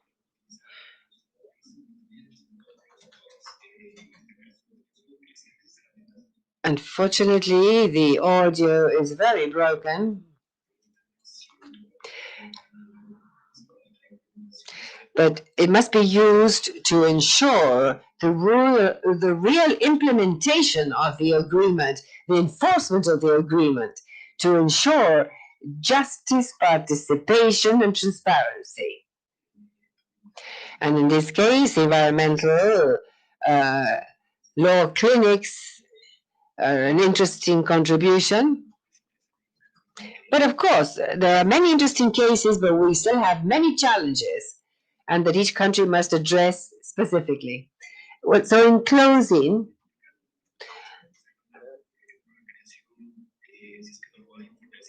we say the creation of regulatory frameworks for the implementation of the agreement, capacity building, access and empowering of the communities, improving mechanisms for public participation, accountability, the ability to contest information being given. And so one essential player in this variable is without a doubt the private sector, the business sector. And here too, it is important to ensure that there are sufficient mechanisms for access to justice when there's a situation of a violation of environmental human rights, and also evasion. As you know, In many cases, there's an erosion of the framework of human rights and norms and standards adopted by different countries in terms of the defense of the life. The presentation, the proposal presented by Ecuador a few years back, a treaty on human rights, and that gives a right to call on the states to consider it. And Escazú undoubtedly is a tremendous opportunity. As I said, it reflects the commitment by the region to this.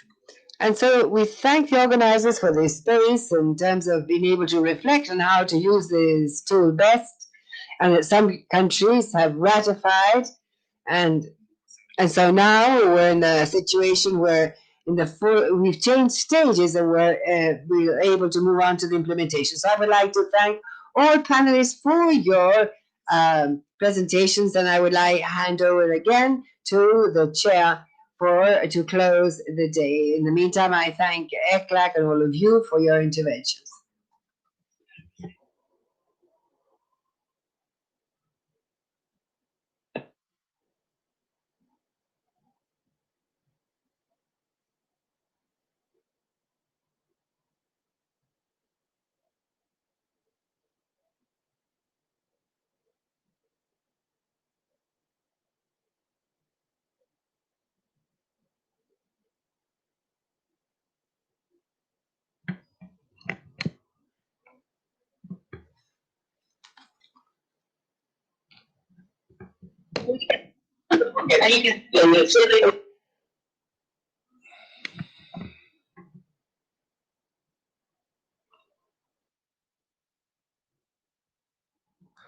Miss Payne, we are not listening you.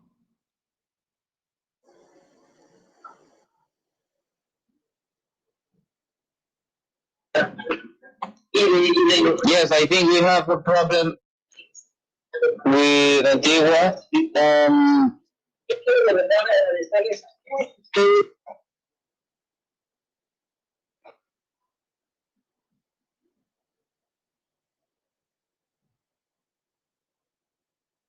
No, we cannot hear you. Could you check the microphone, the batteries, all things, if it's on or off the microphone? Información de este importantísimo evento. Muchas gracias a todos, muy buenas tardes y en verdad les seguiremos contactando para continuar esta conversación. No, we cannot hear you.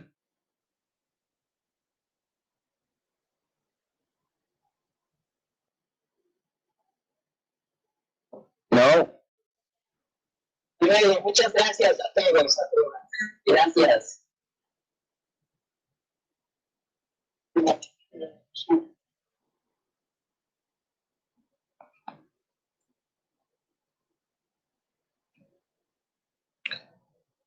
No, if you want Marlon, you can try with the audio options of Webex.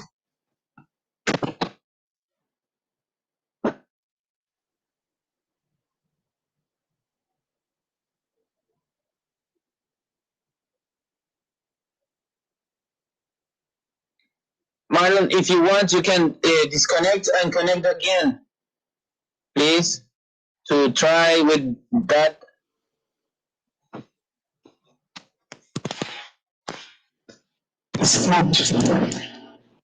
Okay. Hello, can you hear me now? Yes, we can hear you. Perfect. I just want to say thank you to Mr. Schultz for moderating that session, and I also want to say it was a very inspiring and powerful message that we heard from the presenters. I'd like to thank them for their work and the efforts they're pushing into this to defend human rights and environmental defenders. And I also said that I believe it was Mr. Boyd who spoke about the bravery and heroism of these environmental rights defenders, and we should applaud them because they do dangerous, brave work, not for themselves, but for the community, the environment, and for the future.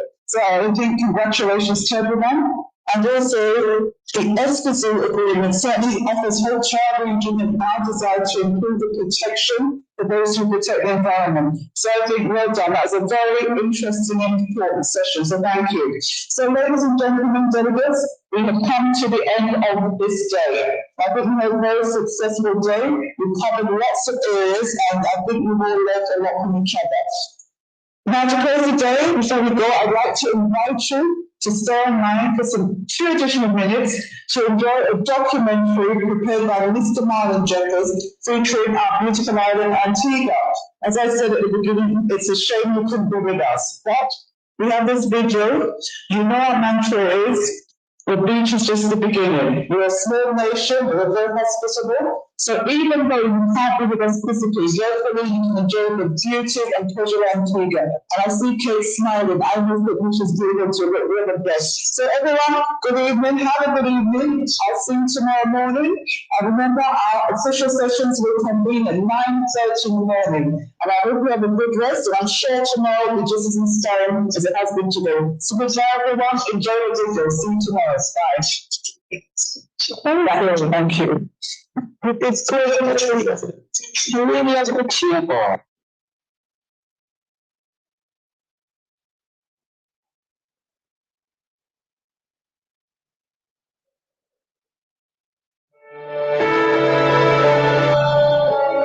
At the heart of the Caribbean, cushioned by white sandy shores and surrounded by pure crystalline waters, a secret paradise awaits you. Join us on a journey through this enchanting paradise. Twin Island Jewel, where world-class hospitality comes with boundless natural beauty. Discover the Caribbean's best hidden treasure. Dive in and discover Antigua and Barbuda. Enjoy the spectacular landscape as it unfolds before you from high above the warm Caribbean Sea. Gentle rolling limestone hills covered with lush acacias and mahogany lead down to coves and lagoons and onto 365 beautiful beaches. A different beach for every day of the year.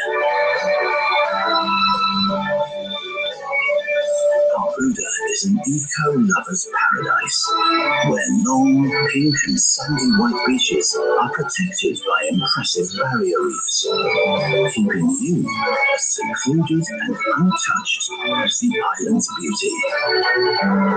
Just as Antigua and Barbuda's beauty will capture your imagination, its history will also enthrall you. From early natives through Christopher Columbus and recent British influence, these islands are a truly unique place, where past and present meet harmoniously at every corner.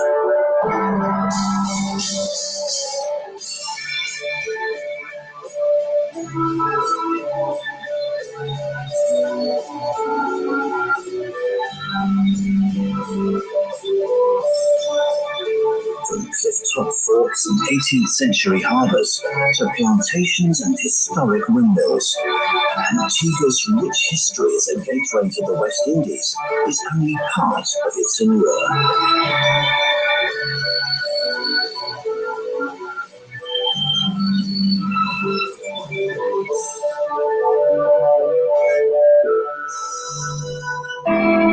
Antigua and Barbuda offer everything the discerning traveller may need. Well acclaimed as a top choice for special family holidays, romantic getaways, weddings and honeymoons. The wide variety of accommodation and amenities are first class. From secluded and private villas and beautifully appointed hotels to showfront restaurants, fine dining and luxurious spas. Everything you need is there to feel relaxed and pampered. Antigua's capital city, St. John's, is charming and traditional, bustling with life, warm and welcoming. This traditional West Indian city is a popular hub for shopping and dining. St. John's is also home to the citadel of a Caribbean passion, the Sir Vivian Richards Cricket Ground. While across the island, at the historic English harbour, sailing fanatics from all over the world descend on Antigua to take part in the world-famous Antigua Sailing Week.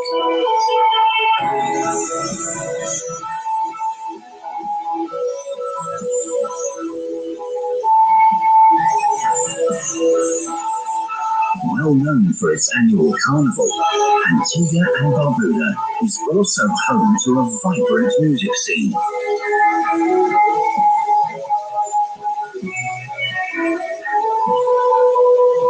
Come discover Antigua and Barbuda, where the beach is just the beginning.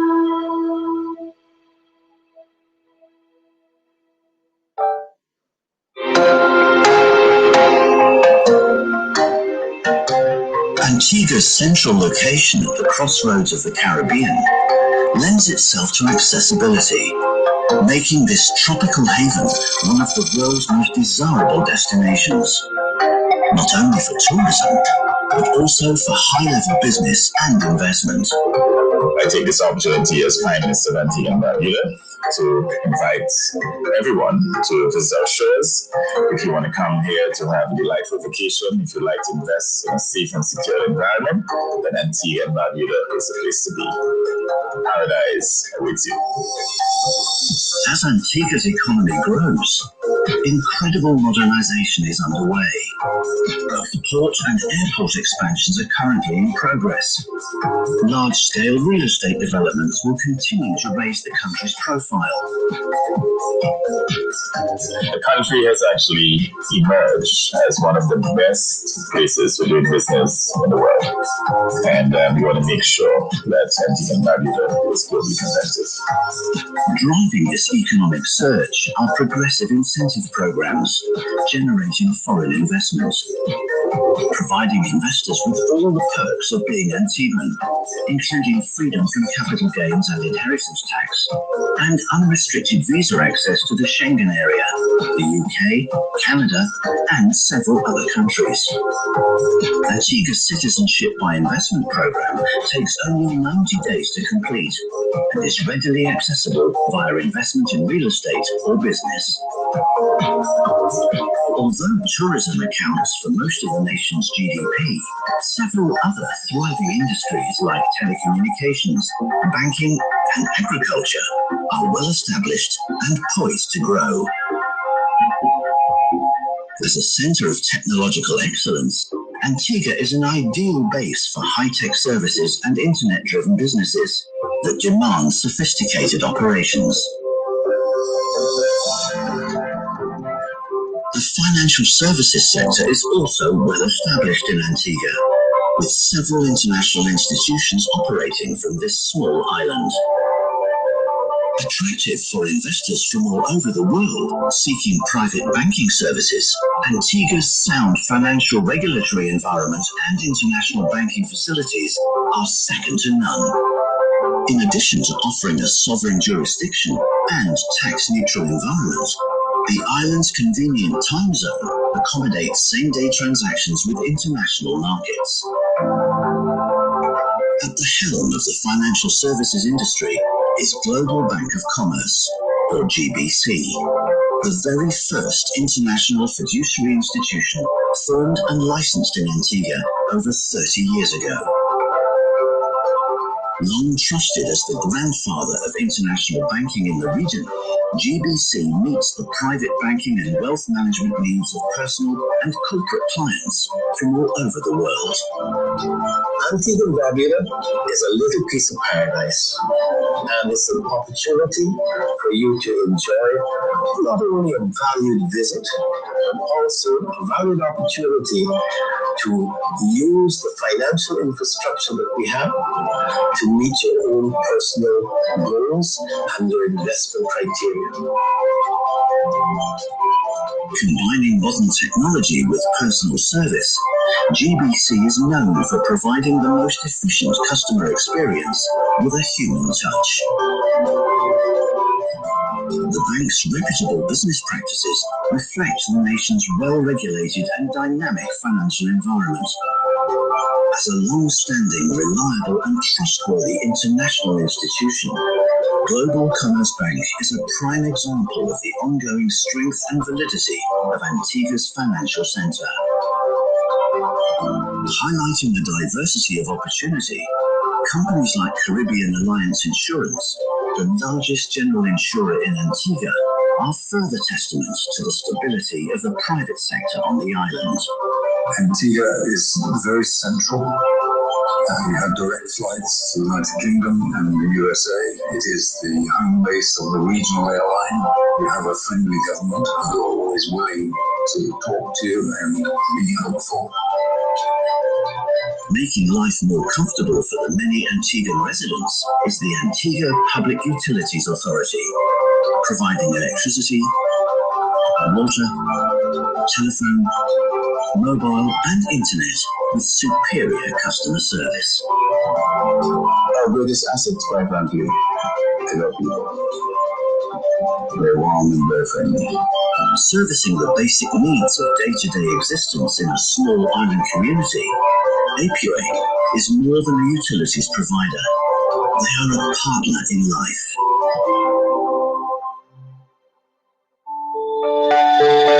One of the world's most beautiful and secluded twin island nations, Antigua and Barbuda offer an extraordinary way of life.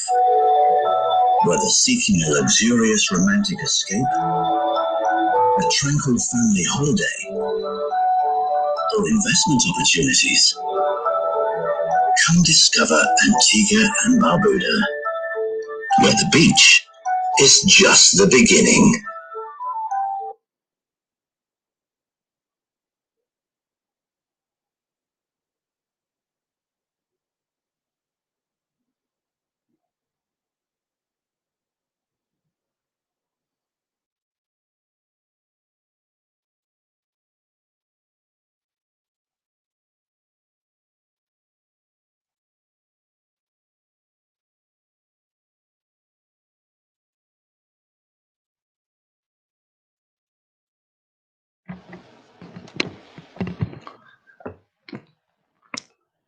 Thank you all. We have concluded.